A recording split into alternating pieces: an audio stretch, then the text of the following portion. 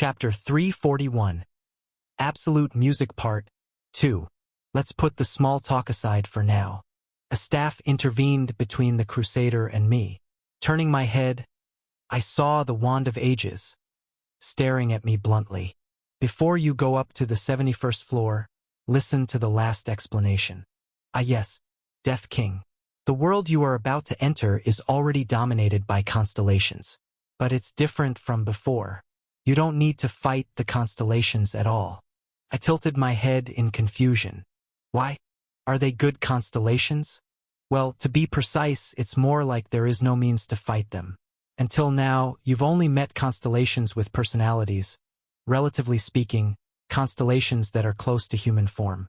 However, from the 71st to the 79th floor, there are constellations without personality that reign.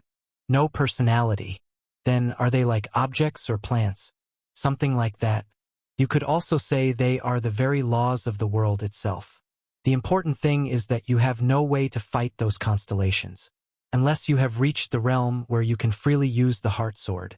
Not yet, anyway. The reason I specifically summoned this knight among your companions is simple. The 71st floor is, well, a world dominated by music. It's what you call a musical heaven. Oho. Patricia was the first to react to the word music. Then indeed I might be the right person for this. Not to brag, but I am one of the finest musicians in our tower. My concert sold out all seats this time. An excellent selection. Patricia crossed her arms and looked at the Wand of Ages confidently.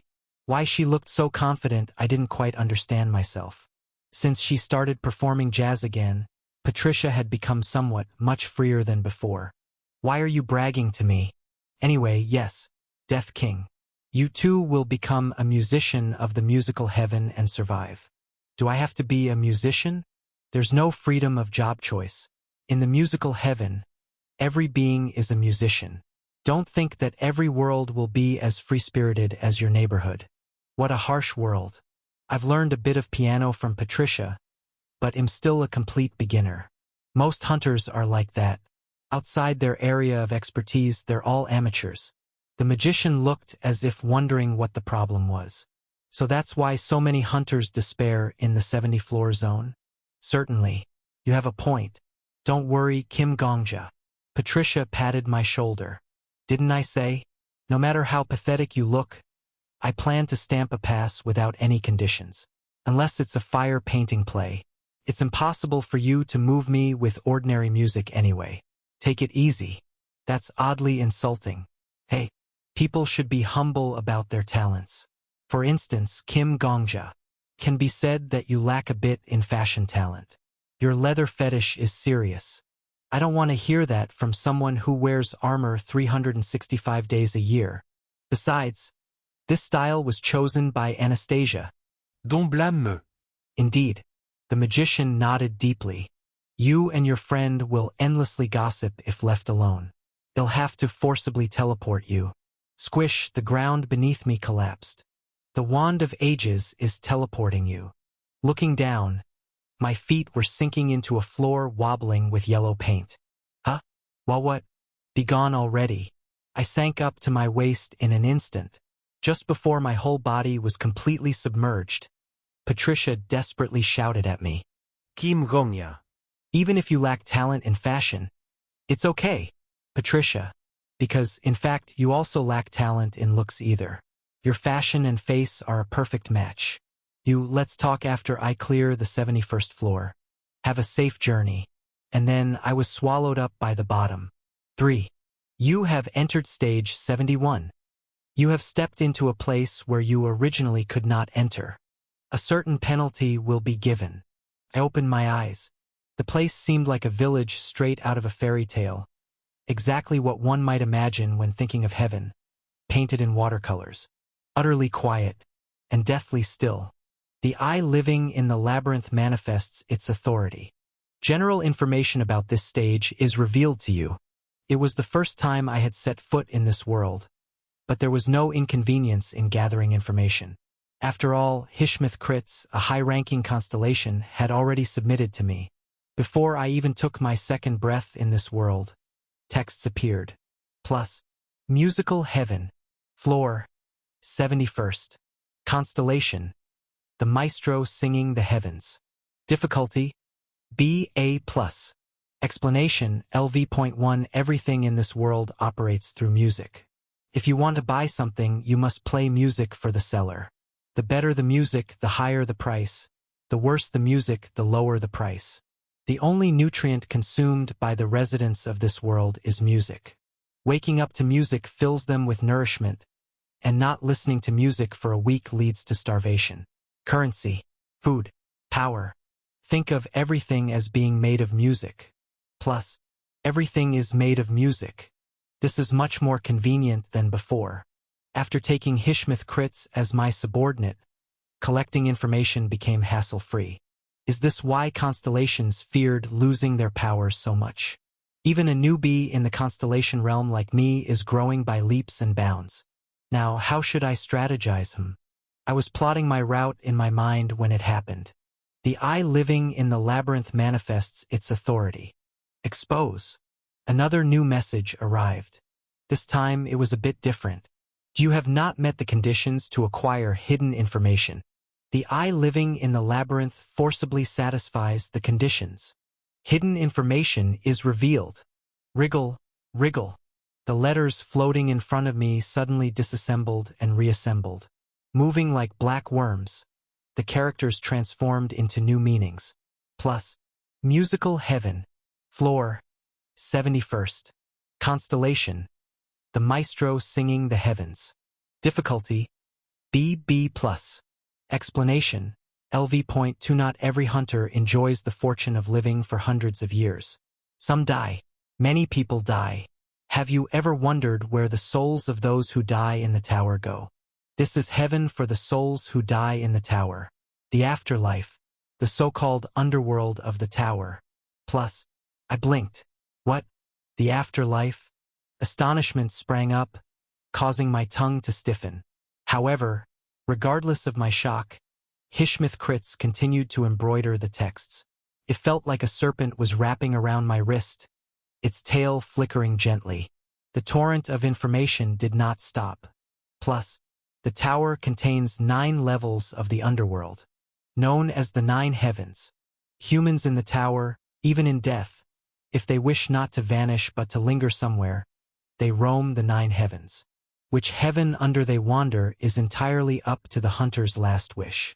This is the 71st floor, the first heaven of 9 heavens, musical heaven. Plus, just as the information continued to unfold, suddenly the text churned. Wriggle, the snake flicked its tongue. Then, it raised its head high and glared at the void. Hishmith Kritz seemed stressed at a glance. I wondered why it suddenly started to bite at the empty air, but the reason soon became clear. You have not met the conditions to acquire hidden information. The eye living in the labyrinth forcibly satisfies the conditions. The eye living in the labyrinth forcibly satisfies the conditions. I grasped the situation. Something invisible was interfering with Hishmith Kritz's power. Whether it was the system's interference or obstruction by the constellation governing this stage, I couldn't yet know. But Hishmith Kritz was not at all diminished in spirit. It even bared its teeth, threatening whatever it was. The eye living in the labyrinth forcibly satisfies the conditions. You have gained the right to view hidden information. Hidden information is revealed. Finally, the letters calmed down. Hishmith Kritz snorted, as if to say, "Who dares to block me in such a shabby manner?" Then it flaunted, as if to boast, "Now you see, my existence is much more valuable than something like Goddess of Protection, right?" Displaying the letters. Plus, musical heaven. Floor. 71st. Constellation. The maestro singing the heavens. Difficulty. B. Explanation. LV.3 Musical heaven. A heaven for souls tired of life, weary of language, and nauseated by conversation. Now, they do not believe in the language between people. They do not attempt to approach each other, and if they do, they only approach through music. Everything that lives and breathes here possesses a soul. The lowest dandelion crossing the lowest heaven. The daffodils hanging their heads. the sticklebacks soaking their feet in the shade of rocks by the stream. Every life is merely a reincarnated soul. They have forgotten the memories of their past lives. Sometimes, perhaps always, when they dream, memories of their past lives rise like dim fog, and they swim through it. In this 9 heavens, echoing with music, the weary souls will be soothed, if they wish, forever. Plus, indeed, I looked around. It was eerily quiet. Under the serene sky, migratory birds did not form flocks but scattered individually, each flying in the direction they desired. According to the information revealed by the eye living in the labyrinth, these too must be souls. My head throbbed. So the tower even arranged for a place after death. Reincarnations were everywhere. Flowers overlapped on both sides of the dirt road leading to the village. Chillingly white hydrangeas. Skullcap flowers sat in meditation in a row, silently chanting sutras. The tower master doesn't intend to let a single person go. Not a single one. There were many white flowers. White didn't choose seasons. The skullcap flowers folded their petals in prayer, and behind them, acacias hung their heads. The white safflowers plucked at the sky with their fingertips. Cherry trees, like grown nails, shaved off their petals and tossed them into the void. Those wishing to shed their color were erasing their past lives. But I can't hear any music. I suppressed the turmoil in my heart and thought differently. Isn't it too quiet? Since arriving on the 71st floor, I hadn't heard any sound at all. Oddly silent. Even when Hishmith Kritz had cried out earlier, only the vibration of silence had been transmitted through my wrist. Huh? Quiet? Bei Hurayong tilted his head. What do you mean? It's almost too noisy for me. What? I stepped on the dirt road. Although the world was silent, where I needed to head was clear. Beyond the road, in the midst of the faintly spread village, a tree large enough to cover the sky was growing. Perhaps it could be called the World Tree. Villages clung tightly to the massive trunk. It resembled layers of territorial mushrooms growing in tiers. When I enhanced my vision with aura, I could see people coming and going around a large staircase made of wood. Not just people, but animals like deer and giraffes were also freely mingling among them. Not all souls were reincarnated as plants. The birds chirping is one thing, but even the flowers are singing here. What? And if you look closely, the insects are whispering songs too. I admit it's quite a chorus. Listening to it, it feels like my heart could be at peace. But personally, this stage isn't to my taste. Wait. Hold on. Kim Zombie. Can you really not hear anything? Nothing at all? Could it be? I opened my mouth. I moved my tongue and tried to emit a high note. No sound was heard. I moved my aura to supplement my hearing.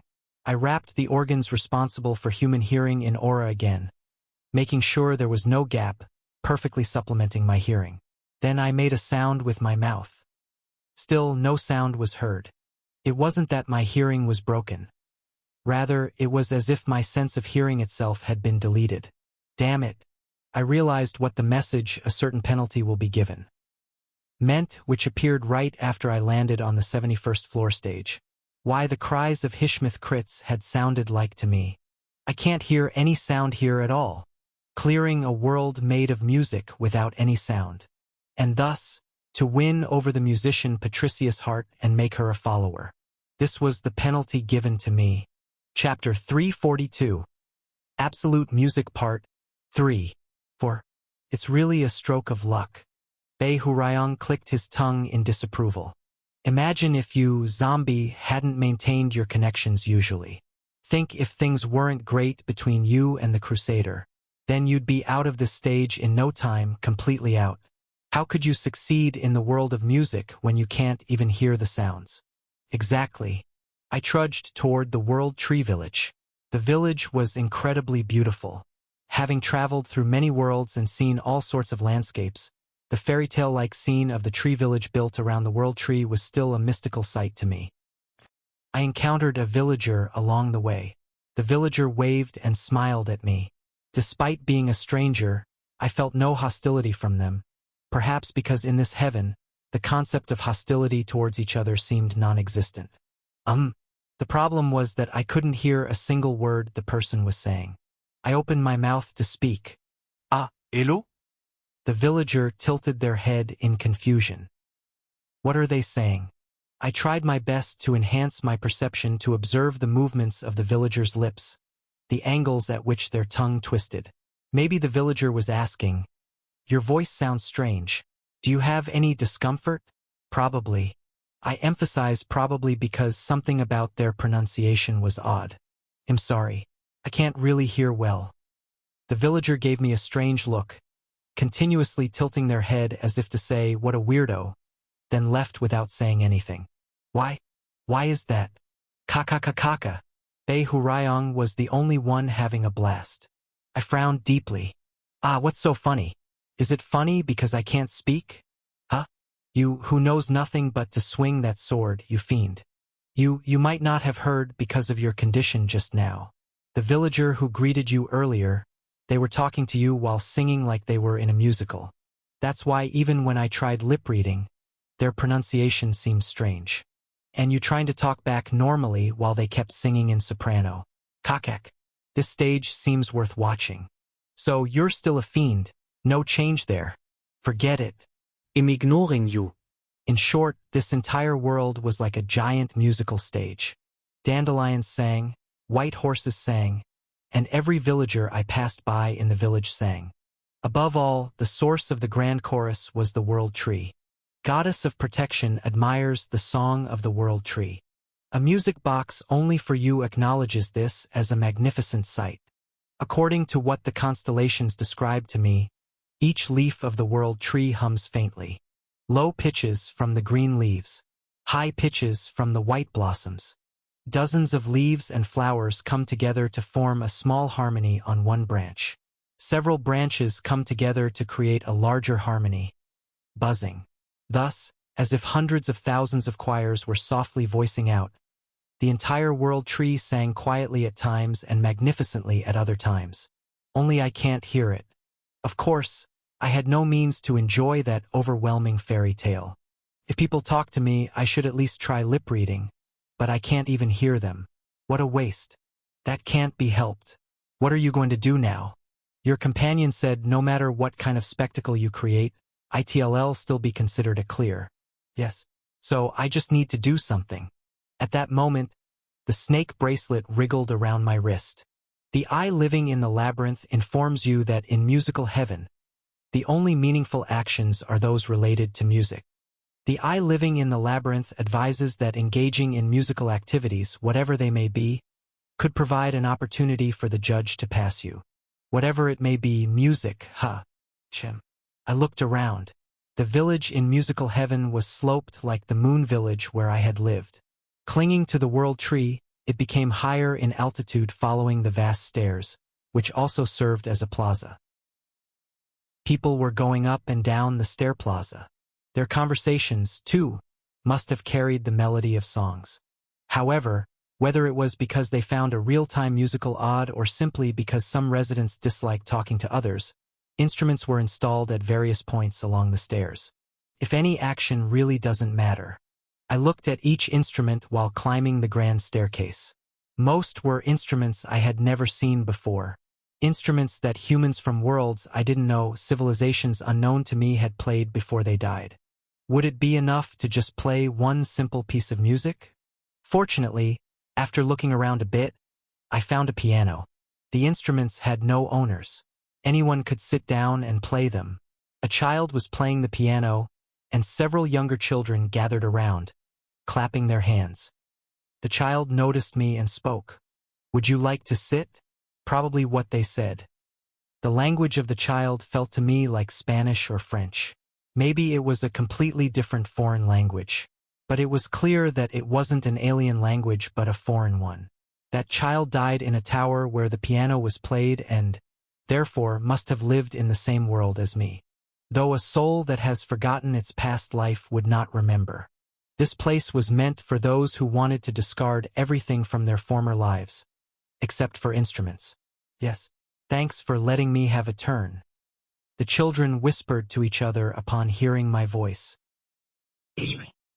It seems my voice really does sound strange to the people here. Raviel said she liked the sound I make. Indeed. I haven't seen Raviel for too long. I sat down at the piano bench. I will play something about longing. There was no way to tune the piano. I couldn't hear anything. Well, it's literally the heaven of music, so tuning should take care of itself. 6 children looked at me with wide eyes, sitting on the stairs. Excluding the fire painting play, this was my first concert. These kids were my first audience. I pressed the E note firmly.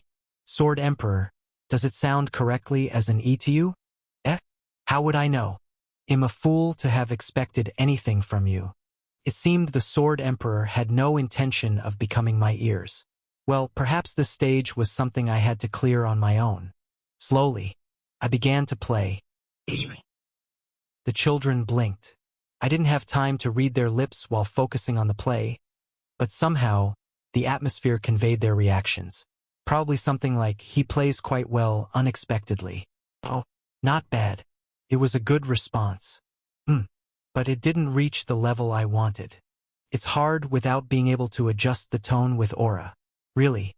It felt like a knight who had forgotten his armor and rashly went to the battlefield. Whenever I thought a note was too soft, I used aura to amplify it, and if I wanted a note to sound more desperate, I would grasp and shake it. But now, I can't hear anything at all. Well, I've brought this upon myself. Up until now, what I played was more akin to musical martial arts than music. If you neglect basic swordsmanship and focus only on extracting aura, you'll eventually face a big setback. Bei Hurayong had said. My playing was exactly that. Like a mercenary who became all brawn and no brains due to relying too much on tricks. As the light piece came to an end, the children clapped their hands. Judging by the atmosphere, it was like the feeling of unexpectedly having a good, cost-effective lunch in a restaurant you entered without any expectations. A modest debut. I smiled bitterly. It was impressive enough to get a nod of approval for being a cost-effective restaurant from children whose tastes had been refined by the World Trees Choir all day long. You have taken an action valid in this world. The judge chosen for you has granted approval. Patricia seemed not to expect more. Watching my day's work from the 70th floor lobby, she immediately stamped her approval. You have received recognition from your judge. You can declare stage clear at any time. It was a moment when the stage of the 70th floor, known as a challenge for top hunters, was easily overcome. Goddess of Protection says the path the hero has taken has led to today's easy victory. Perhaps that's true. Combining what I've heard from various places, it's rare for top-ranked hunters to get along well. It's just rare. There might be some close relationships, but a case where ranks 1 through 10 entirely build a fortress of trust like ours might be the first. So, in ordinary cases, it would be a difficult quest.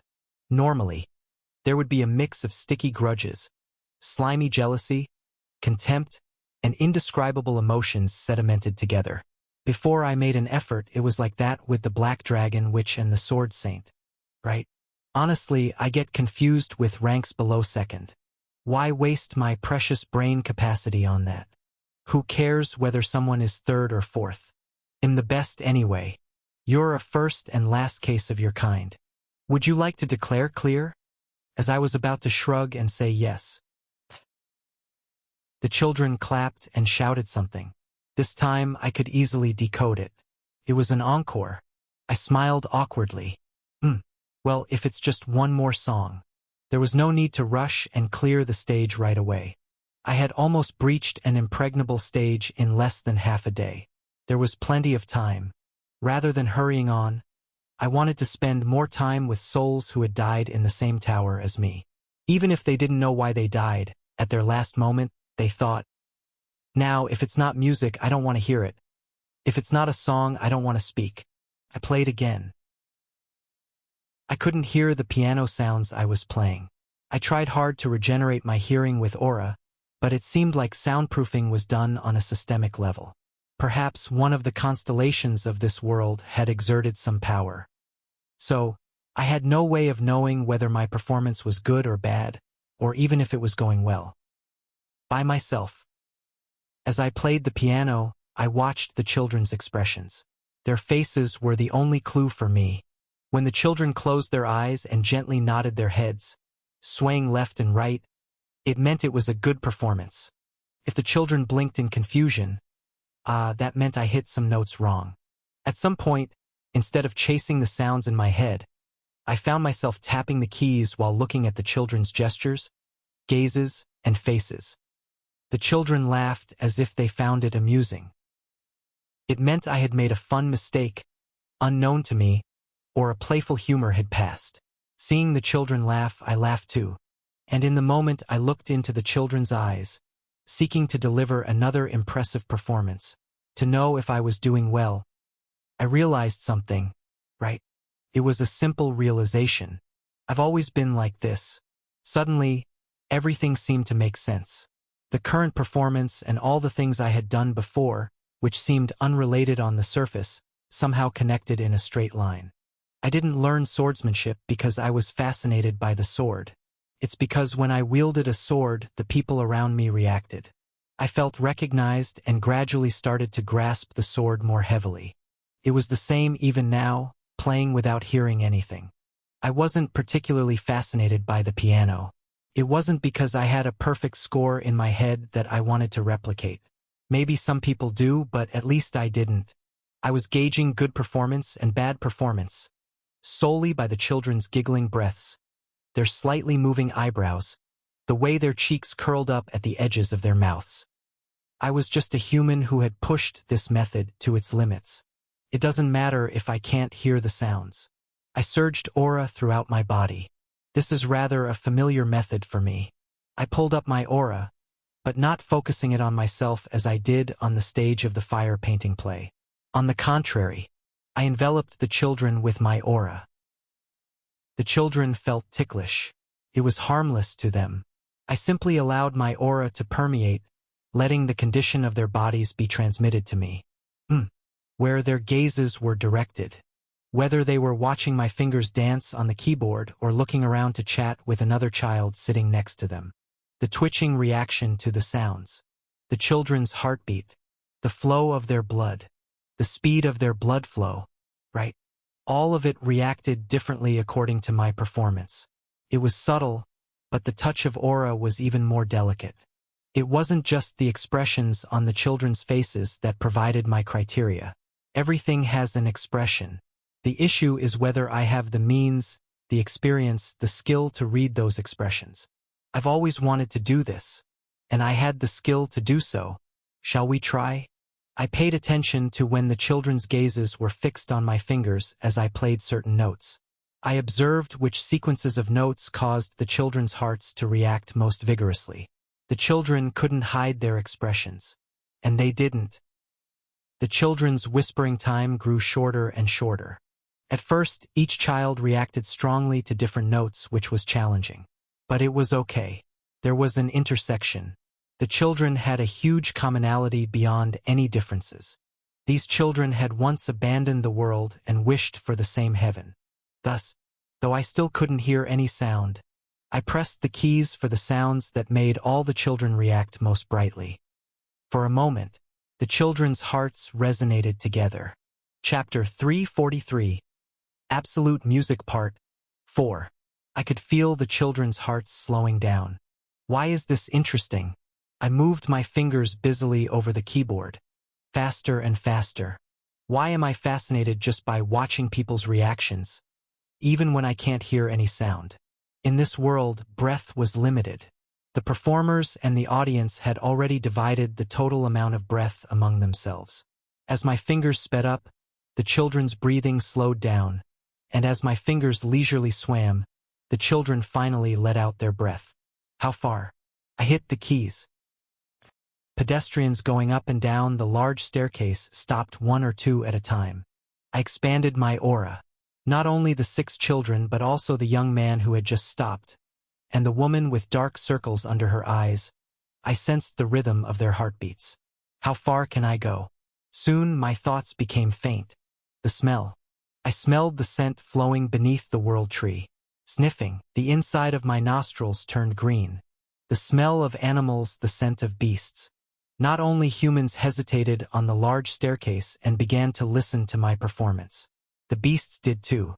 On the low branches of the world tree, owls, robins, jackdaws, birds with long ears like goblins, birds with thick lips like hippos, birds with atrophied forelimbs like dinosaurs, and birds whose nationality I didn't know so I could only call them by their appearance, stretched their necks and drooped. I was performing right below where their beaks were about to drop. The scent of life. Not only the beasts blinked and stared at my piano from the world tree. The flowers did too. Rhododendrons, hydrangeas, lycoris, mountain hydrangeas, hibiscus, cherry blossoms, pear blossoms, flowers with eyes full of frost, children who bloomed their finely trimmed nails as petals, those who clenched their fingers to tightly hold a handful of sky, beings that had color before they had names looked down at me. The scent of aura. So this place was a paradise. Even a single petal that did not know how to hear had aura lingering on it. Who had given it as a gift? In the world of musical heaven, flowers knew how to drink rainwater as if they were born knowing how to listen to sounds through aura. Activate skill. Unknowingly, I used a skill. Salvation of a torn goddess. Salvation sword. A technique that temporarily amplifies my aura in exchange for losing my memories. I had resolved not to use this skill carelessly, but now it was activated unconsciously. However, I couldn't help it. More. Even I, who had reached the throne of constellations, lacked aura to sense all the children, passers-by, beasts, and flowers immersed in the shade of the world tree. I simply wanted the hearts of all those who listened to my performance. More. I missed the memory of the performance from 3 seconds ago, so I caught the next 3 seconds of the performance. Aura was, the more you abandon yourself, the more infinite it became. Activate skill. Even if I were born a performer who couldn't hear, a painter who couldn't see colors, a poet who didn't know what poetry was, I would surely have written songs that I couldn't hear, painted pictures that I couldn't see, and written poetry that I didn't know. That's how I would have lived. Good. Maybe that was, compared to someone who was given the sound from the beginning, who knew what harmony was and what music was, and just wrote down the song as they knew it, a less fortunate life. But that was the only way I knew how to live. Yeah, good. And I liked being alive. Everyone is beautiful. If there was something I realized after throwing away my life more than 4,000 times, it was that I liked living. If it were a stone allowed only a life of breaking apart, I would have liked the breaking too. And if I were a flower that had to abandon the white nurtured from spring as winter comes, I would have loved the touch of shedding petals. The maestro singing the heavens opens its eyes. Blink. The maestro singing the heavens looks down at you. The wind stirred. It wasn't a wind that blew on its own. The branches gently wriggled, and countless leaves moved like feathers on wings. The world tree. When the tree that covered the sky of this place nodded slightly, a benevolent wind blew. The maestro singing the heavens listens to your sound. And then, I knew that the wind flowing through the tree rings was the heartbeat of that tree, and the rustling sound of the leaves colliding was the body temperature of the tree. The blooming flowers were the gaze of that tree. The maestro singing the heavens begins to sing along to your sound. Plunk. A flower whiter than the white keys of the piano fell onto it. Plunk, the petals fell from a far place.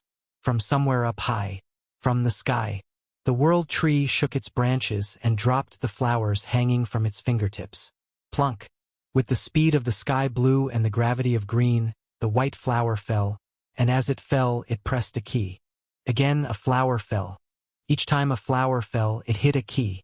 It was a performance. As my body leaned to the left and I played from the left side of the piano, the flowers fell thickly on the right side.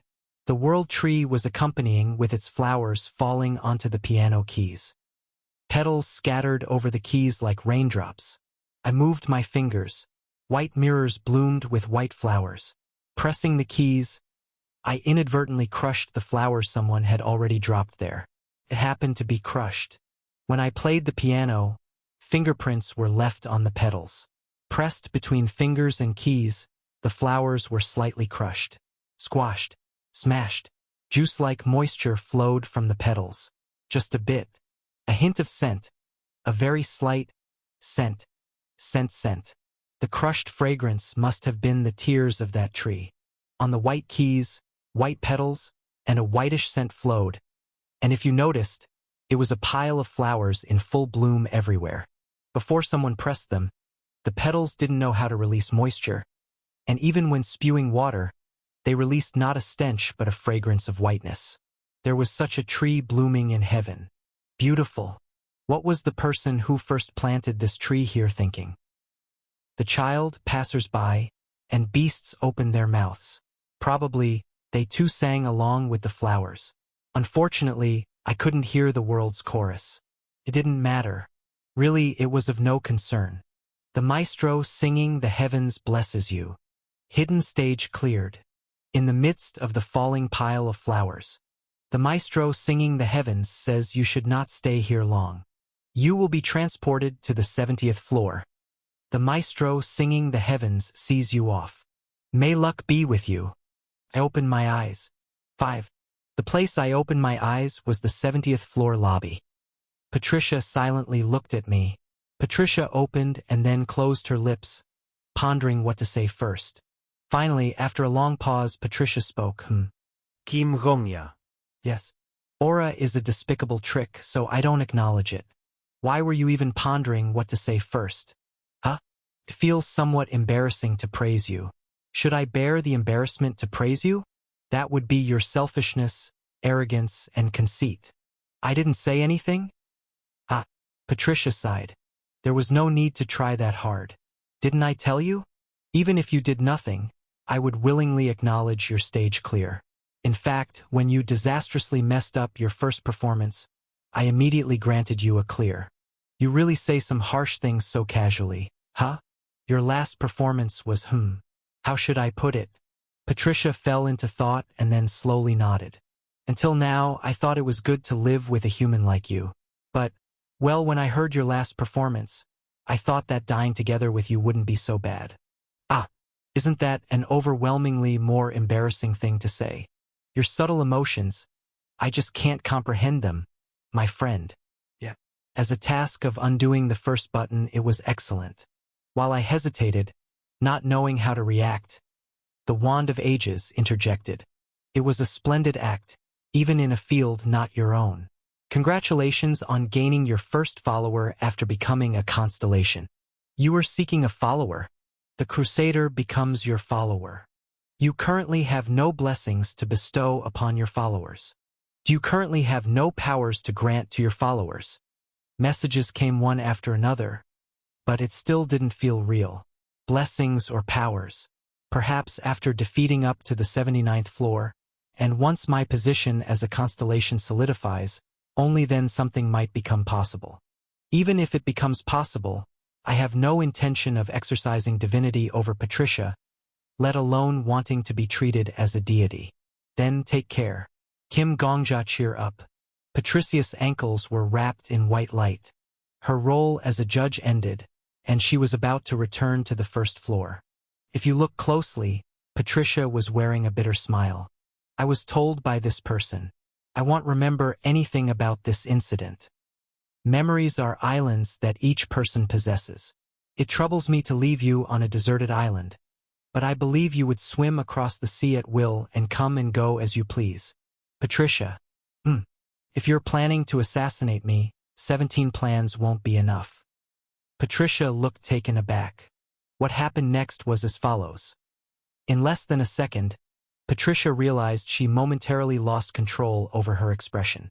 And for another split second, she pondered what to do next. It was only for a moment, but the deliberation was evident in her gaze. And she made her choice. Indeed, what Patricia chose was to leave her taken-aback expression as it was. Are you disappointed? No. I knew you were that kind of person. What else? I just understand you a bit better now. I'm sorry. But I have seen people change. Witnessed it. Experienced it. The Sword Saint, the Black Dragon Witch, and many hunters from the past who are now dead. I simply cannot believe in someone who never changes their heart. Forever. Therefore, just in case. Yes. I smiled. I understand what you meant by, I wouldn't mind dying together. It's an honor. Really, Patricia let out a hollow laugh. You're a creature without any cute qualities. You are. Splash. The ground beneath Patricia turned squishy and swallowed her up. She was teleported by a magician. In a space where cubic blocks like Rubik's cubes continuously rotated, only the magician and I were left. So, shall we move directly to the next stage? Or would you like some time to rest? I'm fine with either. Then let's move on right away. The thin wand tapped the white floor. Musical heaven was somewhat a battlefield that worked in your favor. Even though music wasn't your specialty, it wasn't like you had no aptitude for it at all. But what about this time? Where Patricia had disappeared, light burst forth. The next place you must go is the world of money. Beyond the dazzling pillar, the shadow of a person flickered. And the top expert related to money in your tower seems to be this child, after all. It was a face familiar to me, just like Patricia. The judge newly summoned to the 70th floor blinked. What is this situation? A hunter deeply connected to the recently disappeared Patricia. How curious. Can you tell me where this is? Death King? The Merchant Union's leader. Count. Chapter 344. Full Moon Voyage. 1. Indeed. After hearing the reason for her summoning, the Count nodded her head. In short, it all ends if I just say you passed, doesn't it? Simple. Easier than adding a slice of cheese to a hamburger. Why is your analogy a hamburger of all things? I'm on a diet right now. The Count showed a slightly despairing expression. She looked like a hamster that had just heard a Supreme Court ruling that it's illegal to nibble on sunflower seeds from now on. Having never dieted in my life, I found it hard to understand, but it seemed like a very tough day was unfolding for her. Why not just simply burn the fat with aura? That kind of nonsense is something only a crazy aura fanatic like you could do, Death King. Keep in mind, not all hunters in the world can use aura as brilliantly as you do. What if I burn my insides while trying to burn fat? It's not that hard though. Enjoy your trickery alone. Now anyway, I have no reason to oppose. You pass, you pass. Send me back to the first floor already. The Count spoke as if she was done with the matter. However, the Wand of Ages shook its head. Sorry, but things won't go that way. You have a duty to observe the Death King as a judge. If I had to pick the worst word I've ever heard, it would be duty. It's oddly like the responsibility is being shifted not by the one who exercised the power but to the one who was forced to accept it. The worst scammer is not a merchant like me but the language itself. You have a point. Then let me rephrase. Observe. You have no choice but to follow my power. Damn it. The Count took out a fan and flicked it through the air. Tap, tap. Then, a miraculous thing happened. Out of thin air, poof, a luxurious sofa appeared and settled down. The eye living in the labyrinth informs you that this is the divine power of the commerce god. The eye living in the labyrinth says that if you have enough money, you can buy almost anything from the commerce god. The god of commerce, like Patricia's skills were derived from Hishmith crits. Did the Count receive most of her skills from some unknown commerce god? Good. Very good. Being forced by someone feels so ecstatic that it even makes my life happier. I just want to fulfill my duties while my body is comfortable. But that wouldn't be a problem, right? That's your freedom. The Count leaned back on the sofa. Sicharar. As the Count unfolded her fan, in addition to the sofa, a soft pillow, a cat plushie, potato chips, wet wipes, and cola were summoned. Moreover, the potato chip bag was already open, and the cola came with a straw in it. The Count looked at me while crunching on the potato chips. What now? Go ahead and run the quest or something. They'll consider it like watching a movie. This is amazing. Can't you use that skill to diet? Would you believe me if I said the money for diet items could be used to buy hair treatment products instead? It seems like there's a serious error in pricing. My skill is like that. Sometimes the product prices go crazy. I once bought a product called World Peace for only 100 gold, and a message popped up saying, "The world was peaceful all along." By realizing this fact, you have become a slightly better person than yesterday. Wow. If I wasn't sufficiently rational, I would have torn up the skill card at that moment. It's clear the character of the commerce god is not right. By the way, just asking out of curiosity before sending you off. Yes, I heard the stage you will be in charge of is the 72nd floor. So, someone else was the judge for the 71st floor before me, right? Who was my predecessor? Ah, I replied without hesitation. It was Patricia. Who? The Count picked up a potato chip with the logo of a famous mustachioed man and crunch. Bit into it. Pringles. I see. The Count's face showed no particular change in expression. This is just out of curiosity as well. Just in case, What happens if the judge does not stamp the pass? Right? What happens then, mage? You'll just wander in that stage forever. Simple. The Wand of Ages said. That's why many hunters give up on challenging further and settle for the previous floors. Honestly, you, Death King, are the odd one out for challenging the upper floors without any worries. The Count wiped her fingers, which were covered in snack crumbs, with a wet wipe. And the judge? I understand that the challenger would be stuck in the stage. But what about the judge who has to watch over it? They also have to stay here as long as the challenger is trapped in the stage. Even if decades pass? Yes, even if decades pass. However, the flow of time is different for each. If a challenger has to endure 30 years as the full length of 30 years, a judge can use acceleration as much as they want. If a challenger is like a director making a movie, then a judge is a critic. A critic doesn't need to spend the same amount of time it takes to produce a movie just to watch it. So they can only watch. I see. Got it. Crunch. I roughly understand the rules. As long as there are rules, there's a way. Did you say the world I'm going to is related to money? Yes. Then it's settled. Go forth with ease. If you find a part-time job and earn a wage. No, even a weekly wage, the results will soon show. The Count's words were not false. I naturally felt that way. The Wand of Ages is transporting you. The white ground squelched as it swallowed my feet. Until the altitude of my gaze matched the level of the ground, the Count stared blankly at my face. A soft curve formed on the Count's lips. You are a good friend, Death King. That was the last thing the Count said. 2. You have entered the 72nd stage. You set foot in a place you were originally not supposed to enter. A certain penalty is given. I opened my eyes. The place could be typically envisioned as a Mediterranean seaside village, the kind of village companies would prefer as a computer boot screen. Blue and white. A port of blue and white, as if colors forming the sky were drawn out with a dropper and then planted right onto the ground. Truly peaceful. Selling orange apples. Fresh and crisp orange apples. Try the sweet potato wine brought in from distant Basta Island. Have you heard of Dodiak pig barbecue? It's incredibly delicious. Okay. There, merely looking at it shaved off one's sanity, invoking an urge to immediately grab and slit open its belly, tearing out its entrails, was the grilled form of a monster that looked so wicked it made one wonder how it could possibly appear so vile.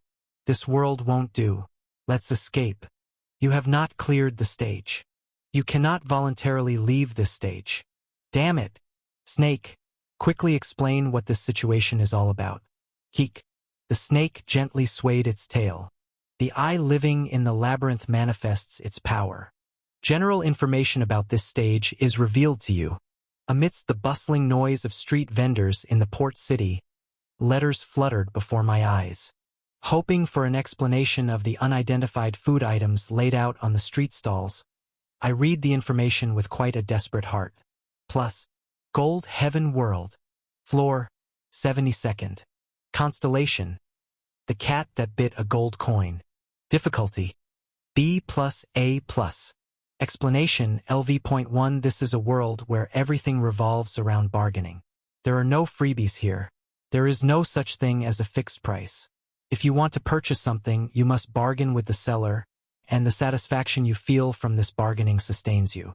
The nutrients consumed by the residents of this world are satisfaction derived from transactions.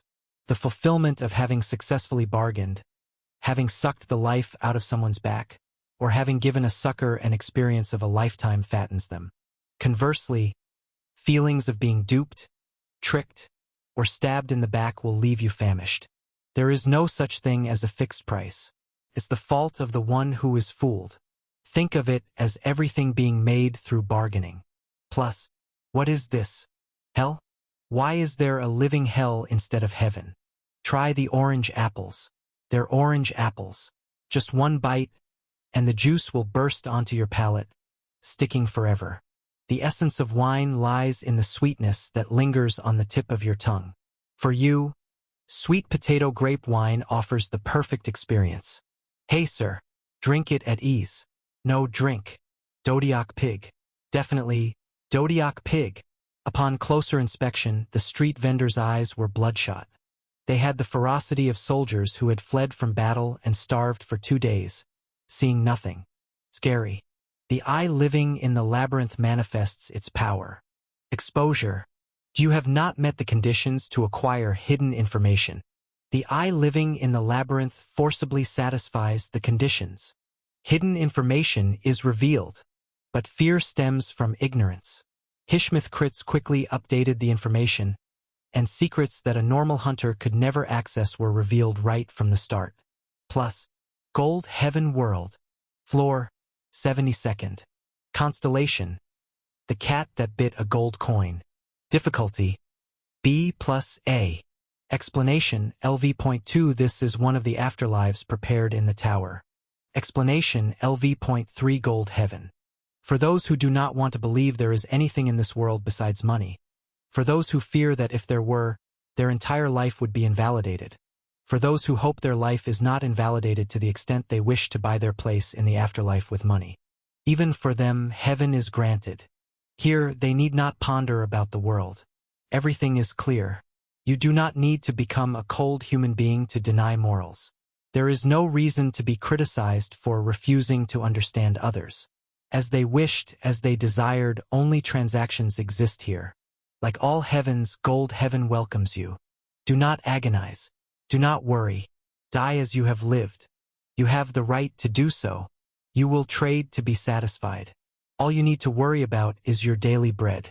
You may tire of the daily grind, but if there's no other world beyond the wheel, then there's no reason to tire at all. May eternal labor comfort your soul. Plus, for a moment, a chill ran down my neck. A place that is heaven for some is hell for others. But this place is the opposite. It was not surprising that there were people who considered this place heaven. Not at all. The reason I felt chilled was the fact that a realm of the afterlife had been created for those who consider such a place heaven. Tower Master. Determined not to lose even a single soul. Such a nearly cursed determination was what I felt. What kind of heavens have been built on the remaining 7 floors? No. Focus. I shook my head to clear the distracting thoughts. Right now, it's important to receive the Count's pass stamp. Yes, that's the immediate task. I refreshed my mood. The condition set by the Count was to earn money, whether through part-time work or otherwise. The type of job didn't matter. Hey you. It was when I was about to start looking for work. Among the street vendors, someone who had just spread out a mat called out to me. It was a message carried by Aura, and the voice was so precisely targeted at my ears that there was no mistaking who it was intended for. Yes, judging by your appearance, you're a challenger. Aren't you? I'm right, aren't I? Your eyes are too bright, not like those of a soul that has forgotten its past life. The person was hiding their face with a hood. Before I could even respond, the hooded man said with a somewhat breathless voice, "How about it? I'm a challenger just like you. Would you buy advice from a senior who fell into this damned world 300 years before you for a small amount of money?" Chapter 345. Full Moon Voyage 2. I blinked my eyes. Are you saying you came here 300 years early? That's right, Junior. The person, with their face hidden under a hood, nodded their head slowly, bowing it repeatedly. Suddenly, I had become the junior and they had become the senior, but I wasn't particularly bothered by that.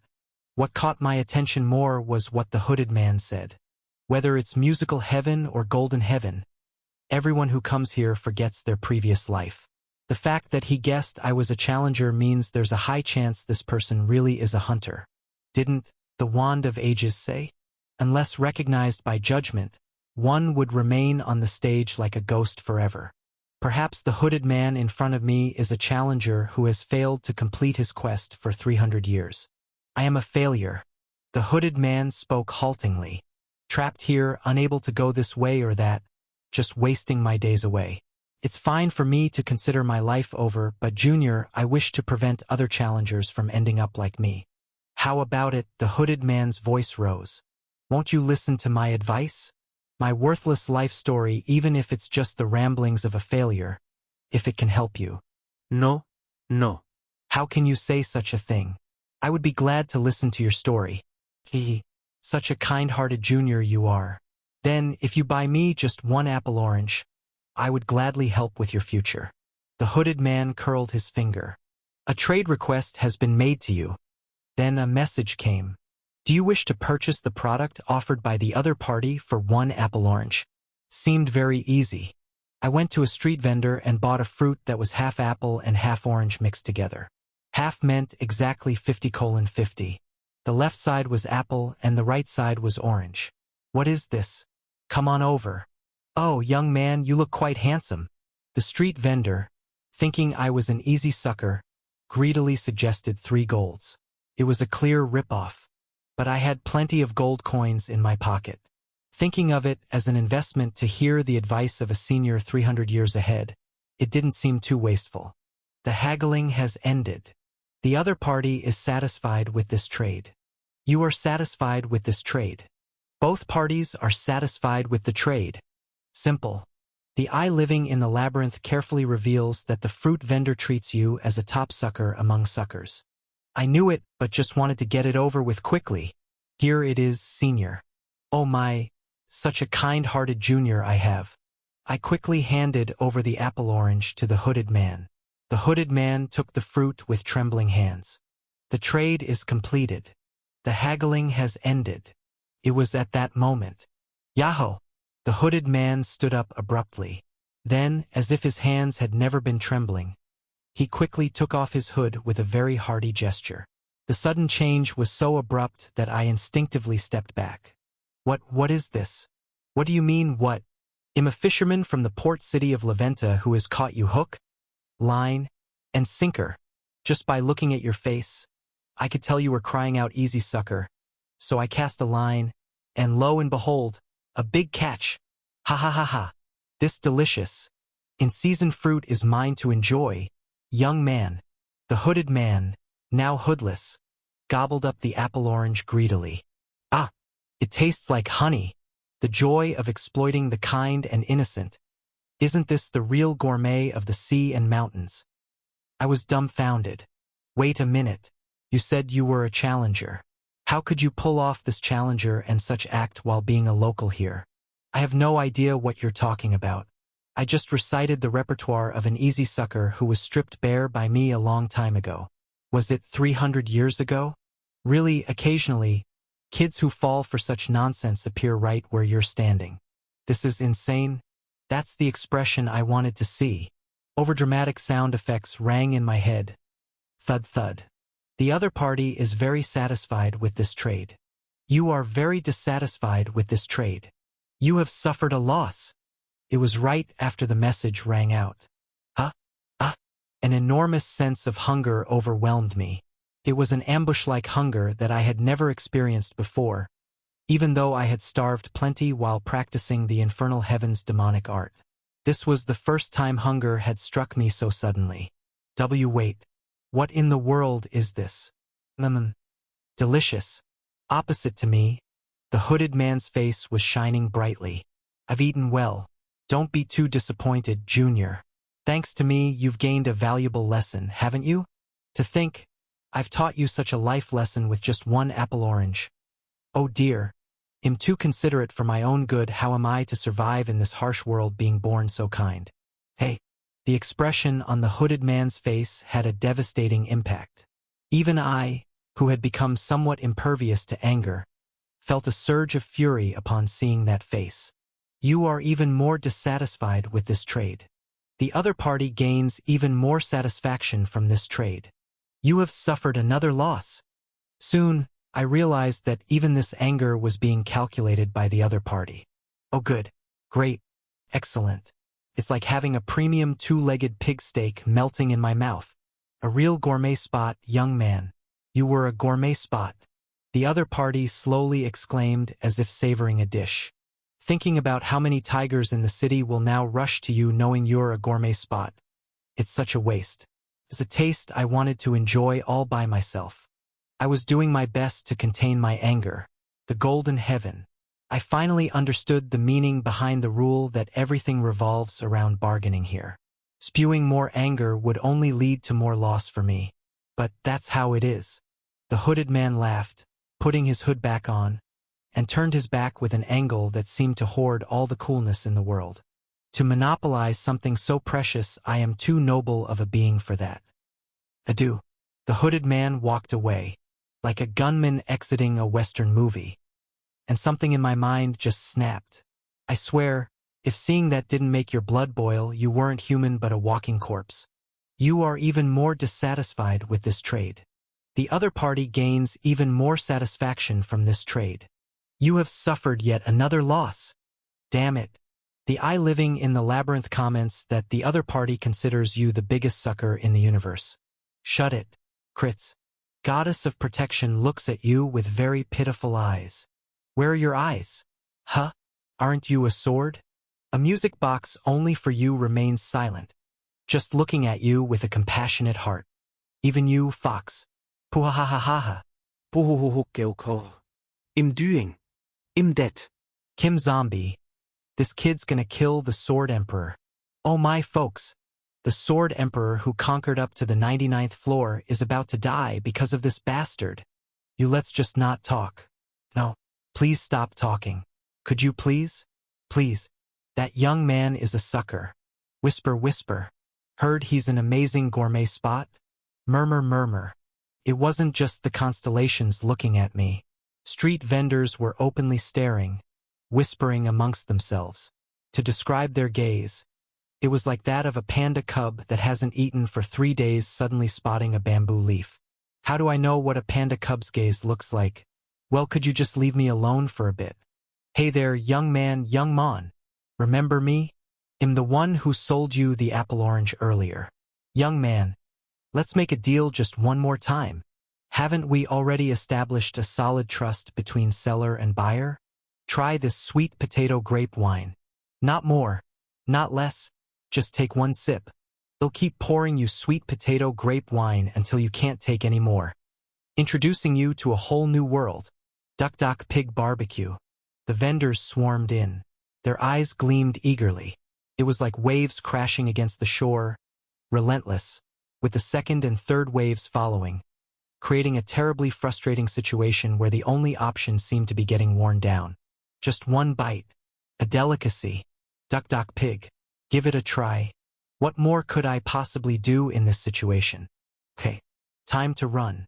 Ah. The delicacy is escaping. I injected aura into my soles and took off using lightness skill, clutching my stomach with my left hand. An almost insane hunger panged at my stomach, prodding it relentlessly. Chase him. Catch him. How often do we get a sucker like this and you think we'd let him go? Consequently, I had no choice but to run, twisting my body and bending at the waist. If my master were to see me now, she'd probably cry tears of blood, thinking, I've never seen such a pathetic display of lightness skill. I'm so hungry, ooh. So hungry. Of course, I managed to escape. No matter how hungry I was, I hadn't fallen so low that I couldn't escape from a pack of enraged pandas. In a dark alley. I'm so hungry, what kind of insane hunger is this? I staggered along, recreating the opening scene of a classic film. I was like a poor kid wandering the alleyways. The problem was that at least that kid had trash bins to rummage through for food. But here, there was nothing of the sort.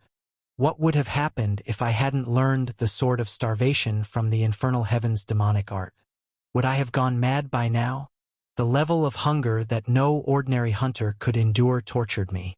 Seriously, if it wasn't for me, I would have flipped my eyes, turned my stomach inside out, fallen to the ground, and then danced the maggot dance long ago. Gongja. That's when Bei Hurayong spoke to me. Yes, I have something I really want to say to you. I looked at Bei Hurayong with difficulty. Bei Hurayong looked down at me with a seriously earnest expression, as if he was about to impart something incredibly important. And then Bei Hurayong said, Adieu. Ha ha ha ha ha ha ha. Right? Okay. So that's how it is. Understood. I slowly straightened my hunched back and stood up straight. The severe hunger made the scenery before my eyes flicker in monochrome. But for some reason, my mind was frighteningly clear. If the world treats me this way, then I have no choice. Huh? What? What's the delicacy mumbling about? You're all dead. Come to think of it, the reason my mind felt so clear was probably because my fuse had blown. When a blackout occurs, everything naturally becomes quiet. Bei Hurayong's expression changed upon seeing my face. Zombie? Hey, Kim Gong Yasis Esi. Hello. Can you hear me? Yes. I can hear you perfectly well, like a 1080p HD video. Sword Emperor Nim. Do you have something you want to say to me? Bei Hurayong slowly backed away. I just said adieu. I did nothing wrong. Goddess of Protection claims she did absolutely nothing wrong. A music box only for you reminds that it was innocent from the start. The eye living in the labyrinth argues that it merely spoke the truth. I drew the holy sword and gripped it tightly in my right hand. Why are you all acting like that? I'm not angry. I just had this thought. Shouldn't one not play with a person's hunger? Because that's rude. It's not polite. This city really lacks manners. I smiled brightly. Let's give some lesson in etiquette before we leave. Golden heaven, blonde, whatever, it doesn't matter. Let's start with sorting out this port city. Chapter 346. Full Moon Voyage. 3. I carried out an operation. Hello, brother. Do you by any chance know the way? You might think this is nonsense, but any nonsense in the world can make sense if you say it yourself. And the person who just said this was none other than me, so it could be said that it made perfect sense. Huh? What kind of nonsense is this all of a sudden? Of course, the merchant, who was suddenly asked if he knew the way, frowned. In the port city, a fairly large general goods store. Even now, in broad daylight, there were quite a few customers. There was even a regular customer playing chess with the owner. In a shop filled with various antiques, the street vendor put down his chess piece and swiftly lifted his monocle. I don't deal with nonsense. A perfectly healthy young man engaging in such lowly tricks. There's nothing for you to scavenge here, so scram. Shoo. In my opinion, elder brother, you seem like someone who should know the way. Have you ever heard of a deity called the Eye living in the labyrinth? It's as if dogs were meowing and cats were barking. I was curious what that meant, but the curiosity I wanted to address right now was elsewhere. Hey, I tapped the thread snake wrapped around my wrist. The thread snake cried out sadly, Keek. Reveal a secret between the merchant in front of me and the regular customer. Anything will do, as long as it's a fatal secret. The eye living in the labyrinth mourns that it, being one of the 12 zodiac gods, doesn't know how it has fallen so low. Shall we make a sad life even sadder? The eye living in the labyrinth manifests its power. While the thread snake was fulfilling its role, the street vendor clicked his tongue and turned his gaze back to the chessboard. However, the regular customer he was facing was different.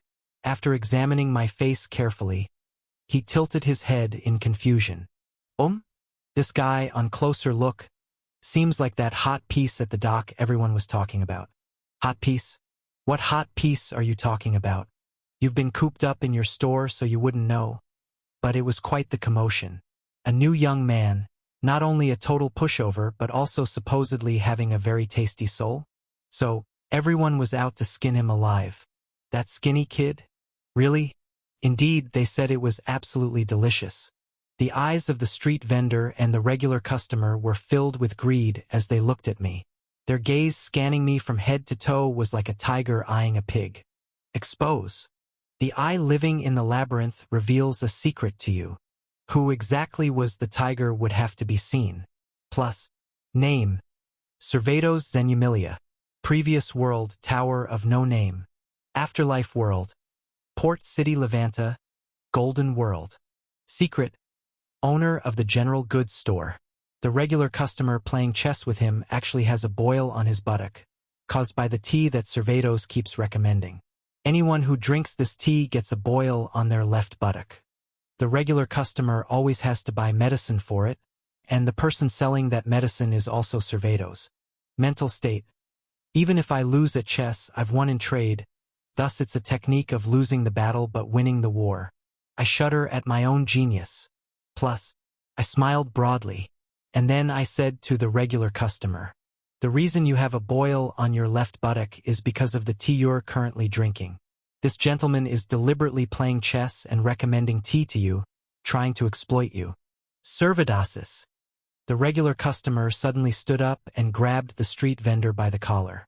I knew something was off. Why would a mere antique store owner keep procuring but treatment medicine? It was your plot all along. Wait, just a moment. It's a misunderstanding. A misunderstanding. I tell you, do I look like the kind of person to do that to you? Are you saying you trust some unknown hot spot that popped up out of nowhere more than a friend you've known for decades? Of course, everyone who owns a store in Levanta is a swindler. Even if the whole world is full of swindlers, I alone would be a faithful friend. A commotion broke out in the store. Customers browsing the displays looked over, wondering what was going on. But this was just the beginning. Thread snake. I pointed at another customer. Next. Expose. The eye living in the labyrinth reveals a secret to you. Letters wriggled before my eyes. Plus. Name. Sackspinner William Tell. Previous world, Ring World. Afterlife World. Port City Levanta. Golden World. Secret. A regular customer of the general store. This person has long known that the store owner has been giving him tea laced with poison. Sackspinner turned it into a sort of trade, having an acquaintance steal items from the store whenever he drank the tea. Right now, if you look behind, a red-haired man in the left direction is secretly stealing an antique. Mental state. Sorry, friend. Someday you'll realize for yourself the truth that there's always a bigger fish. I'm just holding back my tears. Plus, in fact, this person knew you were up to something and went one step further by engaging in a cat's trick. If you look behind you now, to the left, there's a red-haired man who has been stealing antiques every time. Sackspinner. The store owner sprang up and grabbed the regular by the collar. I wondered why every time you came around, something always seemed to be missing. You thieving bastard. And you have the nerve to accuse me after poisoning the tea? And so, a real mess began in the store, but I'm sorry to say it was far from over. I pointed out each customer in the store one by one. This person pretends to cooperate with you but is actually documenting all your illegal transactions and waiting for the right moment to report you. Dante Leg. The reason you got food poisoning from eating double pork steak the day before yesterday is actually because of the pepper this person gifted you. This person soaks the pepper in his saliva, dries it, and then gifts it to people, laughing at them for happily accepting his saliva pepper as a free gift, thinking, haha, fools enjoying the pepper I've laced with my saliva, and profits from the transaction. Manduke Chur. The toilet paper in this store's bathroom is actually coated with a hemorrhoid-inducing agent. Every time you use the bathroom, this person derives a secret satisfaction. Servatos. Thus, a store in the port city exploded, but of course, there was still plenty of time left for revenge. Expose. Expose. Expose. I kindly revealed secrets as I visited stores in the streets, one after another in order. Soon, screams erupted, collars were torn, and shouts and yells beautifully decorated the port town. Kill that swindler. And you've swindled me too. Ever done business? The one who gets deceived is the bad one. Let's see you get beaten up by a bad guy. Save me. Somebody save me. I hummed a tune as I set fire to the districts of the city. Not a physical fire, but a fire of the heart. The residents of the Golden World were fundamentally swindlers and thieves.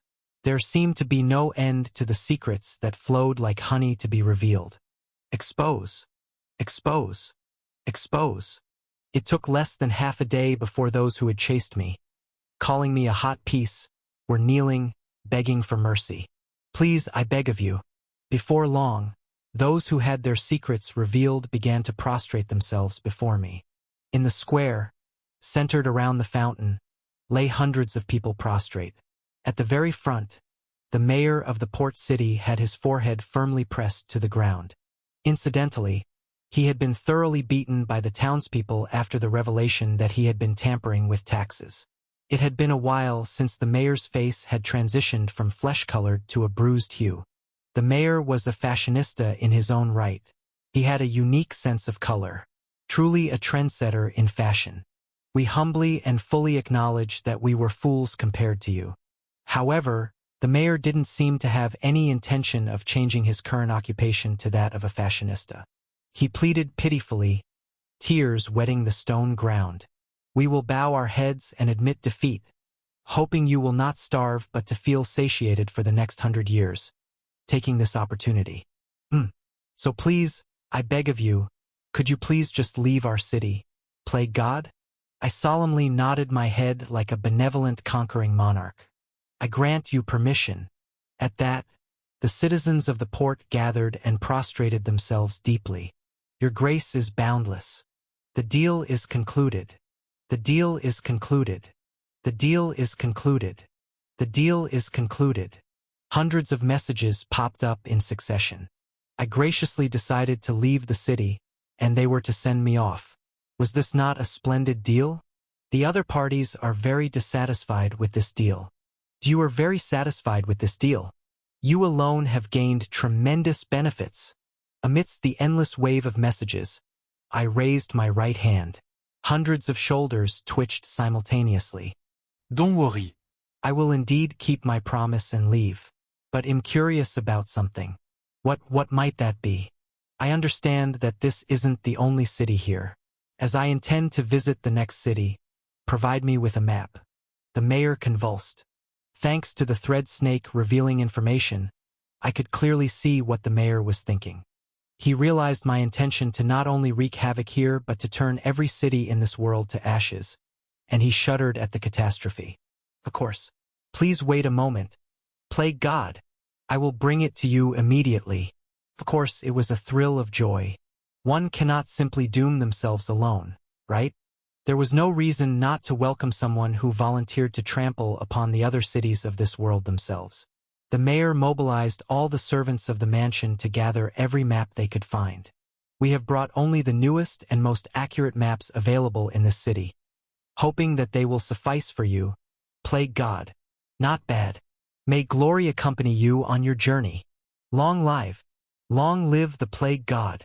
May you, the monarch who will set this world ablaze, traverse the world and raise the average temperature of the entire world. The citizens followed, shouting long live. Long live. Tears streamed down their faces, a look of radiant glory, a voice sending off a savior, specifically, a desperate claim that now, not only us would be stuck in the gutter, which was indeed fortunate. I secured the map under my arm and turned away. Flutter. My long coat danced, kicking up a cloud of dust, like a gunman exiting a Western movie. And then, loud enough for the hundreds of citizens to hear, I flicked my fingers as if tipping an unworn hat.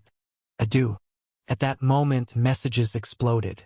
The other party is even more dissatisfied with this deal. The other party is even more dissatisfied with this deal. The other party is even more dissatisfied with this deal. The other party is even more dissatisfied with this deal. The other party is even more dissatisfied with this deal. A brilliant sense of satiation drenched my stomach. It was a truly magnificent and breathtaking scene. The satisfaction of the finest steak melting away in my mouth filled my belly, akin to the pleasure of its juices flowing within me. The sky had turned red just in time, as if it were the juices running in my mouth. Poor things. Bei Hurayong looked at the citizens with a pitiful expression. Why did they have to mess with such a calamity of this world? I left the city behind and leisurely walked through the wilderness. Spreading out the map, I found the world to be vast and the seas even vaster. It was a world mostly made up of sea. But what difficulty would that pose? It had been a long time since I had mastered the ability to walk on water, so the sea could hardly stand in my way. Wait for me. This world will meet its end by my hands. The cat that bit a gold coin urgently requests a conversation. At that moment, a constellation sent me a message. The cat that bit a gold coin. It was the constellation that ruled over this world, the golden heaven. The cat that bit a gold coin earnestly asks the following. What the hell is wrong with you? No. The only thing I truly want to burn is this rotten world. That's all. Chapter 347. Full Moon Voyage. 4. The cat that bit a gold coin makes a proposal to you. The constellation spoke to me, meanwhile also sharing the events that had unfolded behind the scenes. What events, you ask? The judge, who might still be observing from the 70th floor lobby right now, regarding the count. The circumstances shared by the constellation were quite astonishing. The cat that bit a gold coin earnestly requests you and your judge to somewhat agree to the deal.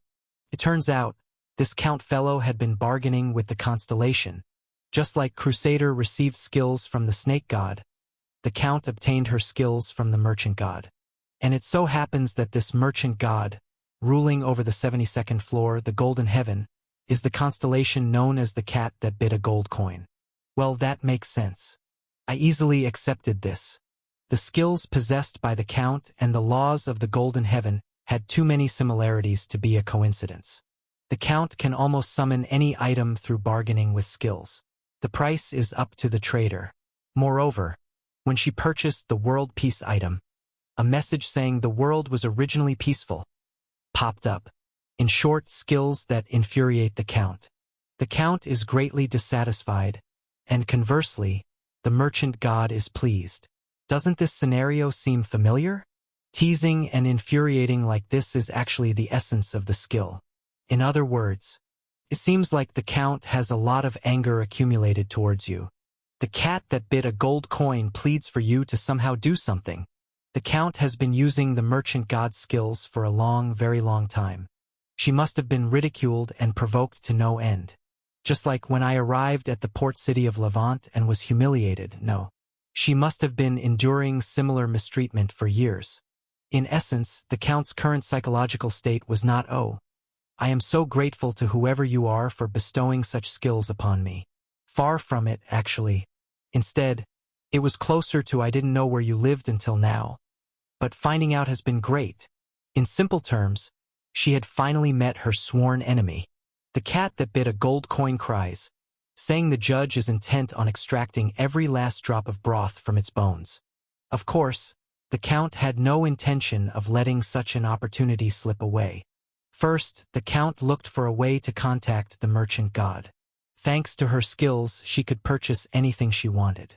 Upon searching, she found an item in the product list named Phone Call with the Merchant God. Bingo! There were an almost infinite number of items, so without the search function, it would have been impossible to find. Oh, and for your information, Product Search is also a paid item. It's a subscription-based must-have item. You can guess what kind of rip-offs the count has been subjected to over the years. Greetings. The count made the call after spending a considerable amount. Yes, this is the Smiling Cat's shop, ready to shove a gold coin into your mouth. Who might this be? I am a merchant called the Count from the Lion World. I've risen to success from a young age with a skill I obtained, but now it seems like you are the creator of this skill. The Count guessed the situation the moment she was summoned as a judge. And at the very moment of my foolishness, she understood everything. Her skill, the laws of the golden heaven, the similarities between them, etc. And so, she realized that her skill originated from the master of the golden heaven. Is that so? What is the name of the skill? It's called Cat's Everything Shop. Alright, that's a skill we created and distributed. Her realization was correct. The customer who has called us now is oh my, look at the points accumulated. You're an incredibly valued customer. You've always used the services of the Smiling Cat's shop. Are you calling to express your gratitude for our service? Oh, of course. I feel tremendous gratitude towards you. No need to mention it. By the way, the phone call item you are currently using is charged by the minute. The first minute is free. After that, A separate call charge applies per minute. Please understand. The Count warned leisurely. The Death King has gone to the world you rule. What? I am the judge determining whether the Death King passes or fails. In other words, whether Death King stays forever wandering in your world or not is entirely up to me. Excuse me, but could you please clarify? Oh, don't worry. You'll understand soon. Click. The Count ended the call without a hint of hesitation. At this point, I was wandering the alleys, darkly, writhing in desperate hunger. Soon, I entered an antique shop and did what I could. The Count was lying on a sofa, munching on potato chips.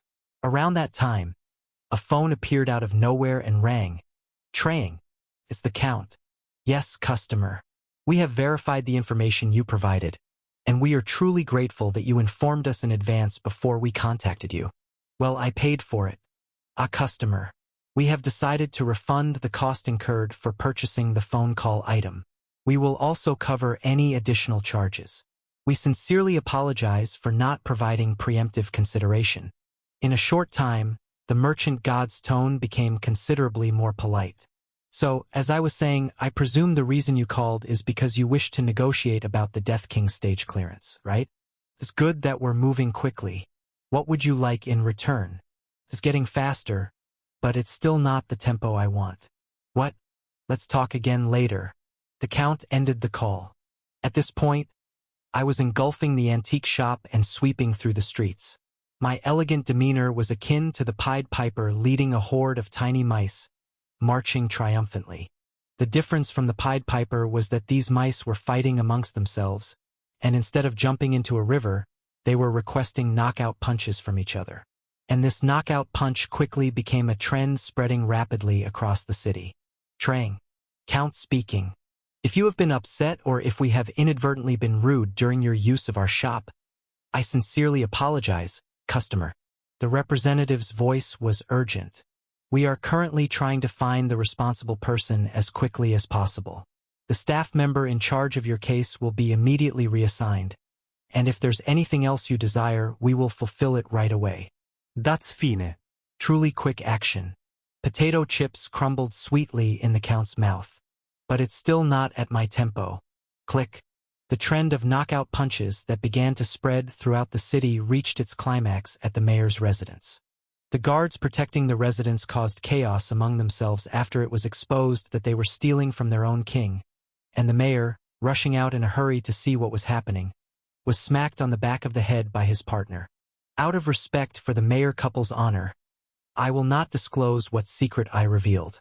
Trang. The phone rang frantically. It's the Count speaking. We were wrong. We apologize. Please forgive us. Now we're getting somewhere. Right now, every single one of us at the shop is bowing our heads. I am calling you while prostrating, customer. If you doubt us, we will immediately connect a video call. Without anyone asking for it, the phone call was upgraded to a video call. In the hologram that appeared before the Count's eyes, indeed, dozens of cats were actually prostrating themselves. Indeed, even the Count was left speechless for 0.5 seconds by this cute yet horrifying scene. Yes, the merchant god was indeed a cat. Not just one cat but dozens. Dozens of cats running a shop was precisely the Smiling Cat's shop, and they were the cat that bid a gold coin. However, the Count was not generous enough to forget what these cute appearances had done just because of their looks. The life she had been subjected to by this skill was too much like 99.9% cocoa chocolate. A spectacular sight. A true spectacle. Do keep your heads down. Niga. By now, you must have realized that this friend is crazy. If dog means more and pair means even more, it's fair to call him a double crazy dog. You should know that whether this double crazy dog will be released into the golden heaven forever or not depends on my mood. At this timing, the mayor and all residents of the port city were bowing their heads in the square. The cats were prostrating themselves. It was indeed a beautiful sight that everyone, regardless of divine or mortal status, was bowing their heads. I assure you, if this friend roams your world for just a fortnight, you really wouldn't want to know what kind of situations will arise. But I do want to know. Niga. Niga. Please, customer, mercy. First, record and videotape this entire conversation and show it to the Death King. As the saying goes, my own disgrace is to be hidden, and others' humiliation is to be spread far and wide, to all four corners of the earth, through all 5 oceans and 6 continents, inside and outside of our universe, across the multiverse. I wish to share this joy and sorrow with a friend. And thus, I ended up watching the conversation that took place in my absence through a 2160p ultra-high-definition hologram video. This, too, was part of the entire series of events. My condition is simple. Kneel. Prostrate. If you're already prostrating, then prostrate some more. By swearing eternal loyalty to me, be prepared to endure eternal submission. Naya, that is even so. Of course, I understand your position. The spirit that even if one's teeth are broken, the gums still remain is truly the essence of human tenacity. Thus, I am willing to wait leisurely until your gums wear away completely. Across the hologram, the Count sucked on her finger, savoring the sweet and salty taste of potato chip crumbs. Death King. Sorry, but I must cancel the promise of acknowledging your clearance the moment you went there. The Count looked directly ahead, towards the direction I was standing, with a smile more cat-like than the cats themselves. Not just for my personal greed, but for the benefit of the entire tower, I hope you understand the decision I've made. I believe there's no need to explicitly explain the benefits our tower will gain by subjugating the Smiling Cat's shop. Oh dear, you might want to just cause some trouble and feel refreshed, but I see things a bit differently. I want to give a thorough lesson this time. Of course, as my friend, I trust you'll show deep interest and affection for my personal vendetta as well. Well, honestly, it doesn't matter if you have no interest or affection. After all, who else but me will decide whether you rot there forever? If you don't want to rot, cooperate. This cat. If you're going to cooperate anyway, might as well do it enthusiastically. Isn't that your specialty? I've seen the crazy things you've done in the port city, but am confident that your craziness can cross rivers and oceans, making its mark on the world. I hope you continue doing what you've been doing until I achieve a satisfactory negotiation. In the hologram beyond the hologram, the cats were prostrating themselves. The colorful cats trembled in fear. Didn't I say? You're a good friend. The Count smiled nonchalantly. Let's work to ensure that our friendship becomes a model of excellence, passed down through history for half a millennium. The cats wailed Nyaag in despair. Chapter 348. Full Moon Voyage, 5. So what did I end up doing? Well, a friend told me to just keep doing what I've been doing. After all, there's no reason not to heed a friend's request if it's for the sake of friendship. To be more specific about what I'm doing, we're admitting our defeat. I've been traveling around the world, making the merchants of various cities kneel. Here we offer tributes as a token of homage. Please look upon our city with mercy. 100 citizens proposed a trade with me at once. The trade items? Nothing much. I want visit their city for the next 6 months, and in return the citizens offer a big bow. The port city of Bataran acknowledges your victory over them. With this, you have become a merchant who has made 6 cities kneel. The citizens of the city are very dissatisfied with this trade. You are very satisfied with this trade. Once again, you alone have reaped tremendous benefits. The Gold Heaven world is falling into ruin because of me, and irregular. It's like a kind of famine. The cities I arrive at invariably have their secrets exposed. Unable to bear it, the citizens surrender unconditionally, leading to dire hunger. In short, a year of calamity befalls the city. The cat that bit a gold coin screams for it all to stop, suddenly becoming a walking famine. The cat that bit a gold coin was pushed further into a corner. Already, 6 port cities had fallen. Regrettably, there was no one who could stop me. Bounty hunters skilled in combat came at me in droves once. A group of 7 mercenaries all donned tiger skin cloaks. The mid-sized group those who can fight proposes a trade. 1. For the next 30 minutes, both parties agree to exchange physical blows. 2. After 30 minutes, a total settlement will be conducted. 3. At the time of settlement, The amount of physical damage received from the opponent will be considered a loss. 4. The amount of physical damage dealt to the opponent will be considered a gain. This is the Gold Heaven world. Even for a brawl, mutual consent is needed, along with a contract to define the terms. The result? Do I even need to say? I mean, beyond the hologram, Merchant God was still streaming tears while the Count was nonchalantly crunching on potato chips. Could there be a clearer distinction between victory and defeat? The sixth city has also fallen smoothly. It's a cause for celebration. Meow. How many cities are left in that world now? 7? 6? Even if 600 were left, it's only a matter of time. For your information, the conversation happening now was not a recording but a live feed. Every time I swept through a city, the Count would strike a deal with the Merchant God and extort something from them. This live conversation was also a spoils of plunder. Our tower's economic manager is indeed meticulous. It's time to admit to a complete defeat. No matter how much you resist from here, it will only ruin your heaven. For now, Death King generously accepts a big bow and retreats, but who knows what will happen in the future. What wrong have we done to you? The cats exploded in indignation. We were just quietly continuing with our small businesses. Meow. This is the tyranny and violence of a mighty constellation. We will not stand for this. Meow. We will formally protest. What wrong did you do? For starters, if I use my skill more than a certain number of times in a day, I get penalized with cat ears sprouting on my head. What's the problem with that? Cat ears. Aren't they cute? Additionally, there's also a penalty where using the universal shop beyond a certain limit causes a cat tail to grow. Isn't that so? The cat tail boasts a perfect curve both anatomically and evolutionarily. The fact that we gave even insignificant human races a chance to taste such a divine creation deserves gratitude, not disdain. When I purchased the item named World Peace, didn't it end up screwing me over? It's quite laughable that a grown adult seriously bought a product named World Peace. I included that phrase with the intention of teaching you a lesson to mature a bit. It wasn't meant to be taken so seriously. Meow.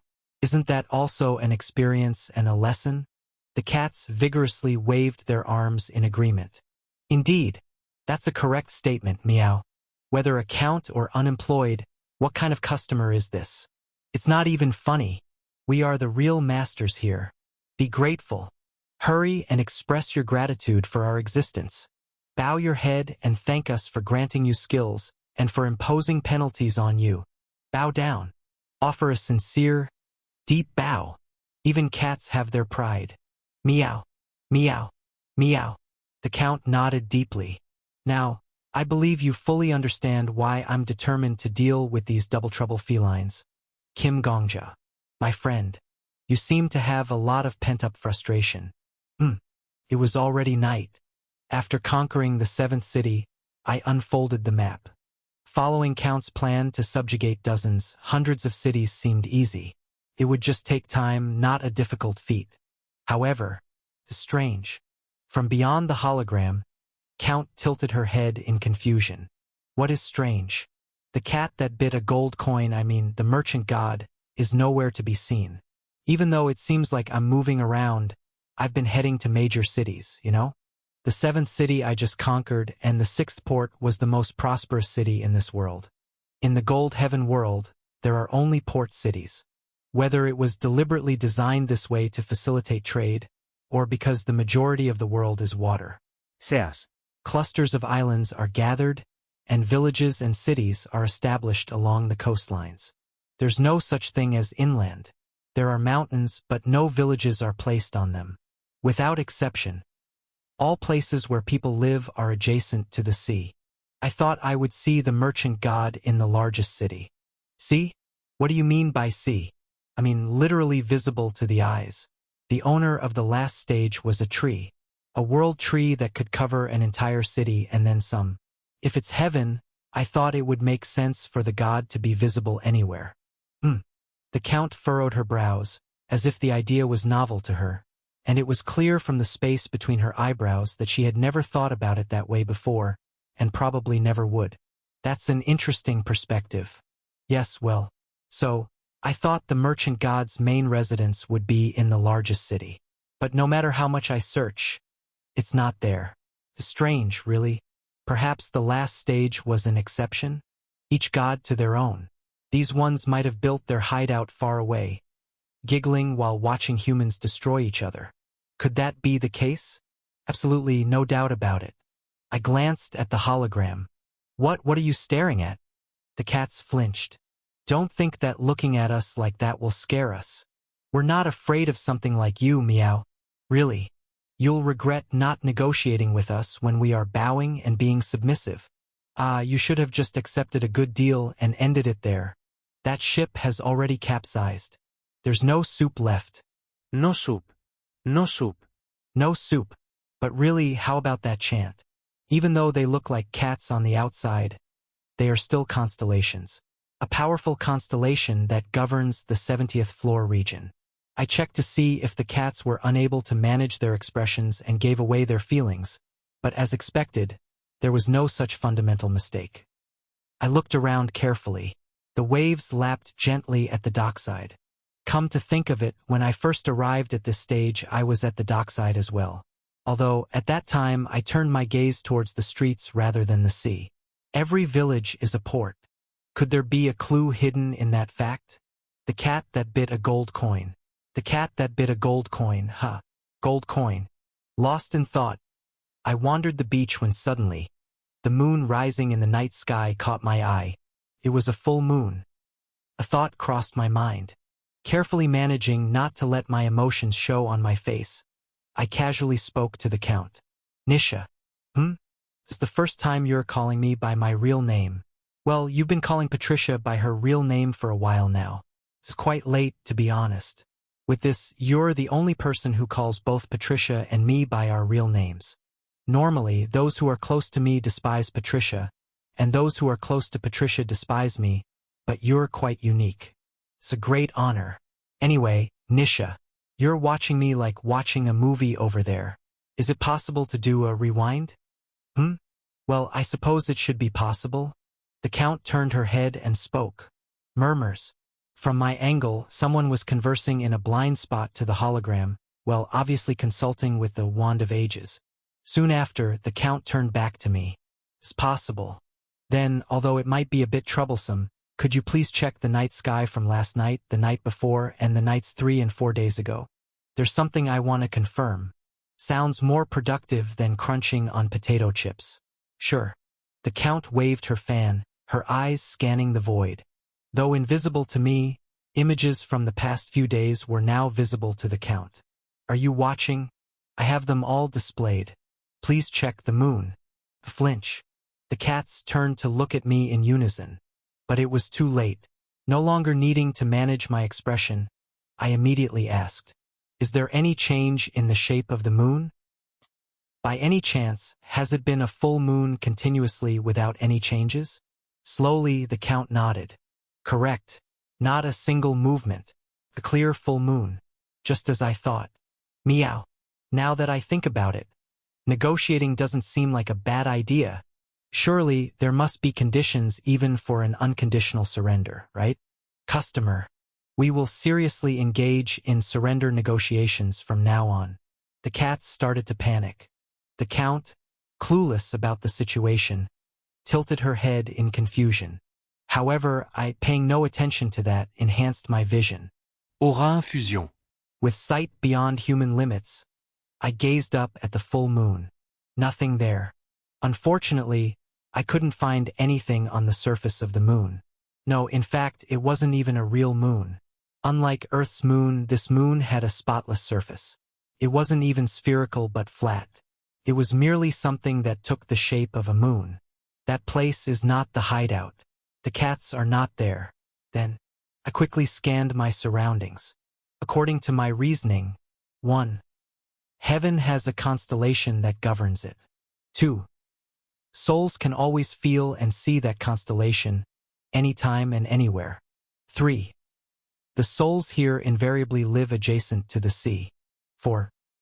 Therefore, the constellation might reside in the sea. If the sea itself is the constellation, all problems would be solved. However, The constellation of the 73rd floor is Cat, not sea. Nor is it any sea-related creature. Could it be living in the deep sea, building a base in the deep sea, or perhaps moving around in a submarine? That could be possible. But in that case, the souls couldn't always feel or observe the constellation. A god that can be easily seen by simply looking out at the sea. The waves crashed against the sea. Not the deep sea, nor somewhere in the open sea. The dark night sea. In the middle of the pitch-black water surface, brightly reflected. Just something that anyone in a seaside village where people live can easily see. The full moon. The moon in the night sky was reflecting white, like a round gold coin. Indeed, I smiled. I found it.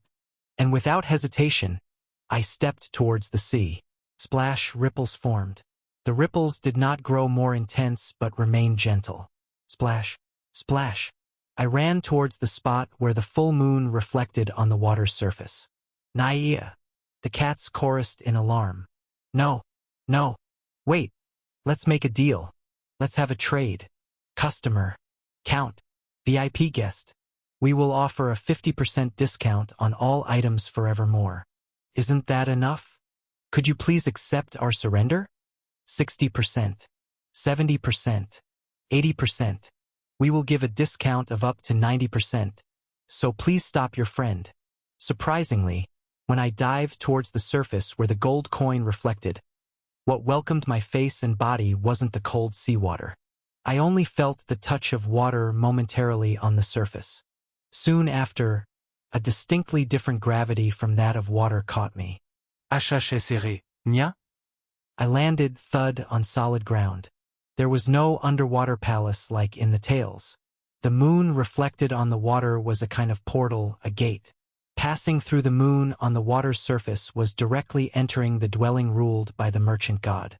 The gold coin was the full moon, and the cat that swallowed a gold coin was indeed the cat living in the full moon. Emergency! Emergency! What do we do? Dédon Biscared, Méo. What's the difference between dying once or twice? It's all over now. Cats gathered in a stark white space, huddling closely together, shivering and trembling. The sight of the colorfully marked cats gathering and quivering together was, well, unexpectedly touching. I smiled warmly. After all, I had come as the nutcase representative of our tower. Greetings, brethren. And there's a certain elegance that only a nutcase should possess when dealing with other nutcases. Do you perhaps know the way? Chapter 349. Full Moon Voyage. 6. The cat's response to my question about whether they knew the way was simple. The cats, being merchants, trembled but without a moment's hesitation. They prostrated themselves neatly. We surrender, meow. They truly knew their place. However, if we completely fall into ruin, it won't just be one or two beings that end up on the streets. We're not just struggling for our own survival, but for all the followers residing in every world and the citizens of this world. So please have mercy on us. Please have mercy on us. 24 cats begged for forgiveness in unison. The sight of the cats of various colors bowing their heads together had something about it that tugged at the heartstrings. But my heart was too tainted to live by heartstrings alone. Is what you're saying true, serpent? The eye living in the labyrinth summarizes their true intentions in a single line and exposes them. As the serpent hissed, characters appeared before my eyes. Plus, psychological state. Followers and citizens be damned. We're about to die here, what do we care? Plus, I knew it would be something like this. I clicked my tongue in disapproval. You guys really are consistently despicable. Meow. Why is a damned snake submitting to a mere human? Because of this thing, we can't scam or bargain. This is an outrageous abuse of power, it shouldn't be allowed. The cats were outraged. It seemed that being a constellation that primarily deals in scams, they were naturally at odds with Hishmith Crits. Having been called a wretched snake, Hishmith Crits, perhaps angered, raised its head and screeched. The cats were startled and jumped around in panic. Meow? So scary. Terrifying. Ah, look at that horrifying green. It's a color and shape that should not be allowed in this universe. Its mere existence is an insult to all creation. A truly disgraceful and offensive creature. Screech. Moo. Spare us. Spare us. The green alien creature is trying to eat us. Help. Help dash. This is a total mess. Well, to be precise, it's a cat mess. Since a cat mess is too long, let's shorten it to a Niang mess. Isn't that cute? My friend seems to have fallen into another strange thought. Proceed with the negotiation. The Count intervened just in time. Naturally, the Count was also watching the current scene live via hologram. What you want is unconditional surrender, but I don't intend to extort more than is right from you folks. Anyway, that place is a kind of heaven, and you are the managers of heaven, aren't you? It would be right to preserve your position. Meow. Then, perhaps? Are you seeking appropriate financial compensation or periodic tributes? The Count demonstrated without regret the kind of character that made her the top tycoon of the tower. Let's shorten this to character flaw. Customer? I have no intention of ruining the economic structure of the Gold Heaven world, nor do I plan to ruin other worlds. Why should the managers of heaven favor our tower alone? What I mean is, once again, I would just like to see you eat some humble pie. Yikes! The cats trembled at the Count's character flaw. Since they were the very ones who cultivated that personality, I felt no sympathy for them. Karma, justice, Niang punch. Aren't all these words within my top 3 favorites? Come when I call you. Come and perform tricks right in front of me if I ask, and tear open a snack bag if commanded. Of course, you can never lie to me and must always speak the truth. And that's not all. If I ask you to meow, then meow you shall, and if I grow tired of your meowing and tell you to bark instead, then bark willingly you must. The cats shuddered. What kind of outrageous demand is this? For a cat born with a spine to stoop to making dog noises. It's the ultimate disgrace. That's right. Dogs are inferior beings that can't even stretch their backs. There are the principles of righteousness and the 5 moral tenets we must adhere to. We cannot stoop to using the language of dogs. So, these beings are constellations that delight in scamming and derive satisfaction from deceiving others, and they also happen to be speciesist cats that look down on dogs. At this point, I worry whether calling them cats might be an insult to the cats of our world. The Count quietly listened to the cat's protests and then ended all controversy with just 2 sentences. Don't like it? If so, just leave it to the Death King to expose all your secrets. From now on, we are your eternal dogs. 24 cats prostrated themselves towards the hologram. In fact, we have long admired the way of the dogs and have always wanted to bark instead of meowing. Bark, bark. This feels much more affectionate and fitting to the mouth. Having been mercifully granted the way of the bark and the teachings of the woof by our customer, we feel as if we have finally escaped the barbaric customs and entrusted our bodies to the great path. Meower. Indeed. I'm not exactly sure what the indeed is for, but there seems to be no better word to describe the current situation. The cat that bit a gold coin surrenders. Afterwards, various minor squabbles continued between the Count and the merchants. I didn't pay much attention to them. It was the process of clarifying the minutiae in the surrender document without leaving room for misunderstanding, but well, I'm sure the Count would handle it just fine. What was important to me was what happened next. After more than 3 hours of discussion, a perfect surrender document was finally created, and the Count looked at me with a beaming smile. You've done well, Death King. It was nothing. Unlike the Count, who was all smiles, the cats were completely exhausted and lay sprawled on the floor. There was a demon among us. We might need to reconsider the level of service we provide to our customers. I wonder how thoroughly they were fleeced. I'm relieved anew that the Count is on our side. If the Count were an enemy, so would the Crusader, and not just the tower's economic structure but also its security forces would turn their blades against us. Game over. The specific assassination plans and the capital to carry them out are just a bonus. Truly vicious, so vicious. Thanks to you, I've fulfilled a wish I never thought possible in my lifetime.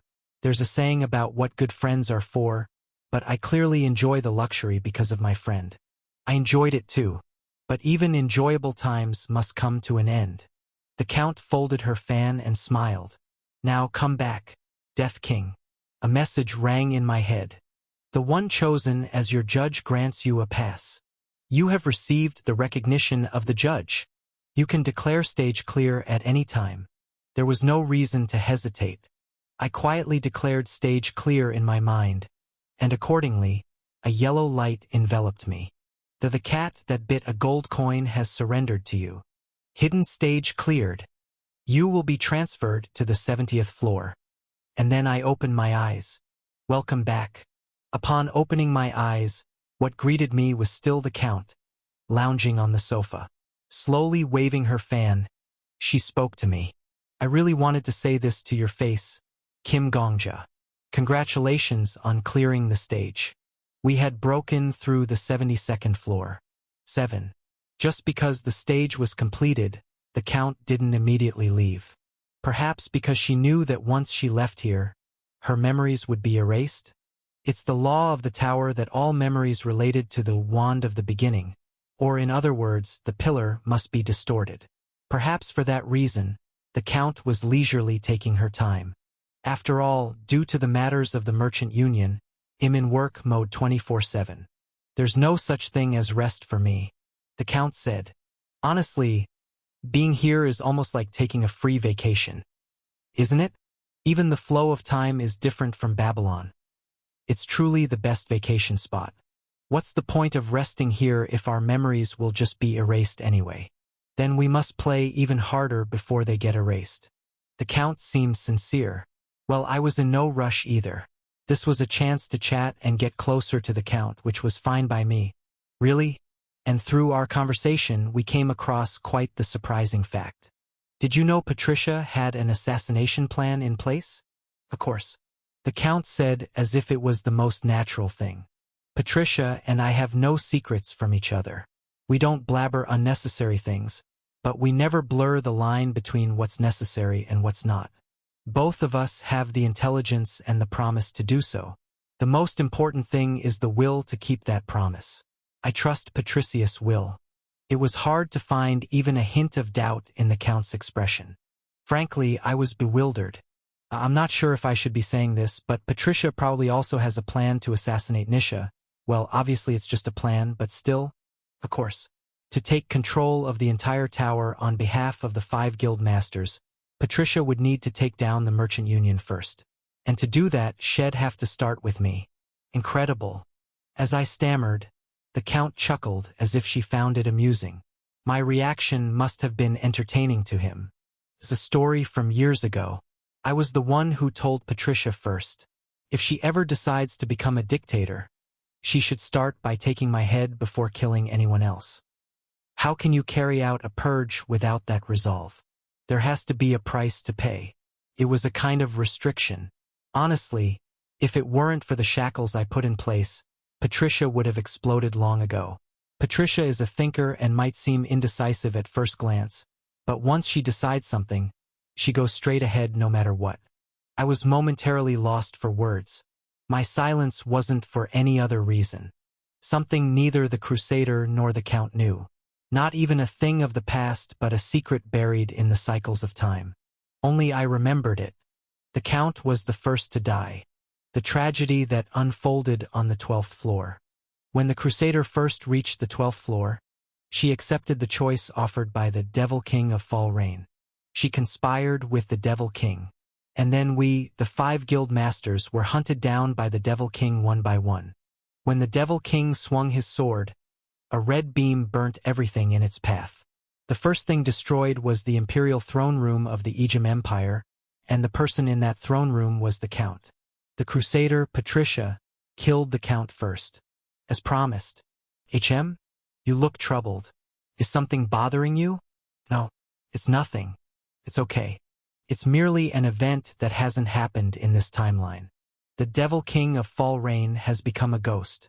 I call the Crusader Patricia. I can also call the Count Nisha, and both of them call me Kim Gongja. Everything has changed. But now, looking back, many things that I once thought happened by chance are understood in a direction I never considered before. I've come to understand them. What is it, you might ask? It's a strange feeling. I realize anew that what we call coincidence is just a temporary name I've given to the inevitables I'm unaware of. The things I do, the things I want to do, might also be about changing numerous coincidences one by one, bite by bite, sip by sip, into inevitables. Surely it must be so. I felt that this process of turning each and every other into myself is not in the least bit different. Sorry to interrupt your pleasant conversation. A voice interjected beside us. This isn't a holiday resort. The pillar with silver blades hidden in its eyes. The Wand of Ages, holding a long staff, watched over us. Death King. It's time to ascend to the 73rd floor. Yes. Another heaven was waiting for me. Chapter 350. White Endpoint 1. It was my turn to ascend to another heaven. But in reality, floors 73 and 74 were nothing special. Literally the moment I set foot on the stage, I was deemed pass. Ah, seriously. It wasn't long ago that I got thoroughly defeated by you, and now I'm supposed to judge whether you pass or fail. Just go ahead and move up. The hunter in charge of the 73rd floor was Liao Fan, the venomous snake of Chan Mu Mun. Venomous Snake was summoned by the Wand of Ages, and told that he had been given the role of judge. With a frown, he waved his hand dismissively. After all, a loser must adhere to the way of losers. Since I didn't lose my head even after a life-or-death battle, the least I can do is lift the winner's spirits and make them happy. You don't even need my approval to pass.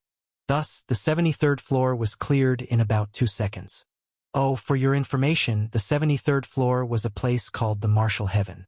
If everything was traded in the Gold Heaven, here, everything in the world was settled by duels. A kind of Valhalla, a resting place for souls who wish to wield their swords even in death.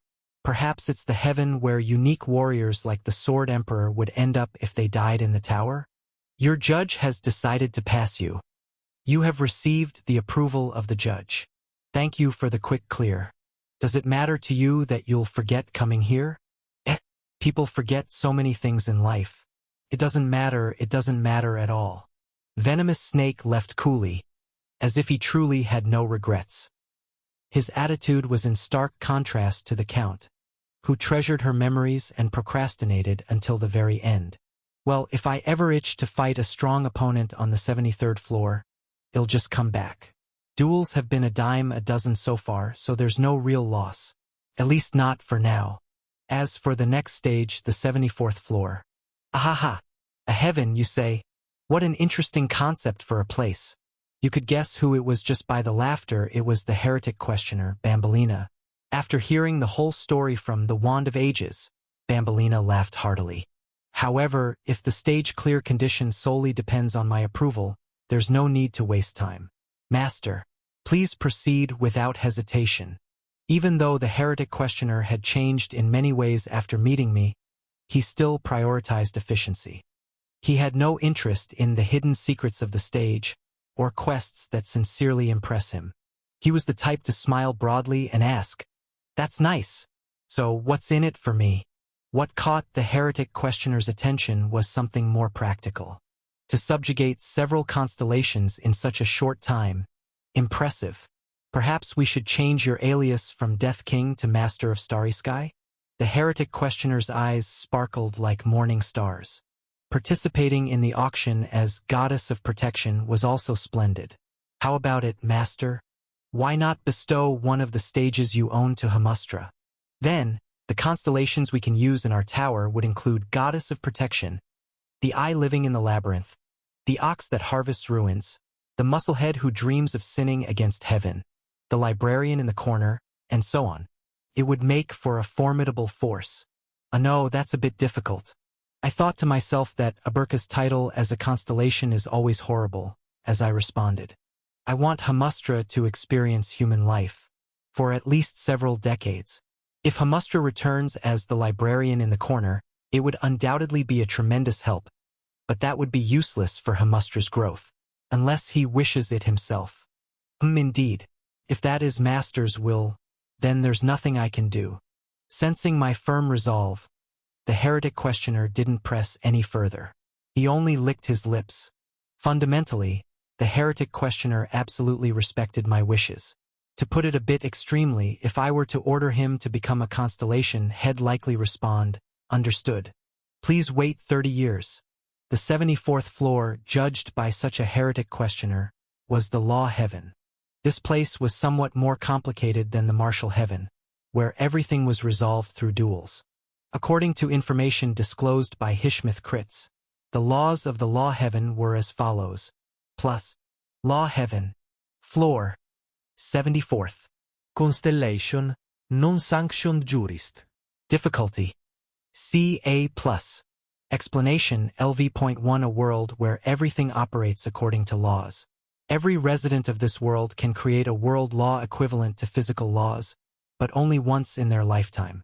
Here, everyone has the power to legislate once in their lifetime. Someone can establish a law saying, fighting amongst each other is forever prohibited. And then, fighting really would be prohibited. However, if someone else says, I abolish the law that prohibits fighting amongst each other forever, that law would be nullified immediately. Once nullified, that's the end. Since you can't legislate twice in a lifetime, you must think carefully about how to use your one-time power. Not any law can be established. There are a few exceptional laws that are prohibited. 3 examples of impossible laws include: no tyrants allowed. Laws that negate other people's right to legislate are not recognized. X. Only I can make laws in this world. No smart Aladdins. Laws that indefinitely increase your one-time legislative power are also not allowed. X. I can legislate 100 times. No greedy guts. While it's recognized that you can nullify another person's law, you cannot abolish more than 2 laws at once. X. I abolish all laws that have been established up to now. Aside from these exceptions, you can wish for anything. Of course, that's if other people recognize your law. There will always be people who might use their once-in-a-lifetime authority just because they dislike you. Be cautious. Plus, even just hearing about it made me think this was a very tricky heaven. I'm not even sure how to clear this one. How many absurd laws might be lurking around? For instance, there will surely be a law like, using aura is prohibited. There are far more people who can't use aura than those who can. It's utterly unfair. That would mean I'd lose my biggest weapon right from the start. And that's not all. There's a high chance that a law like using skills is prohibited exists. I'm surrounded by monstrous hunters, but in reality, acquiring even one skill is a stroke of luck. The majority don't have any skills. Would people really tolerate skills? Even if they did, there'd likely be a law like, you can't harm others with skills. It's better not to stay in such a dangerous place for long. After all, a wise man does not enter into danger. My name is Gongja, a gentleman among gentlemen, so I should not hesitate to be cautious. If that sounds like nonsense, that's because I simply accepted the heretic questioner's stamp of approval.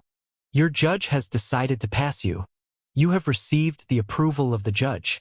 The heretic questioner vanished with a best of luck. Ahaha. Leaving behind his laughter as an aftertaste in the place where he disappeared.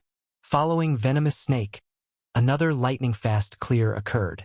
So, by this point, you can understand the strategy I've adopted in the 70th floor zone. If I'm interested, I stay. If there's a need, I delve deeper into conquering it. However, if there's no need, I gladly skip over it. Unless it was an exceptionally intriguing heaven, I intended to skip the 75th floor as well. Therefore, as one might guess, something out of the ordinary happened on the 75th floor. First, let me introduce the hunter summoned as the judge of the 75th floor. Where is this?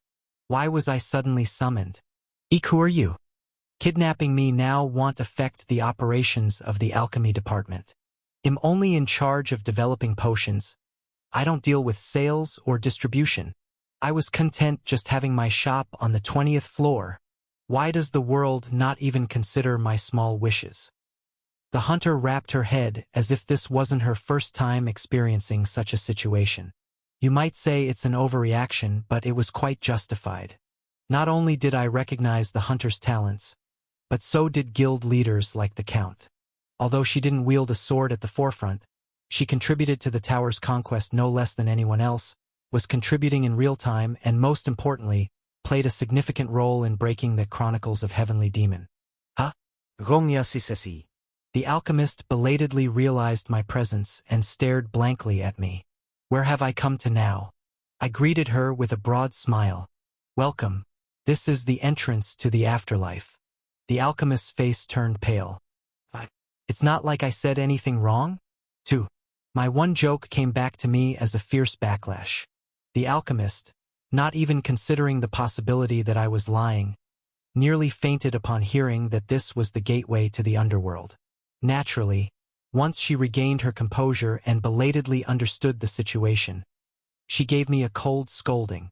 Why say she gave me a cold scolding rather than a fiery one? Well, because the alchemist's anger went something like this. From now on, I'm stopping the supply of special potions to Gongja SSI. I'm sorry. The alchemist looked down at me through her frosted glasses. It'll only remove the strawberry flavor from the potions I provide to Gongja SSI. How about mugwort flavor? Are you interested in spinach flavor? Frog eyeball flavor? Mosquito wing flavor? Or should I create the taste of nasal mucus on the 4th day of a flu for you? That's like the most famous fantasy novel in the outside world. A chocolate-like flavor. Sigh. The alchemist shook her head in disbelief. It was as if she was dealing with a mischievous kid from next door. Thinking that I might actually want to try a snot potion, her treatment wasn't entirely misplaced. Everything is an experience. To put it fancily, it's an experience. Experience. Doesn't it sort of sound like a magic spell? Anyway, I understand what I need to do. It's quite surprising that there are heavens, multiple ones, in the tower. The tower is originally a place of wonders, the alchemist murmured. Then, she mentioned something that no one summoned as a judge had mentioned before, but something that anyone would have thought about. Gongya sisesi. Will we be sent here when we die? To lose our memories, to forget our past lives as if they were a previous existence, depending on our personalities, desires, scattering to one of the 9 heavens. I was momentarily at a loss for words. The alchemist's tone contained much more bitterness about the possibility of scattering in this world than fear of death. Oblivion and farewell. After all, death is just those 2 concepts tied together. But the alchemist, lost in thought, then shook her head from side to side. It's useless to think about such things. All right. Gongya sisesi. Please proceed to the stage without worry. If it seems dangerous, it'll immediately recognize your past, so please come back. I'll be back. Yes, take care. I won't tell you to be careful. As long as you're not dead and your breath is still with you, I can save you. Just preserve your neck at least. A small laugh escaped me. This person really knows my personality now. Indeed, I've known the alchemist for quite a while. She was one of the first people I tried to get close to immediately after I regressed. If it weren't for me, the alchemist would have struggled for a long time before finding success, and without the sensory amplification potion she created, I would have had a hard time awakening my aura, so we were comrades who shared success. Yes, I'll do my best. I waved at the alchemist and headed straight to the next floor. The ground undulated as it swallowed my body. You have entered the 75th stage. You step into a place you were originally not supposed to enter. I opened my eyes. And as soon as I opened my eyes, I noticed something was amiss. It was impossible not to notice. The whole world was in black and white. The scene unfolding before my eyes lacked any color, only grayscale. Moreover, only black and white were distinctly outlined. Had it merely been devoid of vibrant colors, I wouldn't have been surprised. Haven't I encountered countless extraordinary landscapes by now? The problem was that the world was flat. What? And it was quite significantly flat. Bluntly revealed, a 2-dimensional plane was spread out. I blinked. For some reason, objects didn't appear in 3D. As I kept blinking, my brain slowly began to adapt to this new dimension, perceiving the world as if a side-scrolling RPG game was being displayed on a monitor. In other words, my field of view was limited to a third-person perspective. What's this? I instinctively moved my foot. Squirm. Then, something squirmed in the middle of the screen. As it in the center of the screen moved, the screen itself moved along with it. The view of this world was confined to a square frame. However, as it moved, the view also shifted, illuminating new scenery. Though the mountains were represented as in clouds as like a child's drawing. And it, placed in the middle of the screen if described from top to bottom, was, at the top, there was a, below that was a horizontal line. At both ends of the line, there were tridents depicted as in the drawing. Then, for a while, there was a vertical line. The vertical line split into two, firmly standing on the ground of this side-scrolling world. Surprisingly, as I moved my feet, the lower part of it moved. When I moved my arms, the tridents moved. Could it be? Curious, I opened my mouth wide. Immediately, its expression changed. Sometimes in life, we come to unavoidable conclusions. In my case, at this moment, the truth I faced was harsh, but there was no avoiding it. Is that me? Then, the stickman in the middle of the 2D screen assumed what it thought was a sophisticated and dynamic expression. Oof. No. Why are you unnecessarily cute? Chapter 351. White Endpoint 2. 3. Having suddenly become a 2D stick figure, I had no choice but to be flustered, but being flustered didn't change the situation. The world was still as flat as it could possibly be, and I was as much of a stick figure as one could possibly be. Idiot, oh, how fascinating. Whether it was fortunate or unfortunate, I wasn't the only one who had turned into a stick figure. Bei Hurayong had also become a stick figure ghost. If I was a solid line, then perhaps the difference was that Bei Hurayong was represented as a dashed line. For reference, Bei Hurayong was making such an emoticon expression. Just looking at it was infuriating, which was very Bei Hurayong-like. A speech bubble wafted above Bei Hurayong's head. Idiot, to my eyes, this damn world looks like a drawing on a piece of paper. Zombie, do you see it that way too? Ah, yes. While nodding, I felt ambiguous. It looks the same to me too. But why are you talking with speech bubbles? Why not speak with your voice? Idiot, huh? To me, it seems like you're talking with speech bubbles as well. Ah, Bei Hurayong asked back as if he really couldn't understand. He didn't seem to be lying. Really? Idiot, yeah. Every time you speak, a speech bubble appears above your head. I can't hear your voice. I see. Perhaps in this world, one can only hear their own voice. I grasped the situation. So this stage had no sound. Everything people said was displayed in text instead of being heard as sound. Just like in comics. It was possible to hear one's own voice but not the voices of others. I wasn't sure what the difference between the two was, but anyway, that was the law of this world. Fox peep. Thread snake hiss. The constellations were the same. Their cries were converted into speech bubbles. And next to the speech bubble, the person's name was written. Instead of a music box only for you, it was called Fox, and the eye living in the labyrinth was called Thread Snake, so it seems it wasn't written as objective names. They were displayed with names I found comfortable. Wait a minute. Then does that mean Bei Hurayong's name is displayed as Idiot? I looked back at Bei Hurayong. Bei Hurayong tilted his head in confusion. Idiot HM? What are you staring at? No, it's nothing. I was just thinking that you match well with speech bubbles. I quickly changed the topic. There are truths in the world that don't need to be shared.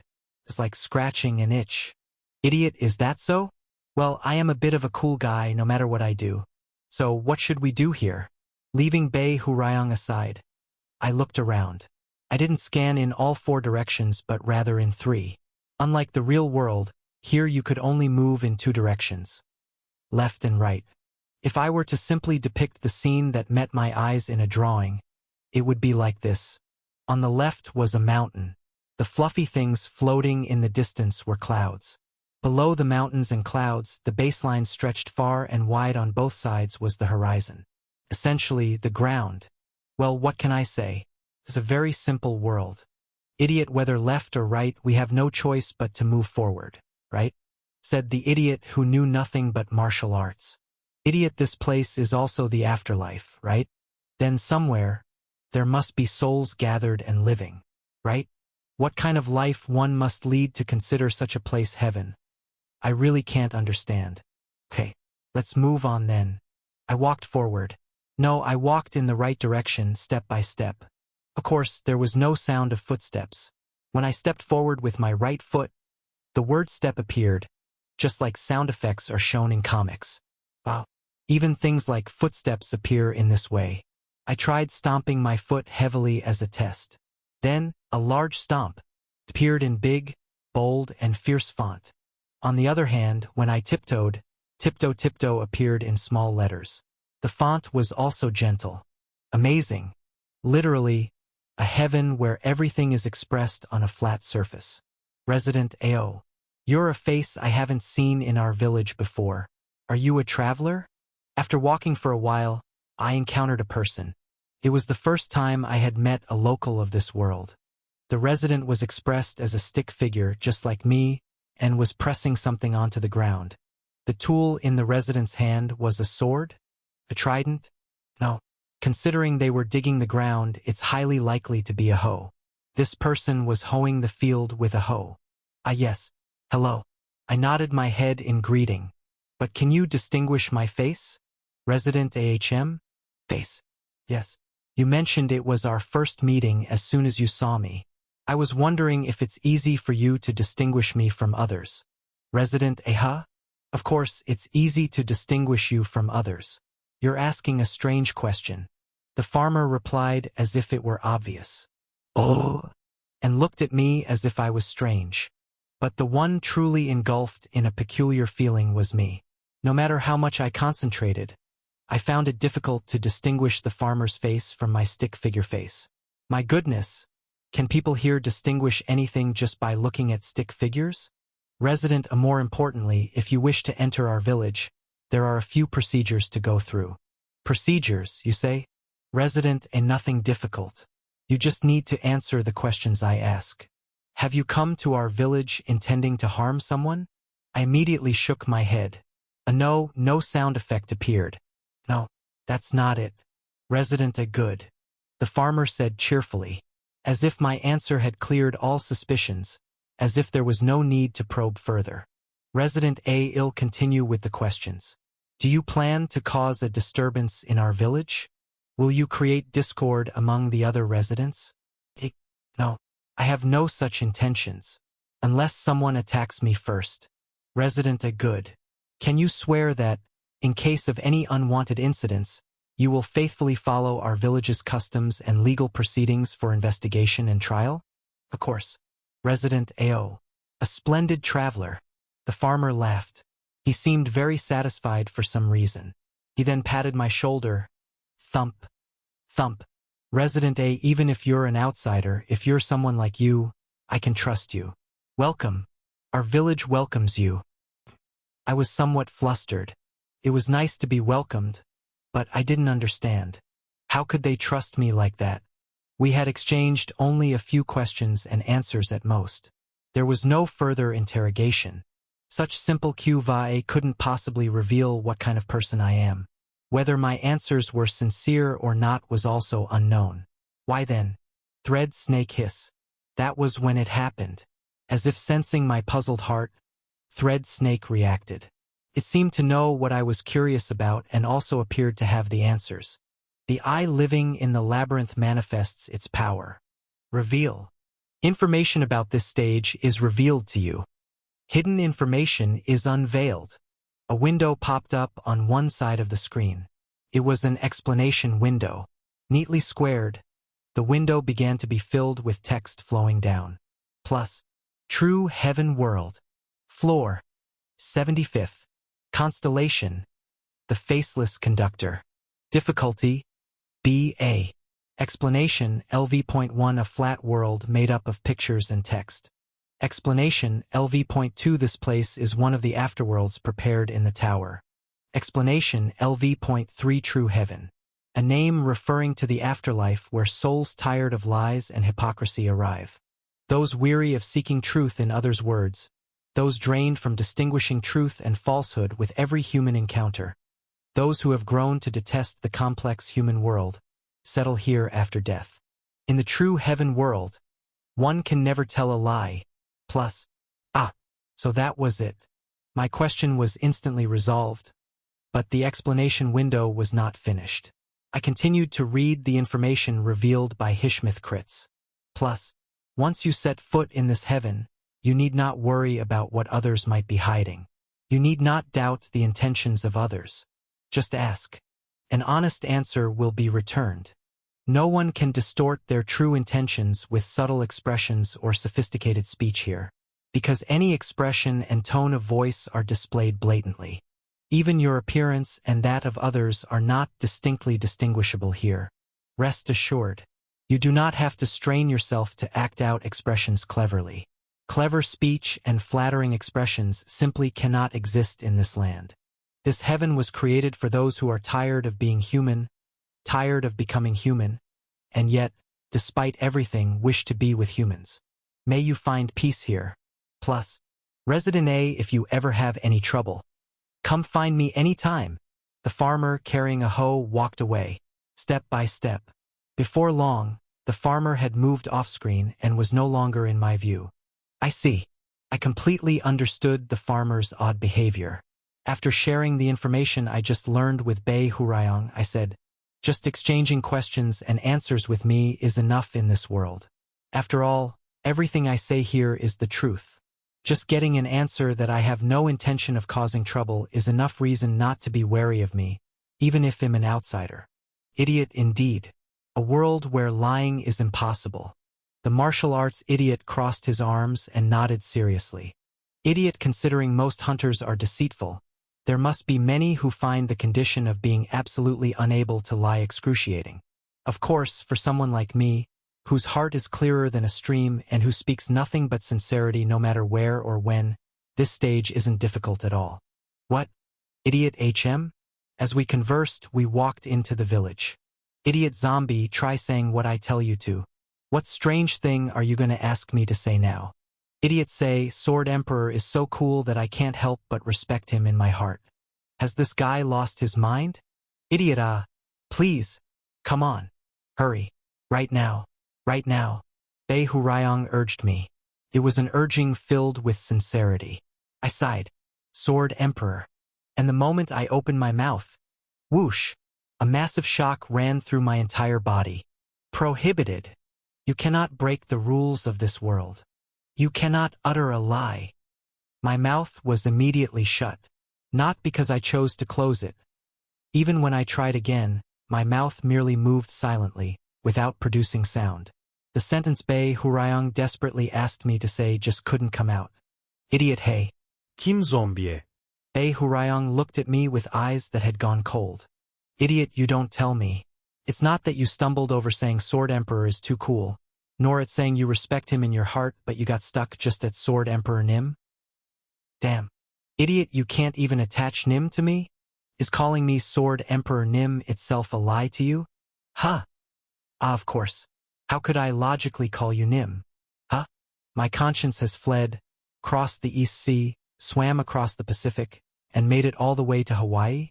Idiot, good heavens. Are you even human? After all I've taught and given to you, how much are you looking down on me in your heart? No, wait. Hold on. But you just called me Kim Zombie. That means you genuinely, without a single lie, consider me a zombie in your heart. How can you do that to me? Idiot, I can do that, but you can't. Get lost. By the way, we were passing through the village. What I mean is, the villagers got to watch our quarrel for free.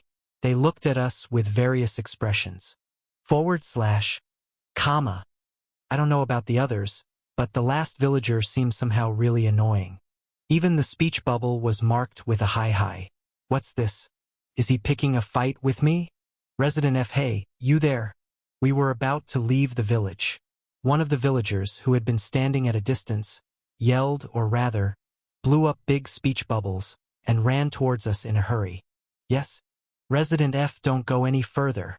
The villager, sweating profusely, winky face, stopped me. Then he raised his hand to point towards the right side of the screen, the direction on the far right. Resident F, there's a madman living there. Chapter 352. White End Point 3. 4. I tilted my head in confusion. A madman, you say? Villager F, yes, that's right. If you keep going that way, there's a very dangerous madman. You shouldn't approach him. Of course, talking to thin air on the middle of the street of Yunganhuan City, you also seem quite the madman. This damn guy? Villager F. If you're a bit of a strange madman, the one living over there is a very dangerous madman. He cut down anyone who approaches. Ah, Villager F. Among us, he's called the Mad Warrior. Since he settled there, not a single person has been able to cross to the lands beyond. Any sort of exchange has completely ceased. I grasped the situation. This world stretches only to the sides. When some madman appears and blocks the path, from that day forward, the traffic is cut off. Isn't there a detour? Villager F. There used to be. But it's been a long time since the madman appeared. It might have easily been over 100 years.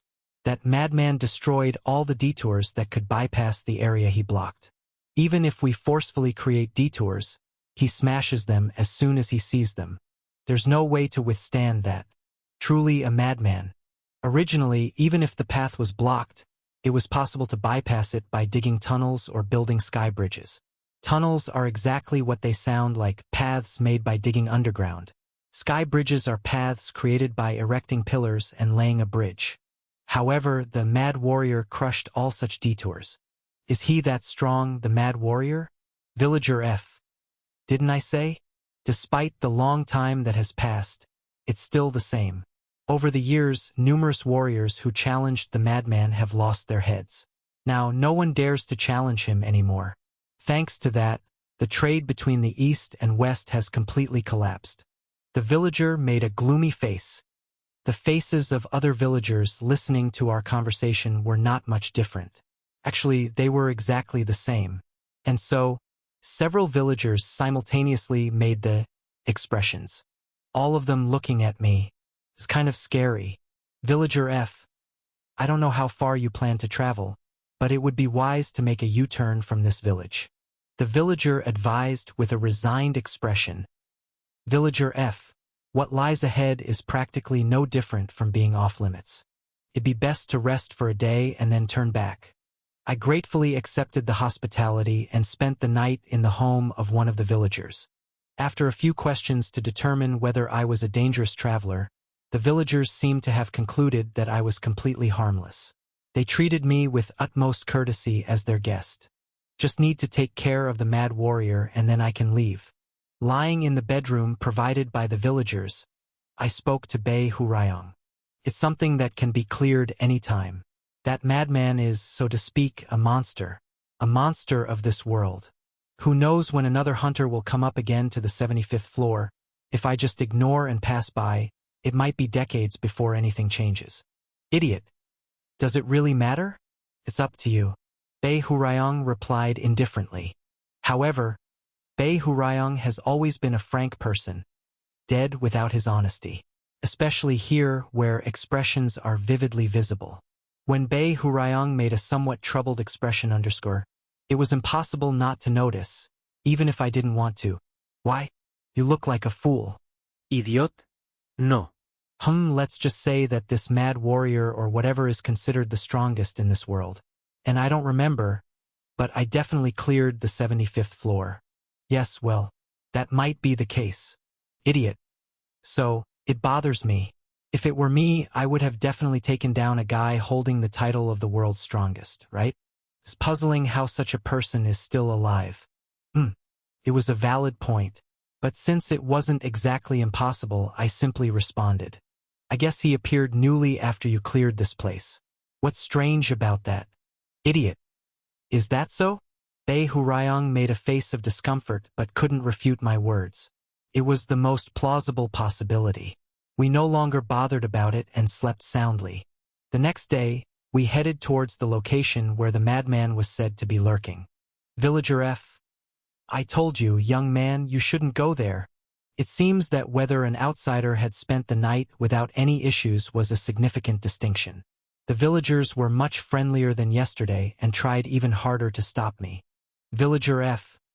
I knew it when that young man was mumbling to himself. He's got madness in him. This villager's face was like this. Oh. Villager D, right. There's the madness that harms others, and then there's the madness that only harms oneself. This friend belongs to the latter. TSK. This villager was Villager C. Maybe he came here deliberately seeking a place to die.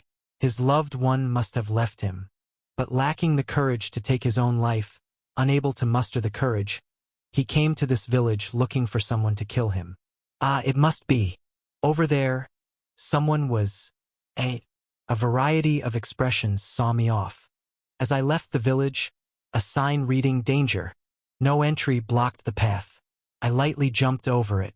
Unlike the relatively well-maintained village touched by human hands, the path became drastically desolate with each step I took. At the end of the path, the mad warrior who had driven the world's residents into fear was sitting quietly. Madman. The warrior was expressionless, frustrated face. It was hard to tell whether his eyes were open or closed. However, as soon as my right foot stepped on some weeds, making a rustling sound, a speech bubble appeared above the warrior's head. Madman. It's been a while since I had a visitor. The land of this world was basically, although there were thickets and shrubs, the base was. However, for some reason, the area around where the warrior was sitting was drawn with. At first, I thought they were somewhat large weeds, and then I thought they were reeds taller than the weeds. Unfortunately, they were neither. Madman. A challenger? They were all swords stuck in the ground. Madman. If you've strayed here by mistake, I will grant you the last mercy. Go back. But if you have come to challenge me, I will gladly entertain you. Madman, no. Perhaps I was foolish to utter such words. I paid attention to the sound of your footsteps as you approached. The regularity of your footsteps was astounding. The stride of tens of steps was frighteningly identical. It's impossible to think that someone with such a realm and experience would stupidly stray here. The warrior slowly stood up. Madman, I ask you, are you a hunter? I blinked. Are you a hunter too? Did you end up trapped in this stage forever while climbing the tower? Madman, no. I am not one of your kind. I am a pure and innocent native, born and raised in this world. But that too is a foolish statement. According to your beliefs, I was not born in this world but died in the other world, and thus I am merely living in the afterlife. Swoosh. The warrior pulled out one of the countless swords stuck in the ground. It seemed that the hundreds of swords scattered around were all his. Madman, however, I do have some connections with the humans you call hunters. Throughout the motion of drawing his sword, the warrior maintained an expressionless, frustrated face. Perhaps it wasn't so much expressionless as it was indifferent. In a world crudely represented by mere sticks and strokes, it was difficult to seriously gauge his realm. Connections, you say? Madman. Sword Emperor. And then, the warrior said an unexpected name in his speech bubble. Madman. I fought against the Sword Emperor and was defeated. I have been waiting for the day he would return. 5. From that point, the story the warrior revealed was simple. Madman. According to the Sword Emperor, I am someone who was born and died in the same world as him. In other words, I was once a hunter as well. Madman. It's a story I can't remember, but here, in this world, the Sword Emperor certainly said so. Then it can't be a lie. At least, the Sword Emperor himself believed without a doubt that I was an old warrior who lived and died in the same world as him. In other words, the Sword Emperor and I were acquaintances. Did the Sword Emperor tell you what name you had when you were alive? Madman. He did. The madman recited the alias he could not remember himself. I turned to look at Bei Hurayong. Is that correct? Idiot. Yeah, right. And every time a speech bubble appears around that guy, it shows his name, and it's a name I recognize. Probably what he said is true. Bei Hurayong confirmed the fact. Madman, to think the world I am living in is actually the afterlife. It was surprising. But, objectively surprising things don't need to subjectively startle me. I fought a duel with the Sword Emperor and lost. However, the Sword Emperor said he had no interest in killing an already dead person from his hometown for a second time, and so he did not take my life. Madman. It was indeed an insulting act. Even if it was my past life, it's a life I can't remember. Is he saying I should live, no, die forever in defeat? If so, I'd rather he accept a rematch later. Bei Hurayong accepted the request for a rematch without much thought, promising to come back and fight after breaking through the 100th floor, someday. Madman, time has passed. And then he forgot. It was inevitable. Events related to the pillars are meant to be forgotten. That's the law of the tower. Unlike me, Bei Hurayong did not secure immunity to memory loss. Unlike during my time, the Wand of Ages was not kind enough to teach Bei Hurayong everything. The moment he reached the 80th floor, Bei Hurayong's memories from the 70th to the 79th floor must have been completely distorted. Madman, well, I think the Sword Emperor is dead. Madman, no. Maybe he just can't find where I am. The world is quite vast. I've set up camp here and threaten anyone who comes by, in case he can't find me. Thanks to that, my infamy has spread. So much so that it's spread across the entire world. In other words, there's no way he couldn't find me. I sighed. In the end, wasn't Bei Hurayong's inability to keep a promise the cause of all these misdeeds? You're really causing trouble. Idiot. No. Wait, I might not know about other things, but this time it's unfair. I really don't remember. Okay? That's exactly the problem. The fact that you don't remember this time is the issue, really. Idiot. Just like on the 50th floor, there are so many issues left unresolved because this guy couldn't conquer the 100th floor. Unintentionally, I found myself climbing the tower while cleaning up the messes left behind by Bei Hurayong. Madman, you seem to know quite a bit about the Sword Emperor. Yes, well, it's too complicated to explain in detail, but you could roughly consider me a disciple of the Sword Emperor. And probably the Sword Emperor will not return to duel with you. Madman, is that so? The warrior's indifferent expression, frustrated face, remained unchanged. Madman, then I suppose I must capture you instead. So it comes to this, does it? Madman, of course. If I back down now, it would mean I've wasted a long time for nothing. If the Sword Emperor is dead, that's all there is to it, and I've simply been worrying over nothing. However, if the disciple of the Sword Emperor has appeared, it's a different story. It might seem like unnecessary venting from your perspective, but I want to alleviate my disappointment by defeating you. No, it definitely is venting. I will take out my frustration on you. Quite frank of you. Madman, is that so? I wouldn't know. I'm not familiar with the concept opposite of honesty. Well, fine. Since I came here planning to deal with him anyway, it doesn't matter. Hunting down a madman is one thing, but cleaning up after Bei Hurayong's messes has its own significance. Madman, then let us have a fair fight. Thud. With a large font etched by stepping on the ground, the warrior charged at me. I also drew my holy sword, and as I watched the warrior swing his sword wide to find an opening dash. The moment I realized a critical problem was then. What? I extended my perception of time with aura. In the elongated timeline, the warrior was raising his sword high. Normally, I would have raised my sword to block. That was the standard. The problem was, where is he swinging that sword to? Being accustomed to three-dimensional fights, the warrior's action of swinging his sword in 2 dimensions was utterly unfamiliar to me. Upper right? Lower left? Or is it just straight ahead? So, should I also raise my sword straight ahead to block? Wait, then how do I sidestep or deflect it to the side? Is sidestepping even possible? This is just a flat plane. I hurriedly tried changing my stance here and there. A stance to block the upper right. A stance to block the upper left. However, the stick figures represented in this world were crude. I couldn't be sure of what stance I was taking, what stance I needed to take to completely block the opponent's attack, let alone what path the opponent's attack was coming from. As a result, I could only make a dumbfounded expression. Winky face? Madman, prepare yourself. Even as I floundered, naturally, the warrior didn't care and continued his assault. Wait, just a moment. Hold on. Something's wrong. Swoosh. The hurried warrior swung his sword at me, leading me to a multiple-choice dilemma of whether to block the upper or lower section. Chapter 353, White Endpoint 4. Eek. Save me. In a situation where I didn't know which side to block, there was only one conclusion I came to. I vomited. This technique of rolling on the ground and exquisitely dodging the enemy's fierce attacks is known as diving and riding waves, which, if simplified appropriately, is just rolling on the ground. 3. What?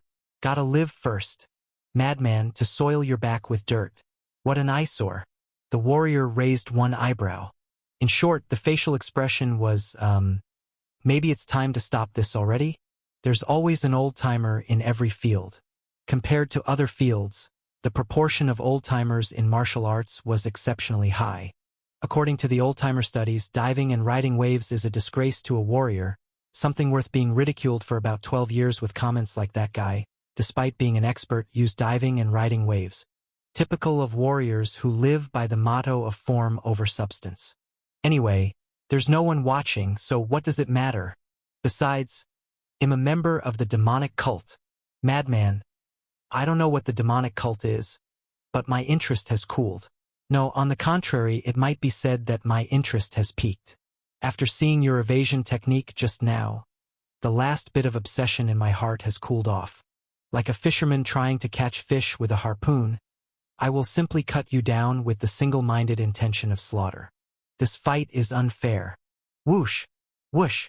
Every time the warrior swung his sword, effect sounds were drawn in an agile font. Left, right. It's impossible to tell where the blade is aiming. Let's say I can distinguish between left and right to some extent. But even if it's left, when you combine up and down, it's a whopping 180 degrees. Is the sword coming down from 11 o'clock direction? Or is it slicing from the 11:30 direction?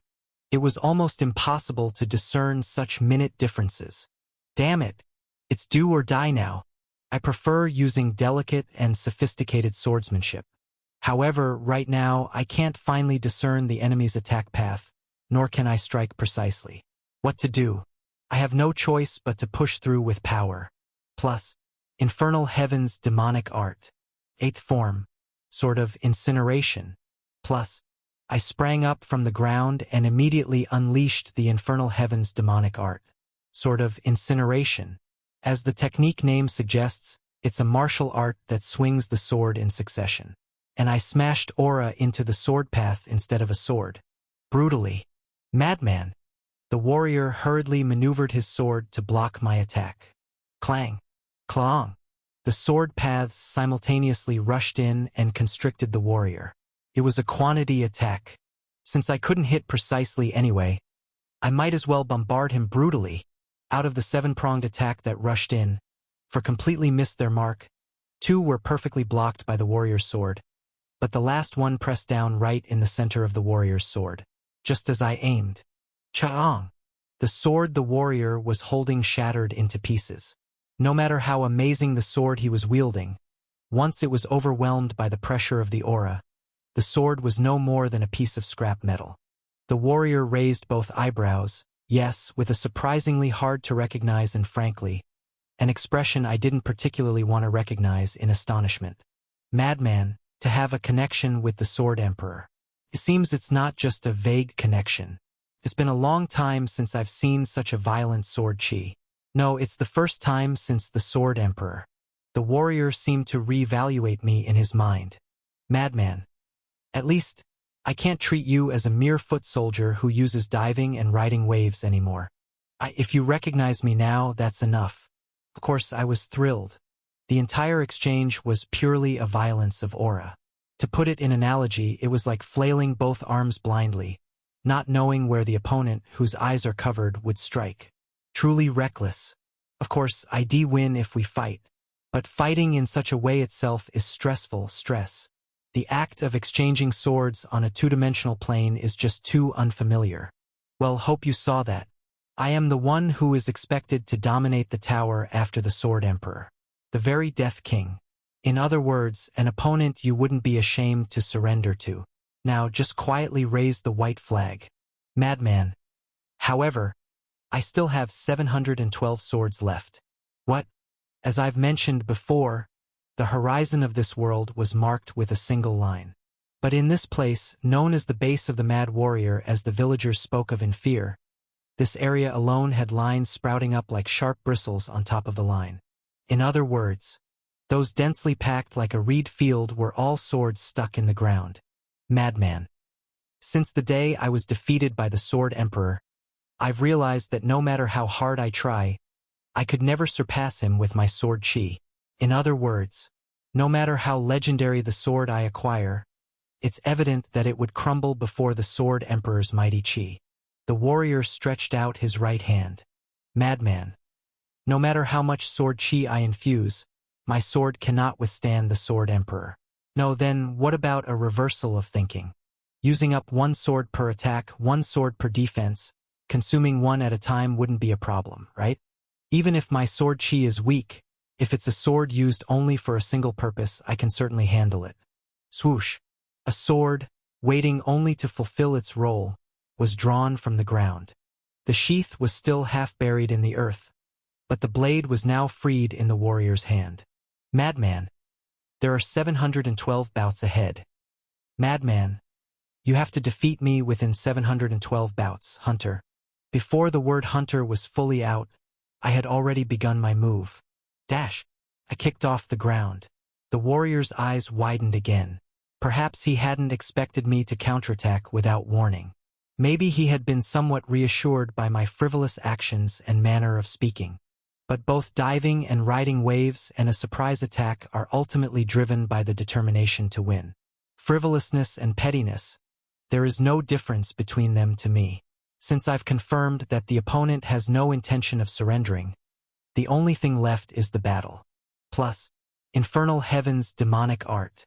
First form, Sword of Starvation, plus Ryujum, is the flowing sword. ED is the part of which is Sword of Starvation and individually Ryujum, mean flowing sword. The attacks flow like water, hence Ryujum, and from the tip of the blade to the end of the hilt, it's completely controlled, making it Ryujum. I concentrate all senses of the sword body in my palm. I control the flow. In common terms, it's about skillfully handling the sword without any slip-ups. I swung the flow gathered in my palm horizontally, slicing through expansively. Madman. My sword strike, imbued with aura and stretching horizontally across the land to the right, kept flying to the right, cutting down all the interfering swords in its path. Like an invisible hand swiftly reaping the rice, all at once. The-do-do-do-duke. Just like rice heads falling, the swords cut by my aura soared into the air. Madman. Indeed, the warrior too threw his sword. Chaong. A sharp metallic sound rang through the air. My sword path and the warrior's blade collided midway, neutralizing each other. It seemed like an even match at a glance. A draw. But already, out of the 711 swords stuck in the ground, 11 swords had been cut. It must be a painful loss for the warrior. Madman. So you're playing it like that? Yes.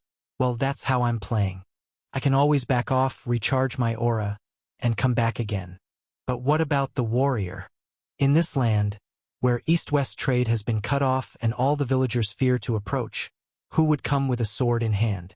The 11 swords that the warrior just lost cannot be replenished in a short amount of time. Madman. Despicable. Petty. In essence, you're saying that the way I play the game is crappy, which you'll take as a compliment. Anyway, now there are 700 swords left. Assuming 10 swords are used up per bout, it doesn't seem like it'll be a long fight. Madman. As you wish. The warrior drew another sword. Madman. I'll finish this in a short battle. And he charged at me. Whoosh. Wind effect sounds were etched into the white world. The pressure was immense. Is this what full speed feels like? No. Towards the opponent charging at me as if igniting his entire body, I neither showed respect nor joined in with a cheer. I just quickly moved my feet and leaped backward. Madman. What? I won't fall for such shallow tricks. The warrior pursued me. While chasing, he launched his sword. Chang. When I swung the holy sword to block, The warrior pulled out swords from the ground in succession and threw them at me. Chong! Kang! Chong! The metallic sounds clashed 6 times in a moment. There was no 7th sword thrown. Madman! The warrior hesitated, stopped in his tracks, and ceased his pursuit. The reason you settled here and defeated everyone who passed by wasn't just out of consideration in case the Sword Emperor lost his way, was it? Where the warrior stopped. That place was a no-sword zone, where no more swords were buried. It was a safe zone where the sword graveyard ended, and the flat horizon continued. You take every passerby's sword and lay it on the ground, turning this area into your territory. In other words, it's a trap, to lure the Sword Emperor, who might revisit this place someday, and trap him in a sword hell. I spoke leisurely, but, conversely, it means you can't escape from the sword graveyard. The moment you do, you lose your card against my aura. The phrase self-entrapment applies here. Madman, you bastard. You deliberately provoked me with harsh words, didn't you? Like saying, "I'll finish this in a short battle as you wish." You schemed to evoke my competitive spirit. Sorry, but although I often hear that I'm a fool, I'm also known for annoyingly distinguishing between competitiveness and foolishness. I imbued my holy sword with aura. And now, I'm going to do something even more regrettable to you. Madman, what? Like this? Unsheathing the sword. Madman. Ku. Again, the sword of starvation. The warrior blocked the aura I fired with the sword he was holding. Can't be helped. If left alone, dozens of swords would fly. If I shoot my aura horizontally, the warrior has no choice but to consume one sword to defend. Are there 693 swords left now? As mentioned, he can't charge at me with a sword drawn. This place is a safe zone. Safe for me but deadly for the warrior. Let's end this quickly. Ultimately, at the starting point of the sword graveyard, the warrior must continue to block my attacks. If he retreats, my aura reaps the swords like rice in harvest season. If he charges forward, after one exchange, the sword breaks and he loses. In the safe zone, there are no swords for the warrior to replenish. A dilemma. Sorry to say it again, but the warrior has no sharp strategy other than dying of dehydration from blocking my continuous aura attacks. Literally dying of thirst. Slowly. From 600 swords to 300, from 300 to 100, and finally from 100 to 0. Madman. Aren't you ashamed? With your level, your swordsmanship must be excellent. No, your true skill must be in swordsmanship. Then, shouldn't we be crossing swords here to determine the superior? Ah yes, but if we cross swords, I feel like I'd die by a blind stroke. I showed an expression of difficulty. In essence, I made a face. Non-standing characters. I simply expressed my feelings not through characters but as they truly are. Competing might be fine, but it's only truly good when I win, right? Or when there's a 90% chance I'll win. I'm already not used to this world, finding it rather cumbersome, and losing not due to lack of skill but because of stage gimmicks is a bit not right. Now 690 swords left. Madman, ugh. 689 swords. I continued to launch the sword of starvation. Maybe it'll run out of aura along the way. So what? If it runs out, it'll go back to the village, take a good rest, and then come back to decimate the warrior's swords with a fresh start and renewed determination. Perfect plan. 685 swords. Madman. Damn it. 680 swords. Madman. This is absurd. With every sword that broke, the warrior took a step back. Turned into, and then it changed to. Someday, the entire sword graveyard will likely become flat, forming a. It's only a matter of time. Madman. This can't be happening. My efforts, my blood and sweat, can't end in such a petty manner. Setting up a fortress here and taking down anyone who passes by is petty. Isn't it? Madman. That was legitimate preparation. Then this is a legitimate response. The sword graveyard rapidly narrowed. The original count of 700 swords decreased to 500, and the warrior glared at me, panting heavily. Madman. Huff who huff. It wasn't physical exhaustion that wearied him. There's no way out. No brilliant strategy. He is inevitably being pushed towards his end, according to the scenario I created. Such a resignation-like mentality is what caused the warrior to feel fatigue. And then, an explosion occurred. Madman Woa! The madman stamped his foot. That kick was preceded by swords embedded around him flying towards me, like arrows slicing through the air alone. No, they were actually countless arrows flying horizontally towards me. Ha! I swung my sword vertically up, then down again, repeating the action and layering aura over aura to create a massive wall. The stick figure, that is, the warrior, charged at the wall I created. Barrages created by the thrown swords, followed by the warrior's sword, exploded. Bang! A flurry of hits ensued. Bang! Bang! Kabang! The warrior didn't just use his sword. He unleashed every form of violence a stick figure could show against the wall I created, from punches, kicks, elbow strikes, knee strikes, headbutts to palm strikes. He vomited them out. He poured it all out. And then he was depleted. Madman, Finally, the madman knelt down. The wall I created remained unbroken. TL. The match is decided, I said. My speech bubble probably appeared noticeably slower than before, as if the message speed was set to the lowest setting. Maintaining the wall had also cost me a considerable amount of energy. But anyway, I was standing, and the warrior was kneeling.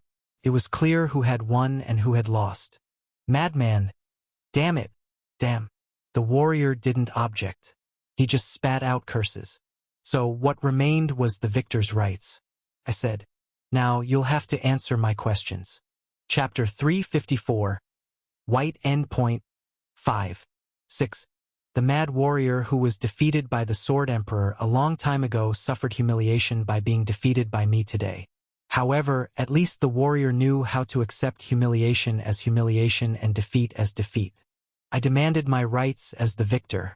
After hearing my request, the warrior raised his eyebrows. Mad warrior, you want me to position myself as you wish? Yes, that is correct. Ah, by the way, the real name of the mad warrior was Mad Warrior. He was literally a mad warrior. It is said that he originally had a different name. However, when he met the Sword Emperor in the past and heard the remark, "Hey, before you die, your nickname was originally Mad Warrior," he reclaimed the name he had in life. It was a peculiar fate in many ways. I am still ignorant of the principles of this world. Honestly, the martial arts I have practiced so far are almost useless because they are too different from the world I lived in. Mad warrior, so you thrashed me with martial arts that have almost become useless. Yes, that is correct. Mad warrior, usually, at times like this, wouldn't one deny it or at least pretend to deny it? The warrior had an incredulous expression. Now I'm also become familiar with this world, so I can quickly interpret the meaning behind the expressions of others. But I wanted to reach a much more difficult realm than just reading expressions. My world is different from here. Not only does it have a front and a back, but it also has a right and a left.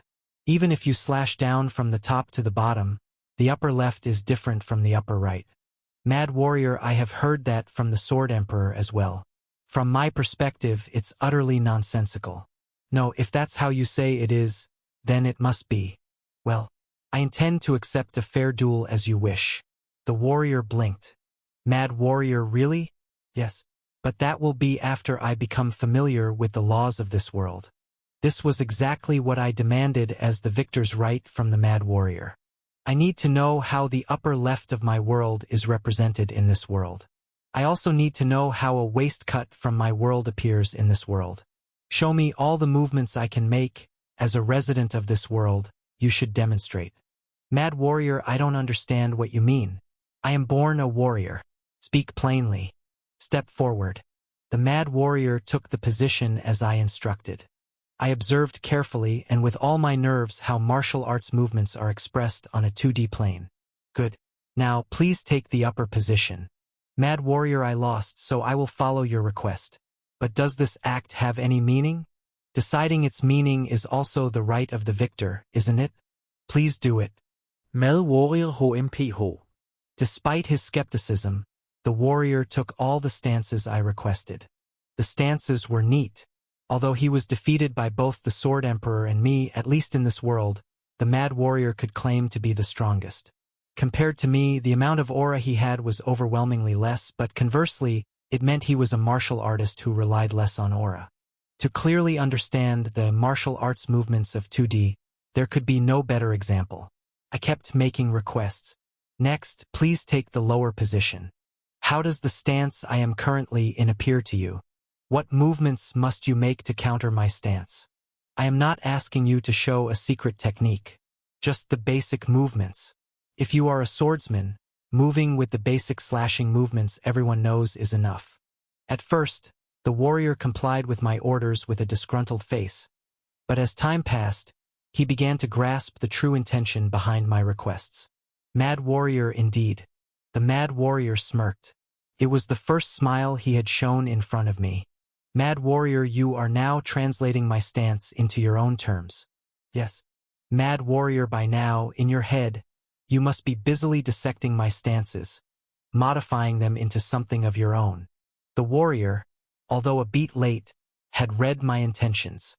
In the end, the reason I couldn't showcase precise swordsmanship in this 2D world was because I was not familiar with how my stance is expressed here or what actions the warrior's stance corresponds to in my terms. Therefore, I ordered the warrior to perform basic movements while I rearranged every gesture and step according to the martial arts of my world. Mad Warrior, how long do you think it will take before you become familiar with our world? I'm not sure. Currently, I was reproducing all sorts of movements in my mind. Imagination is like a muscle, can be trained, and with training it becomes clearer. An aura is the muscle of the mind. The more I mastered aura, the more refined my mental imagery became, and now I can run various simulations in my mind. About half a day? I should be fairly familiar by then. Mad Warrior, after you become familiar, do you plan to challenge me to a duel again? Yes, since what you want is a so-called fair fight. Mad Warrior, so, right now, I am essentially making my enemy stronger in real time. The warrior sighed heavily. Mad Warrior, but that is precisely the confrontation I have been seeking, so I cannot refuse it. Perhaps I will lose to you in the second duel as well. Knowing that I will lose, I still cannot stop myself. It's a dilemma upon a dilemma, facing dilemma after dilemma. With those words, the warrior stopped lamenting. Silently moving his feet and swinging his sword, he just repeated the stance to help me become accustomed to fighting in 2D. Half a day passed. I sat cross-legged for hours, deeply immersed in my mental imagery. Just as the saying goes, when in Rome, do as the Romans do. If I wanted to defeat the strongest in this 2D world purely by the fighting methods of this place, I had to first become familiar with this world. A stick is not a stick but a sword. Swoosh, swoosh. In my mind, I perceived the eye-shaped stick swung by the opponent as a sharply discarded blade. I tried hard to perceive it that way. It's not just the sword. Everything must be seen that way. Is not a line but the earth. Is not a triangle but a mountain. Carrot, carrot. Is not teasing of dots and curves but a cloud. This was the true appearance of this world, the appearance I had to truly accept. I blinked my eyes. As the sun slowly set and the white sky gradually turned black, to the point where the black sunset was considered no less red than the red sunset, I unwittingly murmured softly. However, then shouldn't my voice also not be heard just like everyone else? That moment came. You have shown respect for the laws of the true heaven world. The constellation the Faceless Conductor permits you to remain in the true heaven world. A minor penalty is imposed. I blinked my eyes once more. Me, what has changed? As soon as I said it, I realized what had changed. Me, my voice cannot be heard. My thoughts were indicated with dotted speech bubbles, and the words I spoke aloud appeared in solid speech bubbles. Neither was a monologue. Is this the penalty? But at least for now, it didn't feel like a penalty to me. Me, I slowly unraveled my cross-legged position and stood up. Me, you've waited a long time. Mad Warrior. The warrior, who had been repeating the basic movements, paused. His eyes were jet black.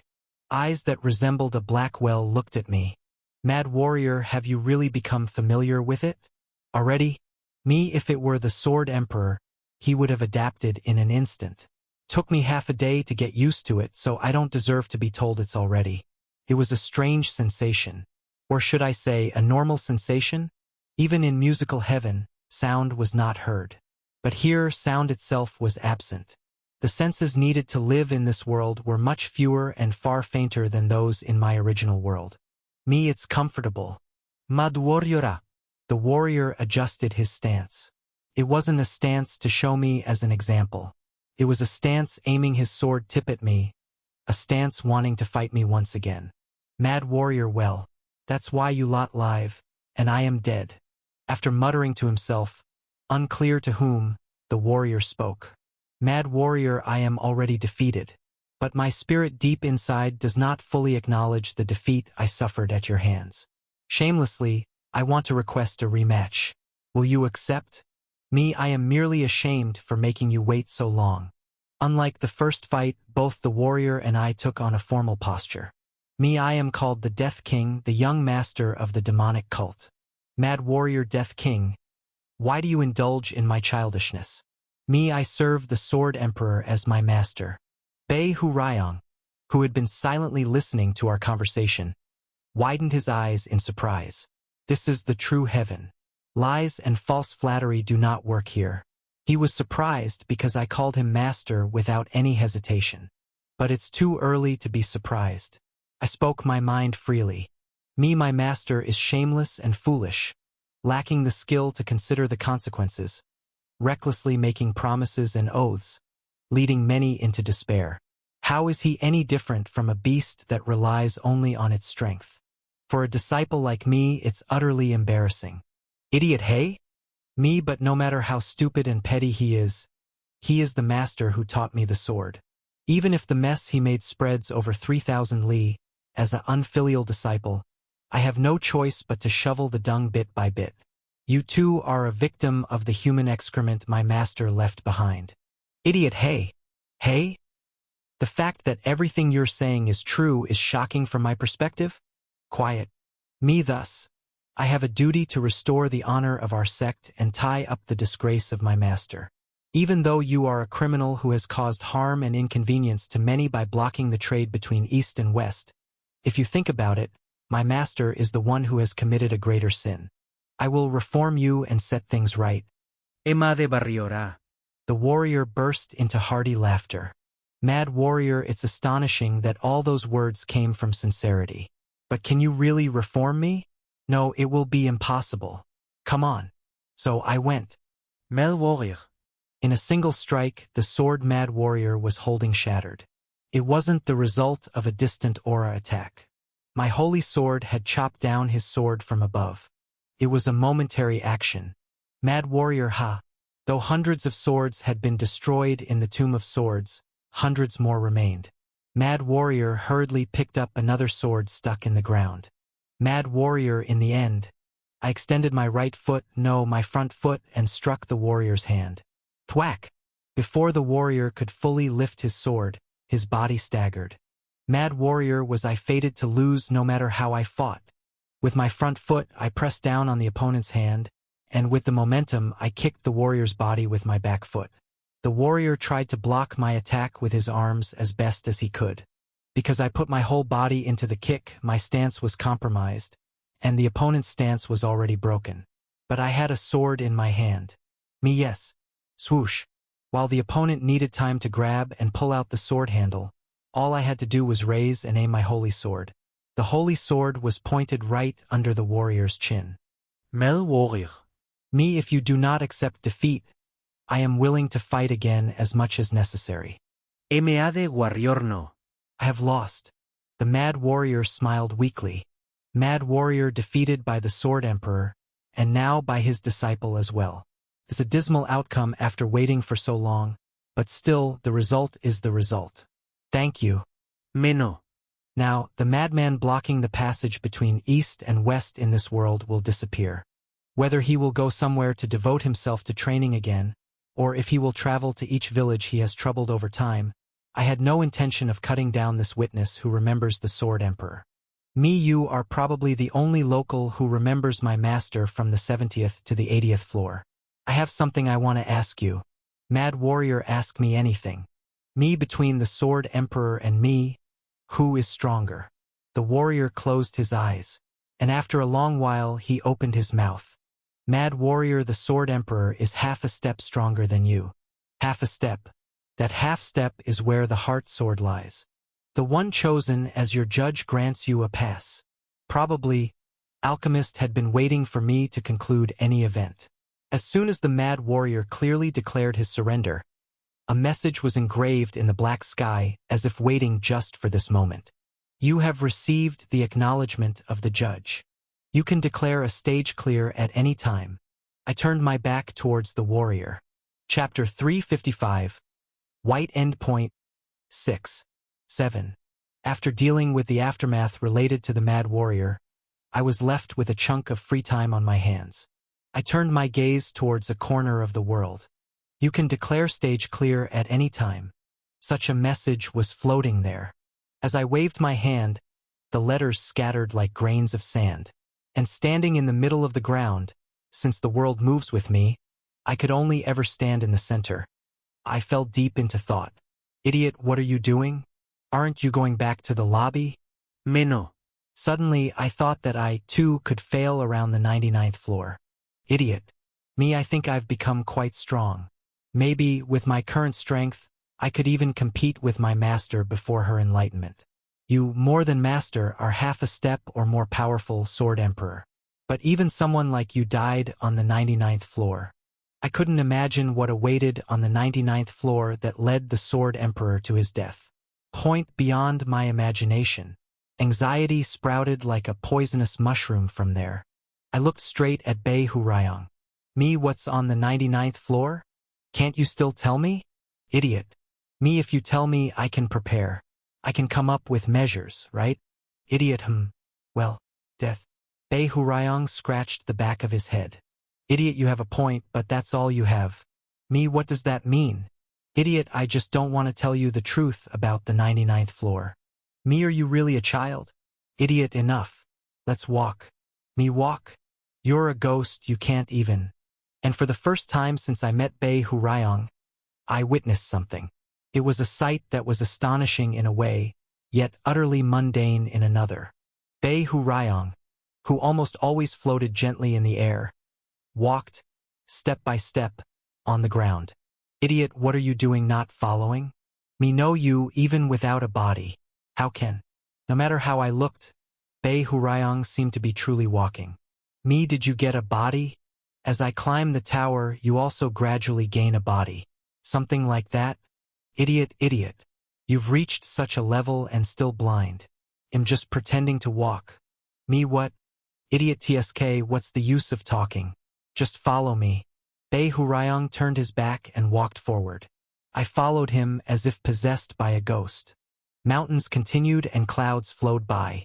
The world was silent, and so was Bei Hurayong.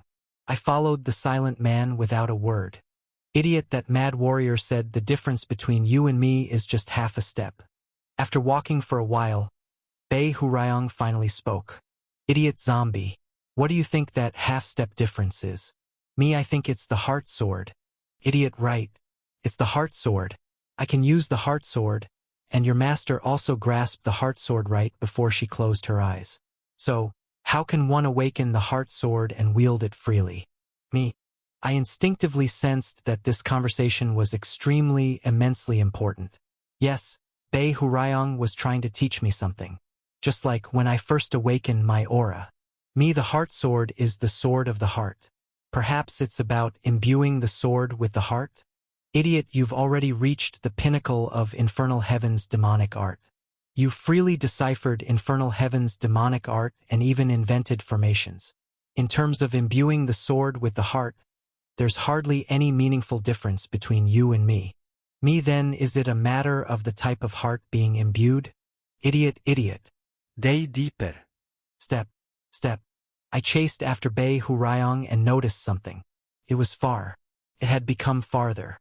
Bei Hurayong's back was a little more distant than before. Me. The stride hadn't changed. There was no difference in the way Bei Hurayong walked. Nevertheless, the speed, for some reason, the pace at which the feet crossed the horizon had changed. I quickened my steps so as not to fall behind Bei Hurayong. Idiot, most warriors spend their whole lives without even getting a glimpse of the heart sword. Most? It's basically 99.99%. But you're damn lucky to have witnessed the heart sword twice. Aren't you? Then you should grab the clue to enlightenment from there. Me twice. Idiot, yeah. Mine was merely an illusion, so let's set that aside for now. But what about your master? Didn't your master show you the heart sword for the last time before she left this world? Step. Bei Hurayong's back grew even further away. Still, Bei Hurayong was just walking with a constant stride. I had no choice but to increase my speed as well. Idiot, let me ask. Did your master have any internal energy left at that time? I recalled the last time I embraced my master's shoulders. The sensation of something that should not die, dying in my arms. It was a painful memory, but remembering someone was always a difficult task. Me no. Idiot, your master broke through the true origin energy, didn't she? Was there any energy left in your master then? Me no. Idiot, did your master have any physical strength left at that time? Me no. My master had no energy at all. Idiot, right. No internal energy, no physical strength. Then how did your master use the heart sword? Why did the snowy mountain split? Did Mount Taishan bow to the leader of infernal heavens and split itself? Me. I gritted my teeth. It wasn't because my contemplation had deepened to the point of grinding my teeth. Rather, Bei Hurayong had become so fast that if I didn't run at full speed, he would disappear beyond my sight in an instant, forcing me to use my light body technique while biting down hard. Step. Idiot, your master had nothing. Then, me he must have drawn from something external. The scenery rushed past endlessly fast. Me, if there's no internal chi, one must use external chi. Idiot, right. The logical conclusion. Clouds passed by, mountains and forests flew past. Numerous villages were left behind. When the two of us passed like the wind, villagers, who were strangers to us, were astonished. When passing through a village, both Bei Hurayong and I slowed down momentarily, but that was brief. As soon as the edge of the village ended, we sped up again. Idiot, what is external chi? Me, nature. Life force, isn't it? Idiot, oh, impressive. You managed to mimic Homo sapiens with such an abstract term. Me, this idiot ghost. Idiot, internal energy, in other words, is aura. It's the manifestation of your will. It's like taking the image you hold in your mind and writing it down on paper. If the paper is the world, then the letters are the aura. Then what is external chi? Step. Idiot, what in this world can be called the will of the world? At that moment, my tongue moved spontaneously. Me, constellations. Idiot. Me, it's the constellations. The constellations regulate the laws of the world. No, there are constellations that regulate the laws of the world. They are the masters of the stages, and if a stage is a world, they are the masters of a world. If they express a will, it's no different from the world expressing its will. I realized as I spoke. It wasn't that I spoke because I had realized. Rather, I realized as I spoke. What was unclear and lumped together in my mind became clear as it was laid out in words. Me, just nature alone isn't enough to use external chi. Where there are constellations, where constellations rule. Only in such a world can one draw upon external chi, and that external chi is essentially the internal energy of the constellations. The heart sword is about drawing upon the internal energy of the constellations. Idiot, right. It's only when you become one with the constellation that rules the world that you can finally use the heart sword. In a world without constellations, there is no will, and in a world without will, there is no heart sword. Bei Hurayong's laughter flowed softly. Idiot, in the world where your master lived, the constellation, the yellow dragon residing in the Great Lake, reigned supreme. That constellation was cursed to not die even when its heart was pierced by the sword of Constellation Killer.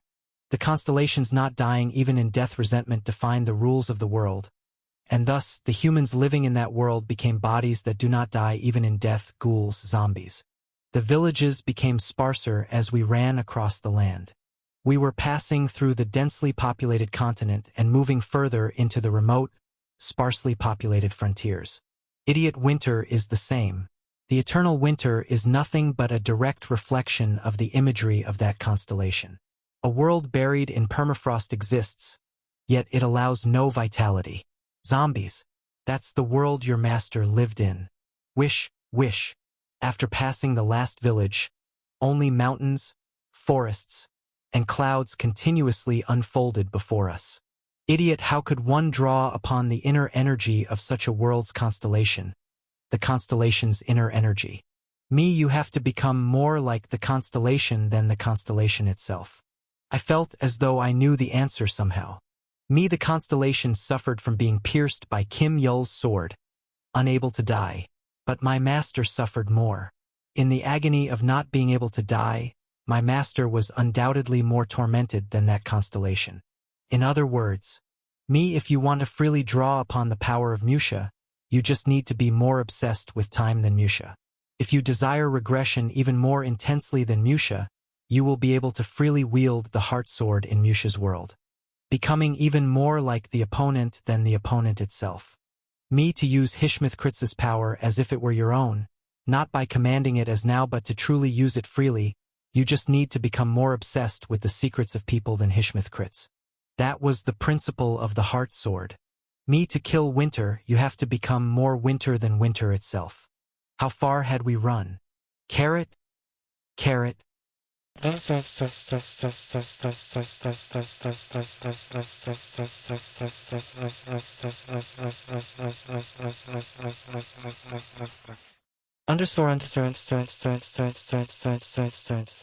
The mountains flattened to meet the horizon, and the forests dwindled to lie flat on the ground. Only the sky managed to spare a few clouds. As Bei Hurayong stepped forward and I ran, the world gradually whitened. Suddenly, I wondered if this world also had an end. Me, the heart sword is not a panacea that can always be used. Only when you truly understand that world. Only when you feel that world more painfully than the world itself can you barely use it. But if that's the case... I stopped. Bei Hurayong also stopped walking and turned to look at me. Me, how were you able to use the heart sword in my master's world? That place was the end of this world where even the clouds had disappeared.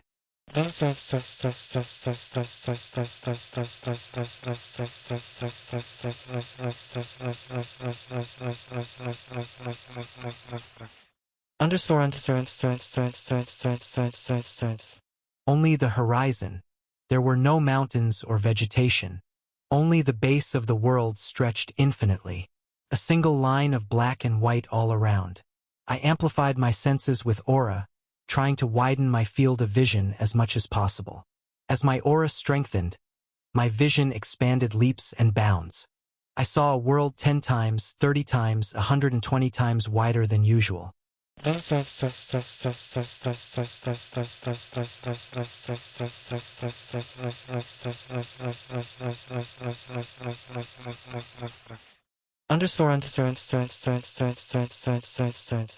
Yet the world was only white.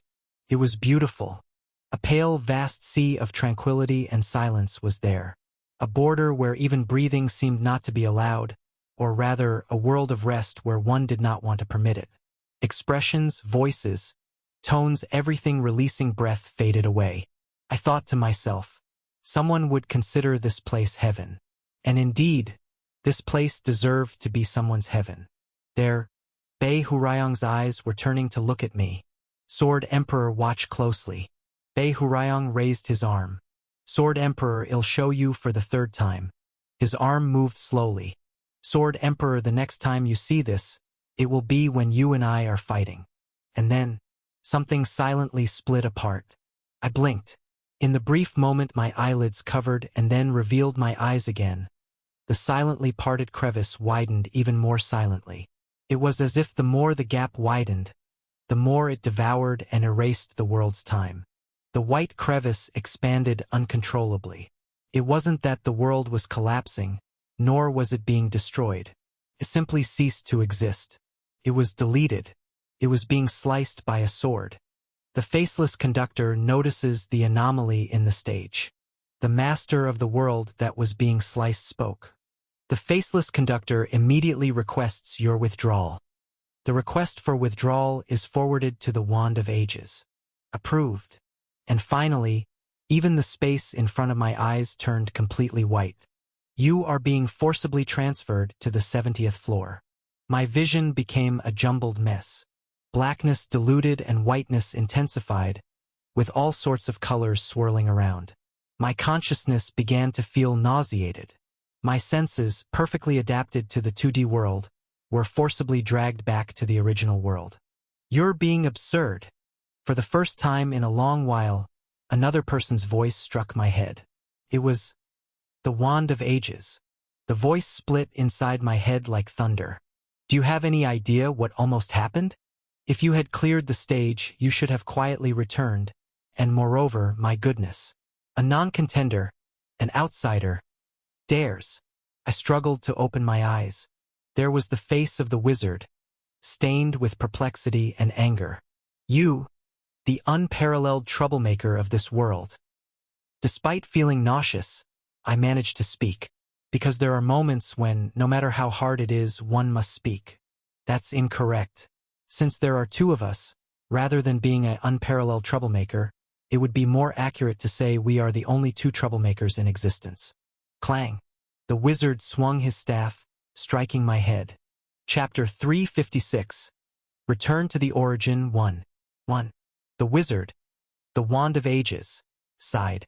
I can't even remember the last time I felt astonishment. Sword Emperor. I can't see you nor can you speak to me, but I will tell you this much. There is a reason why you failed to conquer the sky-piercing extreme point.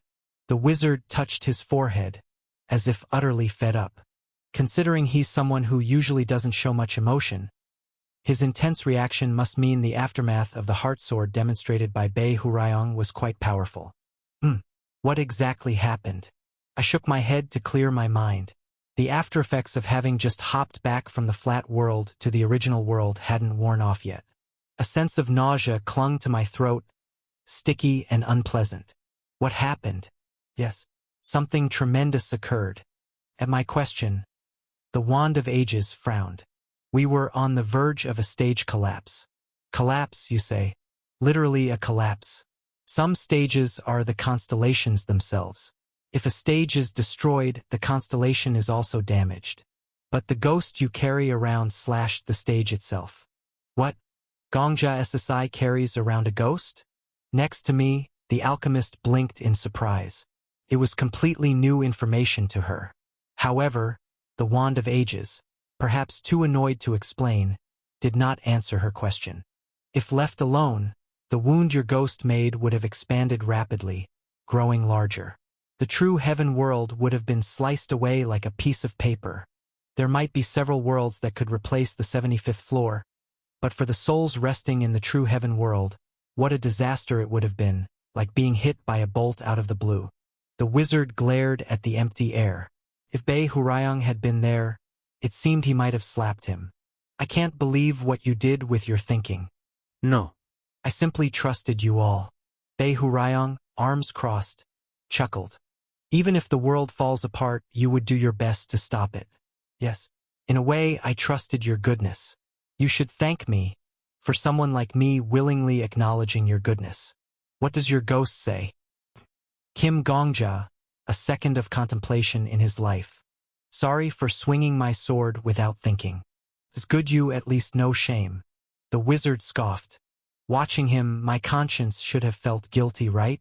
Nonsense. Think about it. Translating Bei Hurayong's nonsense directly to stress out the other party might actually be the fluffiest thing my conscience has ever done.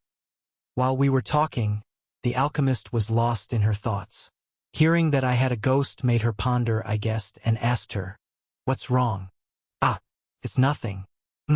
Just wondering why exactly I was chosen as the judge for the 75th floor. It's been bothering me. Fortunately, it wasn't a concern related to Bei Hurayong.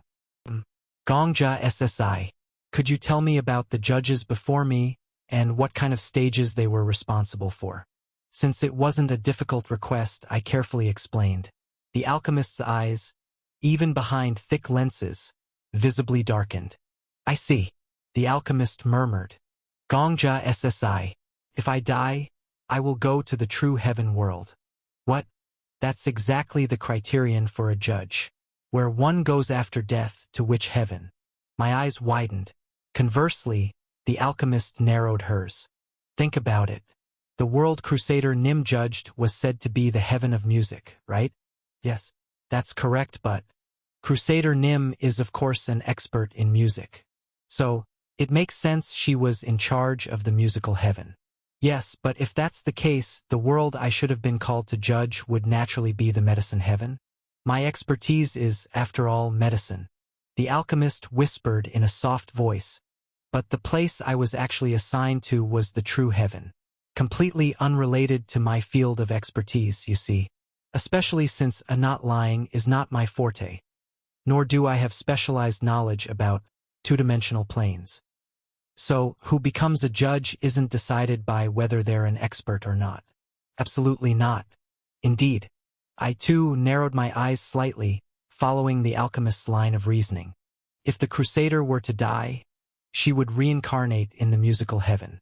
If the count dies, she goes to the golden heaven. If the venomous snake dies, he goes to the martial heaven, and if the heretic questioner dies, he goes to the judicial heaven. And, yes, if I die, it would be the true heaven. The alchemist nodded. While Gongja SSI was conquering the stage, I wondered, if I were to die and go to the afterlife, which post-life world would I wish for?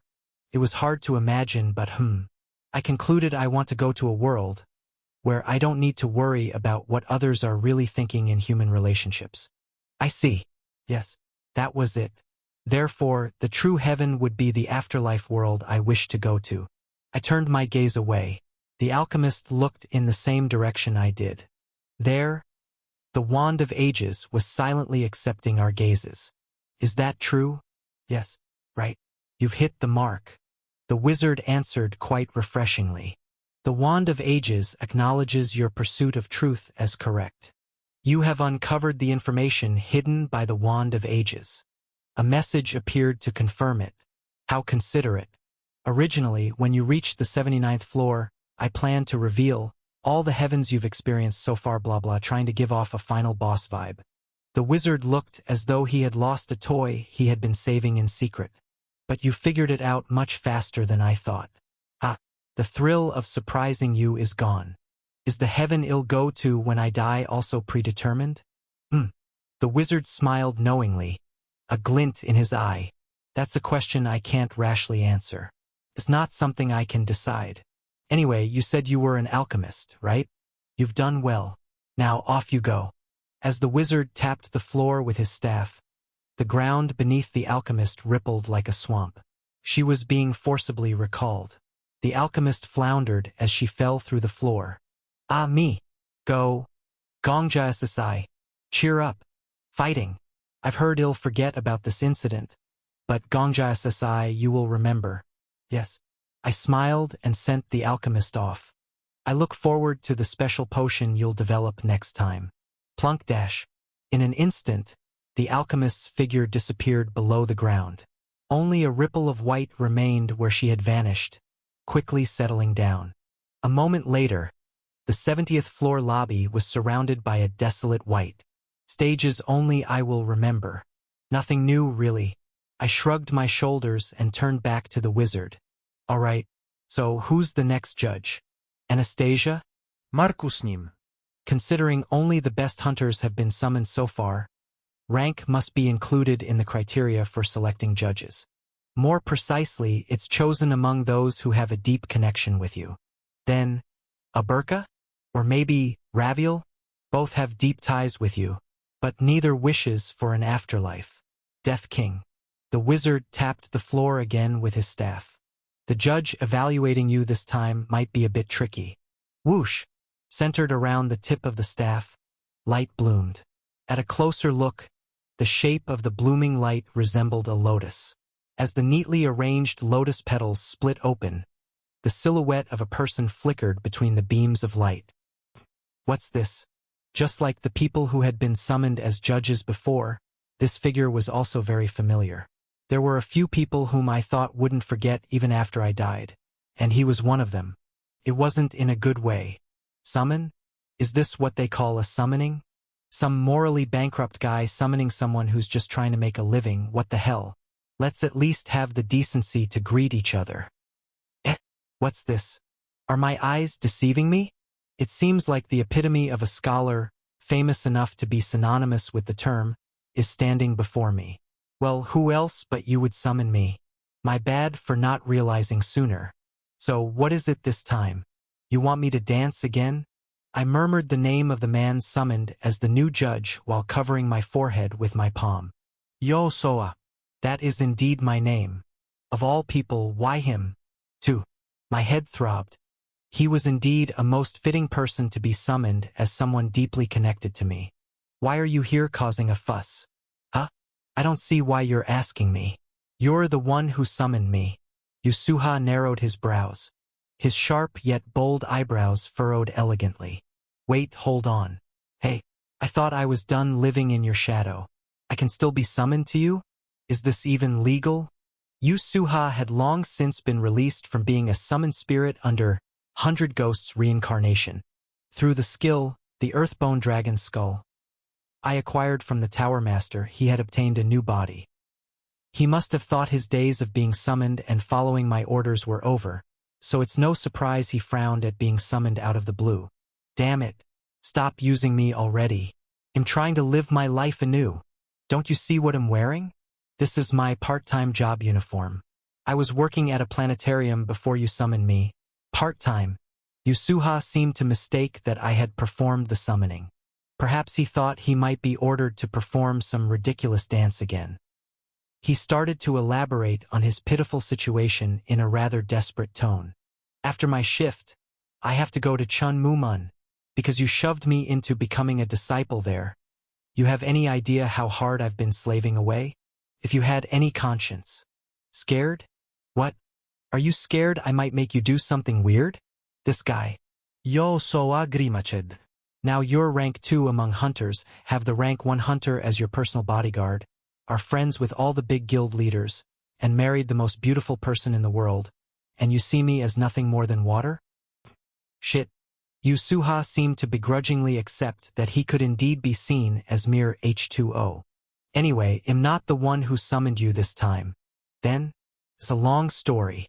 I went into the lengthy explanation about how I was currently breaking through floors 70-79. To breach this sector, it wasn't enough for just me to be good. Approval from the selected judge was necessary. And regrettably, this time it was you who were chosen. Yasuha crossed his arms. Before hearing the story, a slight unease flickered between his eyebrows, but now it had disappeared entirely. His dark eyes scanned me from head to toe, inscrutable. So, to summarize what you've said, to move on to the next floor, I absolutely have to approve, right? Right. I can sit here for 10 years, 100 years, doesn't matter, and watch you fumble around on the stage? Yes. And even between the stage there and me here, the flow of time can be applied differently, so if I wish, I could rapidly skip through long periods. Yusu prying manner conveyed a strong sense of unease, but I couldn't just blatantly lie and be caught. Even if I didn't answer, the Wand of Ages would explain anyway. Yes, indeed, there's your answer. Yo Soa smiled wickedly. It was a devilish grin. First, let's see you dance. Kim Gongya. What? But of course, by dance, I mean the dance I did. That dance. The Cossack dance, or whatever it was, you know the one. You're the one who ordered it, after all. Let's start by assessing your dancing skills. We can talk about the stage after that. Hey, what? You want dance? If you don't want to dance, fine. Let's casually start with 100 years. Even if you're some monstrous guy, being trapped on the same stage for 100, 200 years, you'd eventually feel like dancing, right? Don't you think? Hey, of course, I don't plan to stop after just one dance. That would be disappointing. Then. We have quite a lot of unresolved feelings between us, don't we, Kim Gongja SSI? Damn you, you bastard. Chapter 357. Return to the Origin, 2. I shouted valiantly. How could you do this to me? There must be hundreds of reasons I could do this, you bastard. Yasuha didn't even flutter his eyelashes once. I shuddered. Is this guy, by any chance, a person without blood, tears, or conscience? In other words, you Suha? Yo Soa. I found you a job at Cafe Planetarium. I'm so overwhelmingly grateful, touched even, but I've never held any grudge. I gifted you the position of disciple to the master of Chun Mumun. Thanks to you, every muscle in my body is grinning ear to ear, tearing apart with joy every dawn and night. Thank you so much. I gave you back your life. Snap out of it. Open your eyes. And if my memory hadn't already deteriorated, the one who killed me in the first place would have been you. You bastard. You heartless, tearless, heartless bastard. Right now, my mental state couldn't have been clearer, and my eyes were bright and alert. If you argue that way, you were the one who first tried to kill me at the second-floor hunting ground. No, before I regressed, I was actually murdered. If we went to court, the judge, the court clerks, the jurors, and the news reporters would all stand up to acknowledge my innocence and your brutality. Change. I wrapped my hands around my head and moaned toward the wand of ages. Judge Change, please. No. Only a cold reply seeped into my ears. It won't happen. Death King. The fates of this tower favor you, but sometimes they want to screw you over as well. Even if I didn't intend it. Well, think of it as the price for the mess you made on the 75th floor. Impossible. There's no way Yusuha is the person I have the deepest connection with. What about Aberka? Logically, it should be my son's turn first, isn't it? The musclehead who dreams of sinning against heaven doesn't go to the afterlife. Why not? Is it discrimination against goblins? The tower, even the tower master who vowed to give everyone a second chance. Are you ignoring and looking down on our goblin children? No, it's just that Musclehead thinks it's cool to end when they die. What's the need for an afterlife? Damn it, Aberka. Who raised you to become such a cool? Aberka, your father is here, crying out your name in agony. Can't you hear it? Are Raviel. Yes, I have my love. I hung on to the last hope. It makes no sense for Raviel not to be the judge. This is invalid. Bring me my duke at once. The silver-plated heart. That name was stripped, wasn't it? Right. Anyway, Duke Ivansha doesn't want the afterlife unless it's with you. Memories with you are far more important than any afterlife. Raviel. I feel the same. How delightful. But considering that delight results in the psychopathic ponytail male jerk jibber-jabbering right in front of me within a 2m range, why does my heart feel so terribly troubled? Are we done talking? So when will you dance? Shut up. Fine. I'll accept the judge selection as is. I lifted my head. My face was as solid as a rock. But I will never dance. Yusuha. Huh? Didn't you hear what I said? If you don't dance, I will never stamp the approval. Never, ever. Don't stamp it. What? Do whatever you want. You'll end up stamping it anyway. Yusuha wore a look of disbelief. Hey, this is a funny. Do you think you're so special that ID stamp the approval for you? Because at first, you watch me with the thought of let's see how far you can go and soon get bored, speeding things up, but seeing that I remain unchanged, you feel that the boredom and dullness of this moment far outweigh any desire for revenge on me. So about 2 days later, you'll have a moment of realization, what kind of idiotic thing am I doing? Let's just go back and decide to cut off your interest with a pass, whether you pass or screw around, I don't care. Yusuha blinked his eyes. That's exactly me, right? So, there will never be a day when I dance. Wake up from your dream. No. Why do you know my inner thoughts so well, in such an unpleasant way? Who knows? Maybe it's because I once thoroughly stirred your guts. In some ways, I have to be more familiar with your inner thoughts than you are. You bastard. There was no more business with the ponytail man who wasn't complete without cursing at the end of every sentence. I turned my head and looked at the Wand of Ages. Please send me to the next stage as soon as possible. After all, I'm just going to kill time there. Did you say this judge would be tricky? You're mistaken. He'll just go to the 76th floor and numb my sense of time, making a week feel like a second, and a year feel like a minute. Before I know it, the stage will be cleared. How about that, wizard? My victory is now clear. Remarkable. The wizard said to me, either in admiration or in horror. You really are amazing. They'll take that as a compliment. The Wand of Ages transports you. Receiving a chilly gaze from the two, I was moved to the next floor. 3. You have entered the 76th stage. You step into a place where you originally could not enter. What I said to the wizard wasn't a lie. It was true. As soon as the white light vanished and my toes touched the ground of the new stage, I thought to numb my sense of time. Isn't it obvious? I knew exactly what kind of person Yasuha was and how to get past his temper without trouble. Snake. Before getting into the serious business of playing with time, I wanted to find out what kind of heaven this was. Let's start with gathering information. Success. The faithful strategy guide. Snake flicked its tongue. The eye living in the labyrinth exerts its authority. Information on the current stage is revealed to you. Texts curled up before my eyes. Plus, view heaven world. Floor 76th. Constellation. The lotus reflected on the water. Difficulty. C+. Explanation. LV.1 Everyone in this world sees you just as you wish to be seen. You control everyone's gaze. Want to be seen as an attractive beauty? So you shall. Want to appear as a wealthy individual with vast fortunes? That's how you will be seen. All you need is to wish how you want to be perceived by others.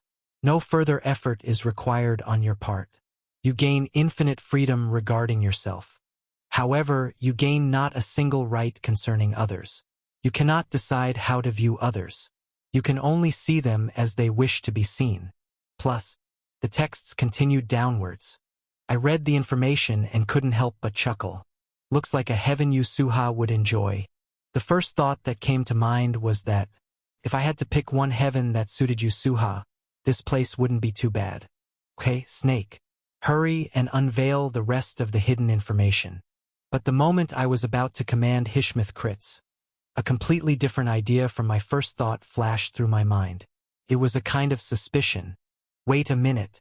I paused. Heaven? A heaven that suits Yasuha? Something bothered me. It felt as if I had suddenly bitten into an eggshell in my well-enjoyed egg rice. An uncomfortable feeling. Keek? Hishmith crits tilted its head, seeing me suddenly stop talking. However, my mouth remained silent. Opposite to my sealed lips and halted tongue, my doubts were spinning faster and faster. Suddenly, I remembered what the alchemist had said before leaving the 70th floor. That's exactly the standard of judgment. What kind of heaven you will go to after death, you see. That's correct.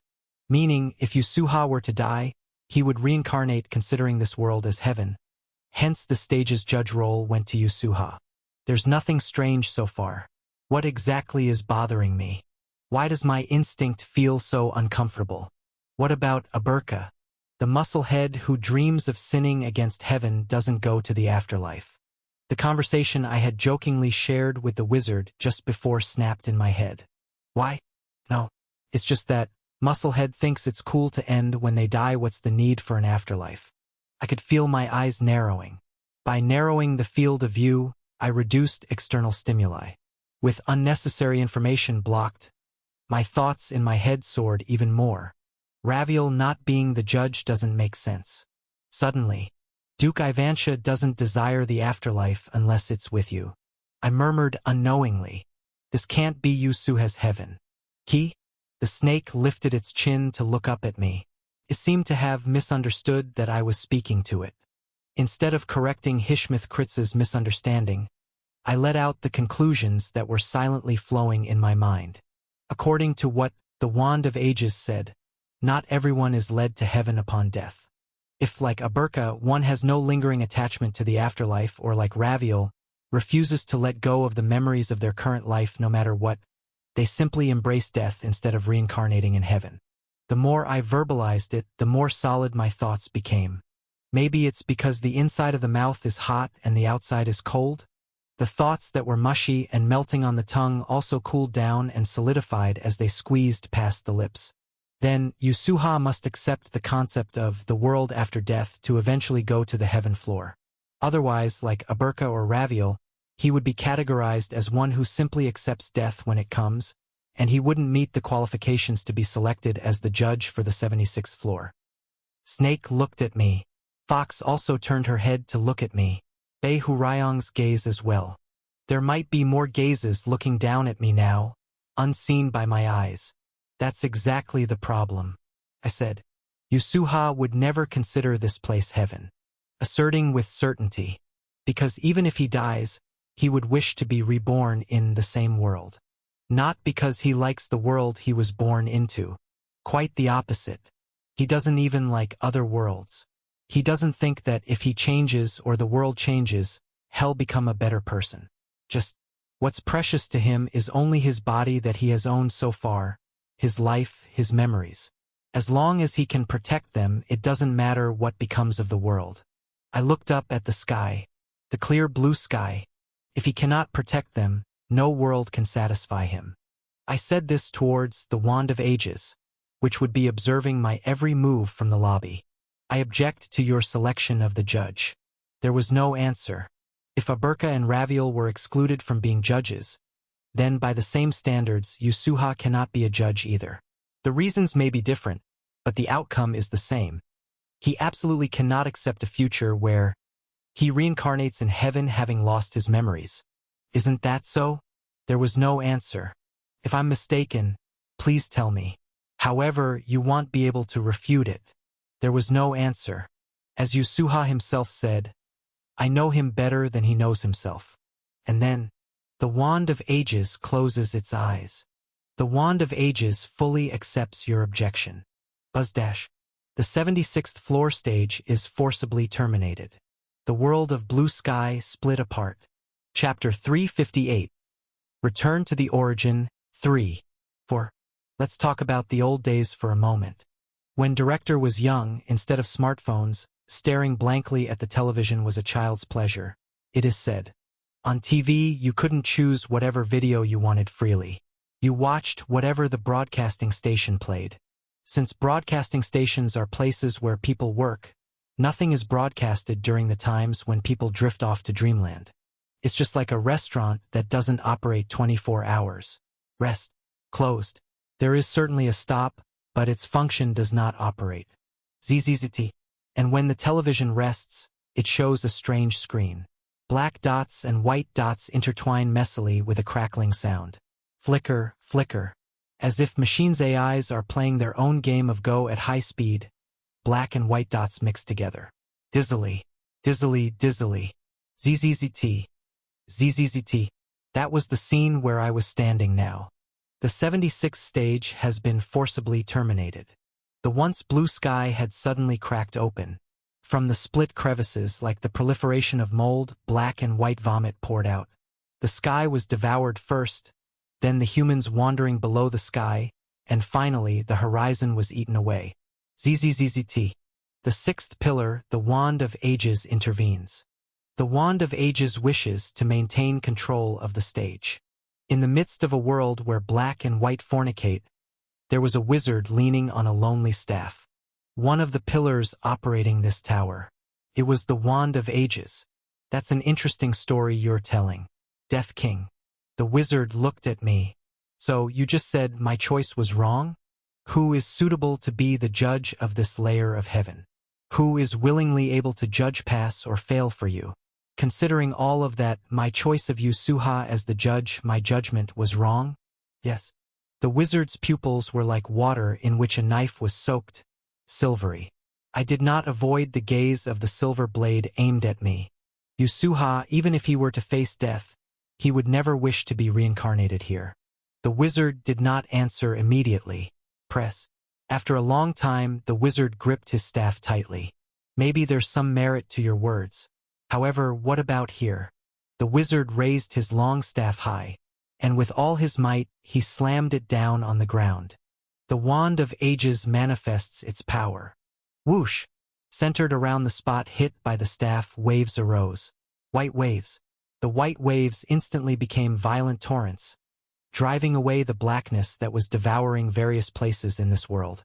At the same time, the Wand of Ages is teleporting you. The world of crackling noise was transformed. You have entered the 77th stage. You set foot in a place where you originally could not enter. This place is machine heaven. Was it magic cast by the wand of ages?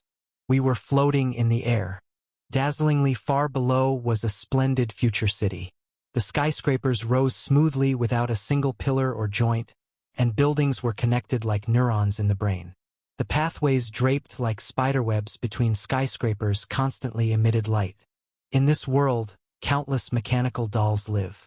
If I were to borrow your terminology, they are NPCs. In the future city, numerous people were bustling about.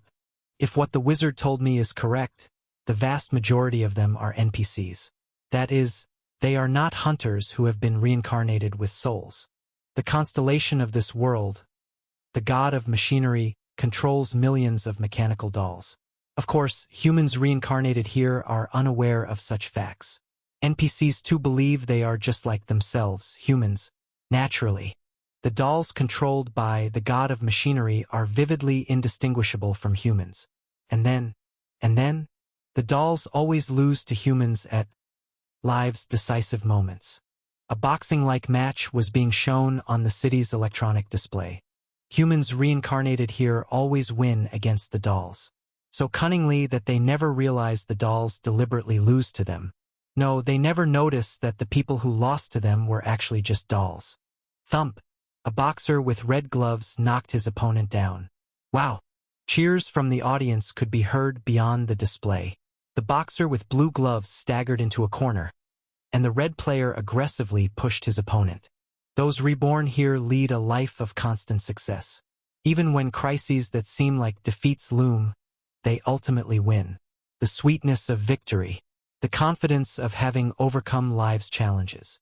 All these joys are gifts prepared by the god of machinery solely for humans. Eventually, the red player's uppercut landed squarely. Boom! The blue player couldn't stand and fell on the ring. The referee hurriedly ran over to separate the two players, but a bright certainty of victory, the joy of having won, was already smeared on the face of the red player. It's a game, a kind of play, a game where one always receives victory, but the suspicion that I am being treated never arises. One can't help but believe that they've earned every victory through their own merit. How about it, Death King? Doesn't this place perfectly fit as Yusu has heaven? Roar! The red player roared. The referee grabbed his wrist and raised it high. The red player, intoxicated with his victory, howled like a gorilla, and the audience responded to him.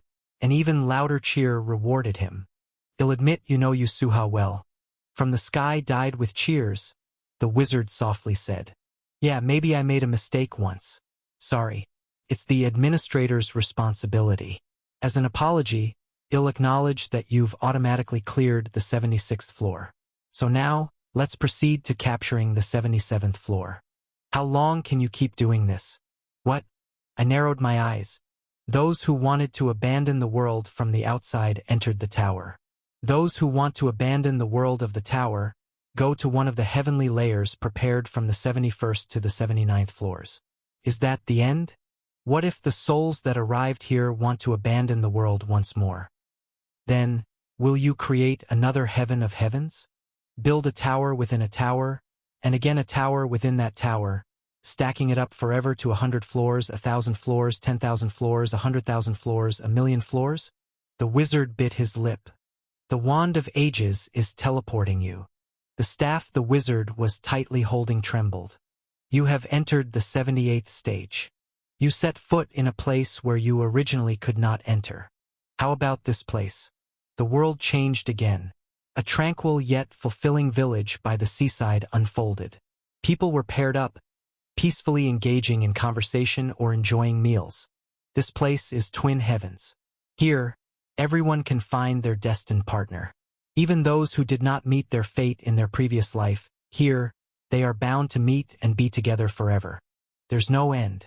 I said this to deflect the blade in the wizard's eyes with the sword in my voice. The wand of ages. I now understand your identity. You are probably the judge of the afterlife, akin to the king of hell, deciding which layer of heaven the souls that died in the tower will go to. The difference might be that you never sentenced them to hell. The voice of the tower rang in my head. You have seen through the identity of the Wand of Ages. The Wand of Ages activates its privilege as a pillar. Your memories related to the pillar are distorted. Failed. All actions attempting to distort your memories fail.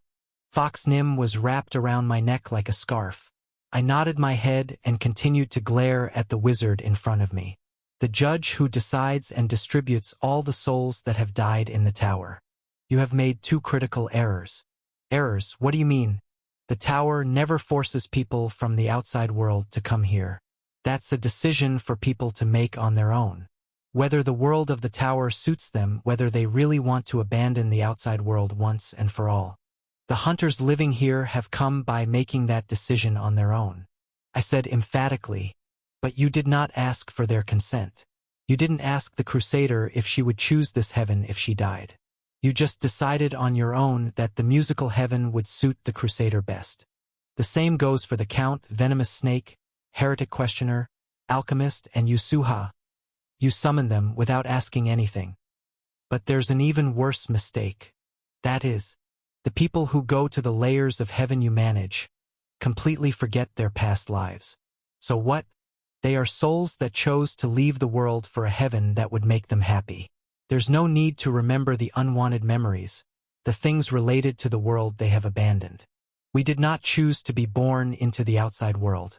However, but the tower is a world we chose. It is a world we were born into because we wanted to. It is the world we decided to come to. Unlike the outside world where we just fell without knowing anything, we chose to come here. That is why the tower has meaning. I took a step forward. Had the wizard's magic been undone? For a moment, my foot lost weight in the air and almost fell. But I quickly utilized aura to create an invisible stepping stone. Walking on air. The sky could no longer mean falling to me. And you made them lose the memories they chose. But the layers of heaven you manage have erased the meaning that the tower barely managed to create. It's the same. You've just rebuilt the same world as the outside inside the tower. I said, standing in the sky. You are not fit to be the judge of heaven. The Wand of Ages hissed. Just because you have a mouth doesn't mean you should spout nonsense. Yes, and it's not over yet. I looked up at the sky. Yo Soa. ZZZT-. You must be listening. You choose. You decide. Whether there is a layer of heaven among the 76th, 77th, and 78th floors that you willingly wish to go to, as judged by the Wand of Ages, and whether the Wand of Ages is qualified as a judge, or else. The sky crackled and opened a gap. Or else, tell them to get lost. Whether the lion world, the world where you are alive, where I am alive, is your world. If you die, tell us if it's the place you wish to be reborn in. So decide who is right between the Wand of Ages and me. What will you give me? The same noise peeked through the opened gap in the sky as before. White and black dots were noisily flickering. From there, Yusuha's voice flowed out. Choosing barehanded like this doesn't seem right. I don't understand it all, but you're in a contest with that pillar or whatever. Aren't you? You're asking me to take your side. Then this too is a deal. Tell me what you'll give me. After getting killed once by some damn punk, I started to take care of reality too. I gritted my teeth. But between my teeth, it wasn't a grinding sound that flowed out but laughter. Crazy bastard. I laughed. You were like that even before you got by me, you bastard. Yo Soa. That's the kind of guy you are. A guy who prefers this life even if he rolls in a field of dog poop. And even if this life is like dog poop, as long as his memories of living remain, he's the type to flip off the whole world. A man who can't and won't go to heaven. A human who would tell the afterlife or whatever to get lost if it doesn't bring him pleasure in his current life. He'll do the Cossack dance for you. I shouted with a damn laugh. It doesn't matter if it's a day, 2 days, or a week. They'll show you my dance moves until you tell me to stop. They'll dance 10, 20 times more than the time you dance, you damn bastard. Tell heaven to get lost and keep living in my world. The sky was silent for a moment. It sounds like not a bad world? Before the Wand of Ages could contort its expression, the judge had already raised a hand in my favor. Deal. Warning tones embroidered the consciousness. The 76th stage will be forcibly terminated. The 77th stage will be forcibly terminated. The 78th stage will be forcibly terminated. Really, the moment the Wand of Ages, holding its forehead, spat out curses, "These damn brats," the tower's declaration fell. An objection has been raised that the Wand of Ages is unfit as a pillar. Confirmation is requested from Zrakwa. Confirmation impossible. The question exceeds the authority of the tower. It was a declaration I hadn't heard in a long time. The tower reconfirms the question. Passed. The issue raised is currently valid. The tower formally acknowledges the Death King's issue as an agenda. And then, the tower requests a majority vote among the 6 pillars of Mansing, 10,000 lives. White and black sands once again covered my sight. Chapter 359. The Sky That Gathers Screams. 1. This isn't the first time. I have met with the pillars several times before. I had attended a meeting where the pillars were present. So when the voice of the tower whispered, "A majority decision meeting is requested to the 6 pillars," I was not particularly surprised. Please rise, Death King. I would wake up in the dark underworld again. That's what I thought. Do you intend to lie down like this? I advise you to get up. I want you to regain your senses and show respect first. Until then, I have no intention of inviting the Duke here. A familiar voice rang in my ears. I blinked my eyelids. Little by little, my vision cleared. It was like a car windshield dirted with yellow dust being wiped clean by a wiper. There, a beauty with delicate eyebrows stood in black. Have you finally opened your eyes? I had no choice but to call her a beautiful person. She was looking down at me with her head bowed. Distinctive eye lines. Indifferent pupils. Lips that were just closed, free from any stubbornness, obsession, or self-display. As if to reject and push away everything that has turned white and gray in this world, she was dressed in pure black. Somewhere. Definitely, I have seen that dress, lips, and pupils somewhere before. I paused for a moment to recall the name of this darkness. Gu Wonha Advisor? She nodded her head. Yes, that is one of my aliases. The movement of her jaw made no sound. Perhaps that's why. It seemed like for a very moment, even gravity, a single point of air, was absent around her moving jaw. It would not be correct to greet you for the first time, Death King. I have heard from the Duke that you possessed my body, albeit briefly. Ah, that's right. I had been to the world of Tower Master Amethyst to a certain kingdom, although it was a visit within trauma. At that time and place I had possessed someone. The woman standing in front of me, neatly clasping her hands. It was Baron Gu Wonha. I had become her. That's why, upon seeing this woman of darkness, I felt a sense of déjà vu. My Duke is indebted to you. Baron Gu Wonha bowed. The person Gu Wonha referred to as Duke must be the Kaleidoscope Duke. Another alias for the Tower Master. Ah yes, no, not at all. I felt a strange sensation. To face the face that was once me head-on. But why are you? I will call you Baron. Why is the Baron welcoming me? I was called out for the meeting of the pillars. I heard you were very quick-witted. Baron Gu Wonha straightened her back and tilted her head. Does my voice not remind you of anything? I did think it sounded familiar. Somehow. Then, it would be easier for you to understand if I explain it directly. Baron Gu Wonha quietly looked at me. That was the moment. Test. Playing the voice. This message does not carry any additional meaning other than playing the voice. I was taken aback. My mouth fell open. What? What? Let me formally introduce myself once again. Unaffected by my astonishment, Baron Gu Wonha bowed her head. I am a family retainer of the Kaleidoscope Duke's family, belonging to the affiliated doors, the second advisor, a noble who was bestowed the 11th cup by the Sun King, Baron Gu Wonha. My real name is Mia. Please call me Baron Gu Wonha. The voice that flowed from beneath the bowed head was completely identical to the voice I had heard countless times while climbing the tower, the so-called voice of the tower. 2. No, wait a moment. I stumbled over my words. Even after hearing a long self-introduction from Baron Gu Wonha, honestly, there was only one thought that came to mind. The voices coming from the tower are not something that runs automatically by the system. Could it possibly be? Yes, it's manual. What? It was shocking. Manual? All of it? But I'm not the only hunter who hears the voice of the tower. There are so many. Every hunter hears a voice when they learn a skill or advance through a stage, and that's everything is done manually. Tas impossible. Well, actually, it makes sense. Baron Gu Wonha remained expressionless throughout. The flow of time in your world and here is different. From your perspective, it's as if time stands still here. Death King. Even if events occur simultaneously for you, for me, it's just a matter of dealing with them one by one.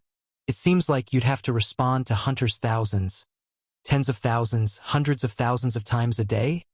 That's correct. The Baron tilted her head as if it was nothing. Is there a problem? If anything, it was nothing but problems. The epitome of inefficiency. Inefficiency arises only when time and space are limited. Here, we can control time as we wish and observe other worlds as much as we want. The concept of inefficiency does not exist. Don't you get tired? It's work for the Duke. There's no reason to be tired. It seems sincere, incredible. What's important now is not the story of my work, Death King. First, please dress yourself properly. Only then did I properly look around. Just as Baron Gu Wonha's face was familiar to me, the place where I had opened my eyes was extremely familiar. The Grand Council Chamber of the Kingdom. The very place where all the nobles gathered to discuss, where I had been when I possessed Baron Gu Wonha. Why here? Weren't the pillars supposed to gather in a dark underworld for their meetings? I will explain shortly, so please dress properly first. Even if you personally know the Duke, as long as I am here, you must show proper respect. I cannot let you meet the Duke in your current state. My appearance? What's wrong with my clothes? They are vulgar. Baron Gu Wonha scrutinized me from head to toe. Naturally, my current outfit was Anastasia fashion. That is, a black leather outfit. Couldn't refute, so I averted my gaze. But this is quite an expensive outfit. How much is it? You said it was expensive. If you don't mind, how much is it? I told her the price as I had heard from Anastasia. Baron Gu Wonha heard the price of the outfit and lightly nodded her head. Then, she picked up a set of clothes laid out on the desk and handed it to me. I awkwardly received the clothes. It's about 120 times more expensive than that. Please change into it. I obediently changed. This is the situation room that monitors all towers. While I was awkwardly changing clothes, Baron Gu Wonha, with her back turned, spoke softly. We modeled it after the kingdom's Grand Council Chamber. It only looks the same but is a completely different space. From your perspective, yes. This could be considered the basement level 1 of the tower. Basement level 1. I asked while slipping my left foot into my trousers. Is there a basement level 2 by any chance? There isn't. Rest assured, there will absolutely not be an event after you break through the 100th floor where, in fact, there were from basement level 1 to basement level 100, and our true adventure starts now. Congratulations. The saga of the Death King Part 2 begins. Celebration occurs, so please be at ease. I had never even thought of such a horrible thing, but somehow it feels like a story that could actually exist. How terrifying is that? It would be an event that could set my soul on fire and burn the entire world to ashes. Are you done changing? Ah yes, I finished changing. Excuse me then. Baron Gu Wonha turned around. She scrutinized me, now dressed in a kingdom-style outfit. Hunters, under normal circumstances, can never set foot here, in basement level 1. The same applies to the constellations. Even if by 1 in 10 million chance someone did manage to enter, those without the proper qualifications would only see pitch darkness. Ah, that would have been your experience too, Death King. But now you have temporarily obtained the qualifications. This is the first time such an event has occurred since the tower was established. Baron Gu Wonha looked down at the serpent wrapped around my wrist. I'm sorry, but you are the only one with the qualifications. The activities of the snake living in the labyrinth, a music box only for you, goddess of protection, and sword emperor have been suspended. We appreciate your understanding for security reasons. So that's why everyone has been quiet since I arrived here. Fortunately, the outfit suits you well. Was the outfit check done? Baron Gu Wonha took a step back, looked me over, and then nodded. With this, there is no lack in your presentation to meet the Duke. I've heard rumors that I can pull off any fashion. Then, let us commence the meeting. Baron Gu Wonha didn't give me a chance to enter my nonsense time and clapped her hands with a snap. Creak dash. The main doors of the conference hall opened. As if waiting by the door, figures walked out. Participants are being confirmed. Participants are being confirmed. The same voice overlapped twice, simultaneously. Baron Gu Wonha held her chin high and looked directly at those entering through the main door. She called out to each of them one by one. The fifth pillar, the lady who walks the mirage is present. The fifth pillar, the lady who walks the mirage is present. The first to enter was the lady, the pillar most favorable to me. Her hair, which seemed like gold, had given half of itself to white, swayed, and the lady smiled broadly. Then, she excitedly waved at me. If I were to compare her to an animal, perhaps a chick. Hello, Death King. Long time no see. How have you been? I'm sorry, but miss, please keep quiet. Ah, Advisor Mia. That's mean. The lady pouted her lips. Baron Gu Wonha, without blinking, continued to call the next entrance. The fourth pillar, the moon contemplating blindness, is present. The fourth pillar, the moon contemplating blindness, is present. A pillar with a very indifferent face, as if they would find everything from the beginning to the end of the universe bothersome, entered the hall. If I were to liken them to an animal, it would be a sea otter. The third pillar, the one who wrote the beginning, is present. The third pillar, the one who wrote the beginning, is present. A pillar who seemed to have tasted every flavor from the beginning to the end of life, from bitterness to sweetness to spicy, plus mint chocolate, and now just wanted to have fun, lazily moved with a slime-like gait.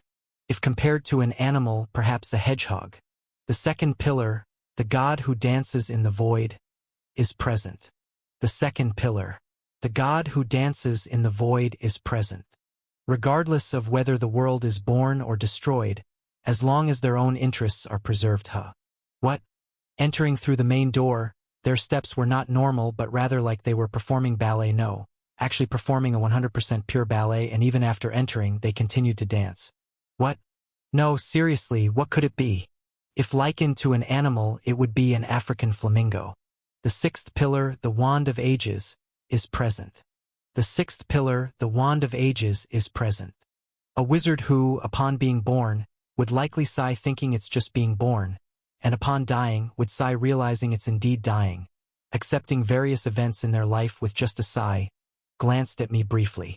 If compared to an animal, perhaps an old lion. And then, thud, footsteps resounded. Welcome, Duke. As the five pillars entered, Baron Gu Wonha, who had been merely watching with an expressionless face, slowly bowed her head. She bent her waist. She lowered her head in respect. I apologize for requesting a meeting amidst your busy schedule. It was a distinctly different attitude. Unlike when welcoming the other pillars, Baron Gu Wonha did not use the voice of the tower.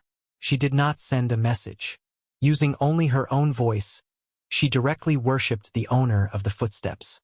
I have convened the meeting according to the regulations you previously commanded, but the justification for this assembly is entirely for the Duke to judge. It's fine. It looks quite legitimate, doesn't it? As always, reliable work, my advisor. Yes. Thank you. The Tower Master.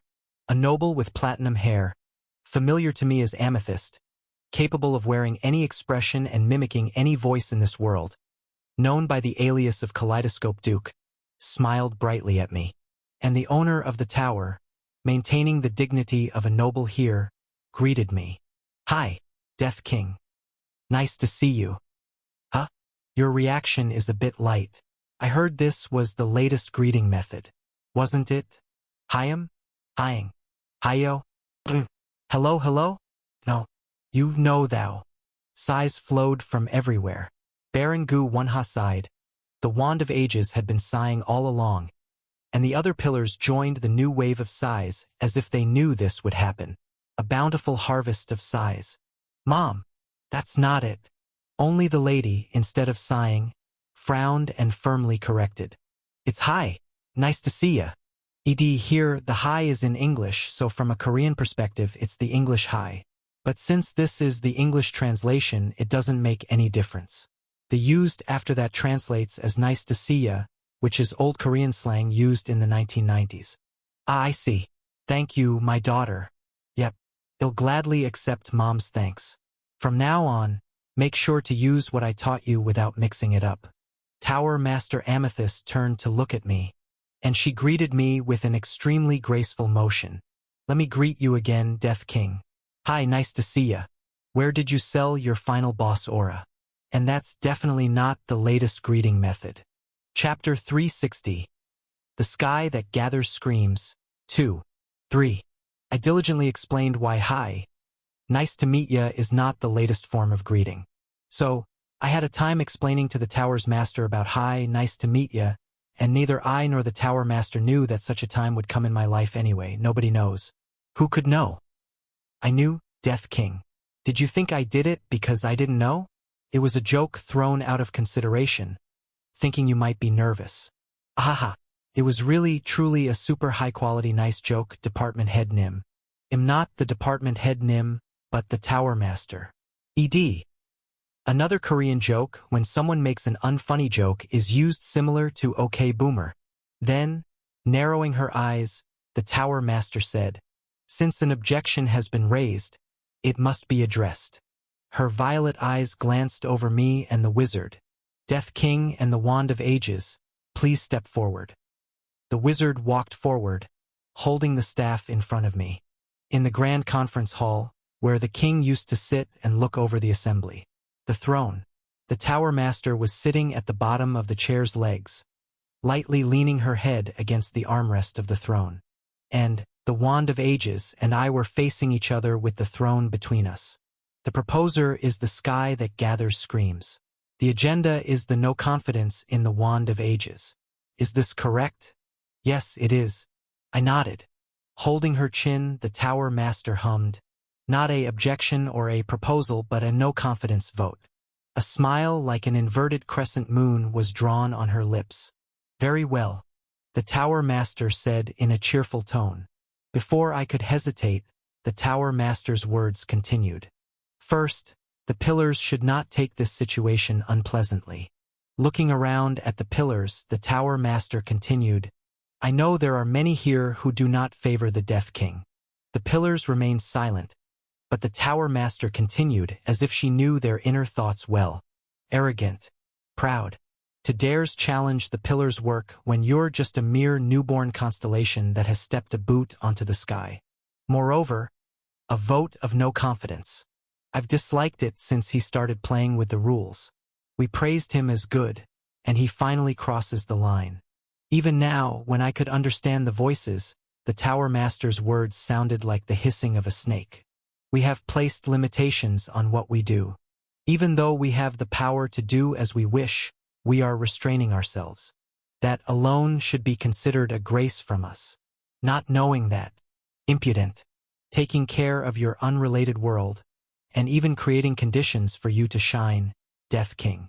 Is this how you repay us? The pillars did not move. There was not a single movement in their facial muscles. However, the Tower Master's voice roamed around those pillars, squirming like a tendon beneath a layer of skin. And most of all, how dare you challenge the Tower Master to a duel, before even reaching the 50th floor, before even obtaining the name of a constellation. Presumptuous. Seems like a green one, with a sound like a popping balloon. The drowsy air scattered. The Tower Master clapped her hands. So, the Tower Master looked around at the pillars once more and continued, I know there are those among you who think this. Please don't. The Tower Master's voice was as clear and pure as crystal freshly wrought from the earth.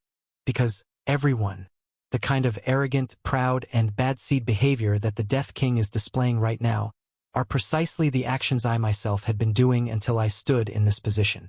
And it was transparent. Raising a vote of no confidence is not just a simple protest or suggestion.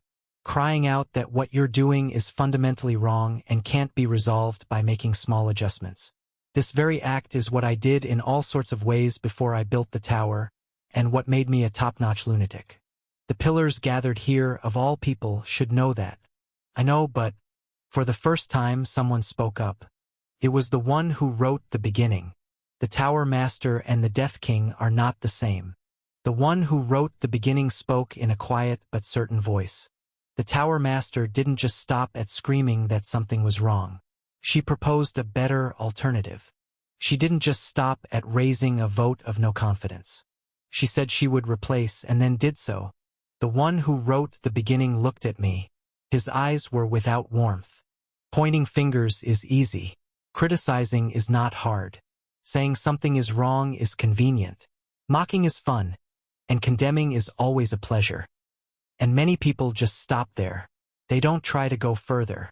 They neither propose a concrete alternative nor say they will do better, nor do they want to take on the responsibility that comes with it. I understand and accept, but well, wouldn't it be natural to view that as an unfair attitude? That's an unfair statement towards the Death King. The Tower Master immediately said. The one who wrote the beginning hesitated. The Tower Master looked at him, resting her chin on her hand. Everyone here knows the journey the Death King has walked so far. The Death King has collected the endless autumn rain and bloomed peonies in the eternal frost. He melted the plating of hearts, and helped a doll who had lost herself find herself again. And he accepted each criticism and condemnation aimed at himself instead of dodging them. The Tower Master concluded quietly. So, it's unfair to evaluate the Death King like that. I wanted to make that clear. But on the other hand, the Tower Master turned to me. This is also the crux of the issue. Death King. I did not open my mouth. I just listened quietly. The Tower Master continued. Let me remind you of a fact you already know. Death King. Declaring no confidence in someone never ends as a comfortable objection. It means you have to directly replace that someone and take over all the tasks they were responsible for. Yes. Finally, I spoke. Of course. Good. Bang! Once again, the Tower Master clapped her hands. Now that the premise is clear, the next steps are simple. The Tower Master spread her arms. As you've always done, Death King. Prove yourself. For the Tower Master declared the rules to us. If the Death King can prove he has the skill and willpower required, the vote of no confidence in the Wand of Ages will be approved. The Wand of Ages will step down from his position as a pillar. That means the Death King will take over the role of the Wand of Ages, managing the netherworld of this tower. On the other hand, if he fails, he must be prepared to face the consequences accordingly. The Tower Master did not specify what those consequences would be. She only added with her characteristic smile. At least, it goes without saying that you would no longer be qualified to challenge me. I clenched my fist tightly. I understand. Good.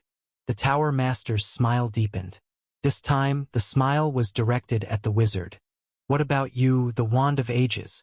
No problem. The Wand of Ages answered, like a branch of autumn reaching cautiously to hold onto its red leaves. The pillars, excluding us, sat in a circle at a distance. Though the crowd was smaller, this place was no different from a Colosseum. And the stake in this duel was no less significant than in any gladiatorial arena. The current status of the majority vote is announced. Death King 0 votes, Abstain 2 votes, the Wand of Ages 3 votes. As expected, the start was not in my favor. Up to now, I have committed numerous acts of defiance. Even if the Tower Master said to disregard it, it couldn't have been without effect. Furthermore, the Wand of Ages had been a colleague as a pillar for a long time. But looking at it from another perspective, there are still 2 abstentions. That means 2 of the pillars are taking a reserved stance. This situation isn't unpleasant for me. I should start by saying how profoundly disappointed I am with this situation. The wizard was the first to speak. Death King, I have favored you. As an administrator, I've maintained the line while giving you as much consideration as the rules would allow. And this is how my consideration is repaid. I tried to support you, a constellation who appeared after the Sword Emperor. I could have been your patron. Removing me from my pillar position is like cutting off your own fingers.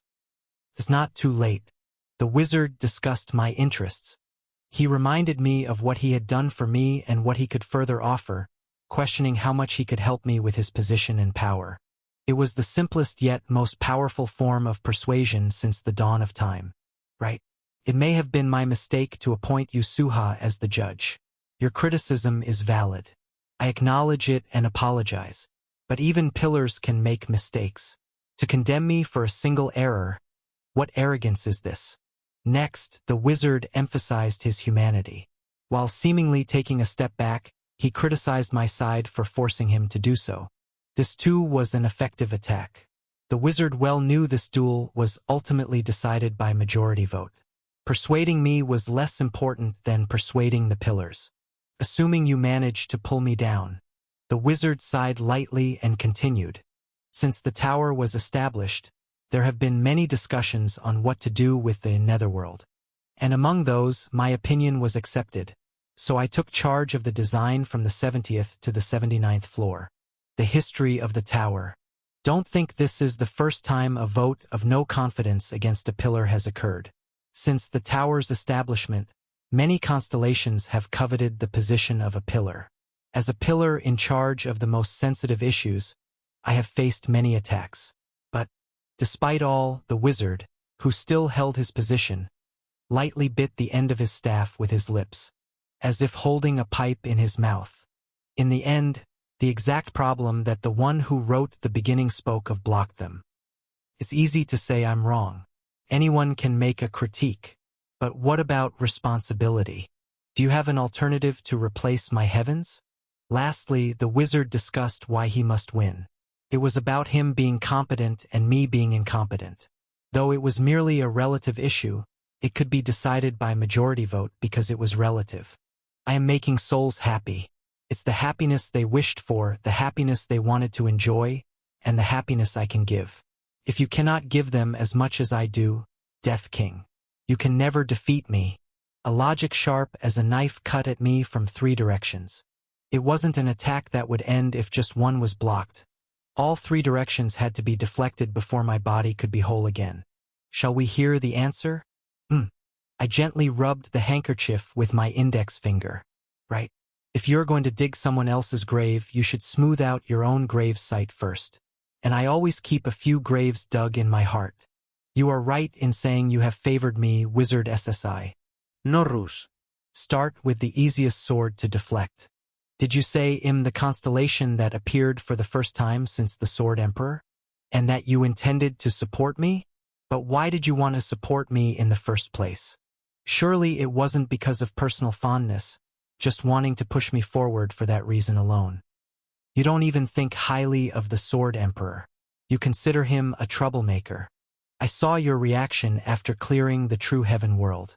You, the unparalleled troublemakers of the world. Sword Emperor, there's a reason you failed to conquer the sky-piercing extreme point. It was certainly not a friendly reaction. In other words, you don't blindly support someone just because they're a hunter challenging the 100th floor. You believed I had something unique to offer, didn't you? You must have your hidden reasons. You supported me for a reason. Whether it's related to the Tower Master or the secrets of the 100th floor, I don't know. But you were using me for your own purposes, not for my benefit. Does everyone think of me as materialistic? The wizard's expression remained calm. My words didn't seem to bother or itch him at all. I looked towards Barangu Wanha.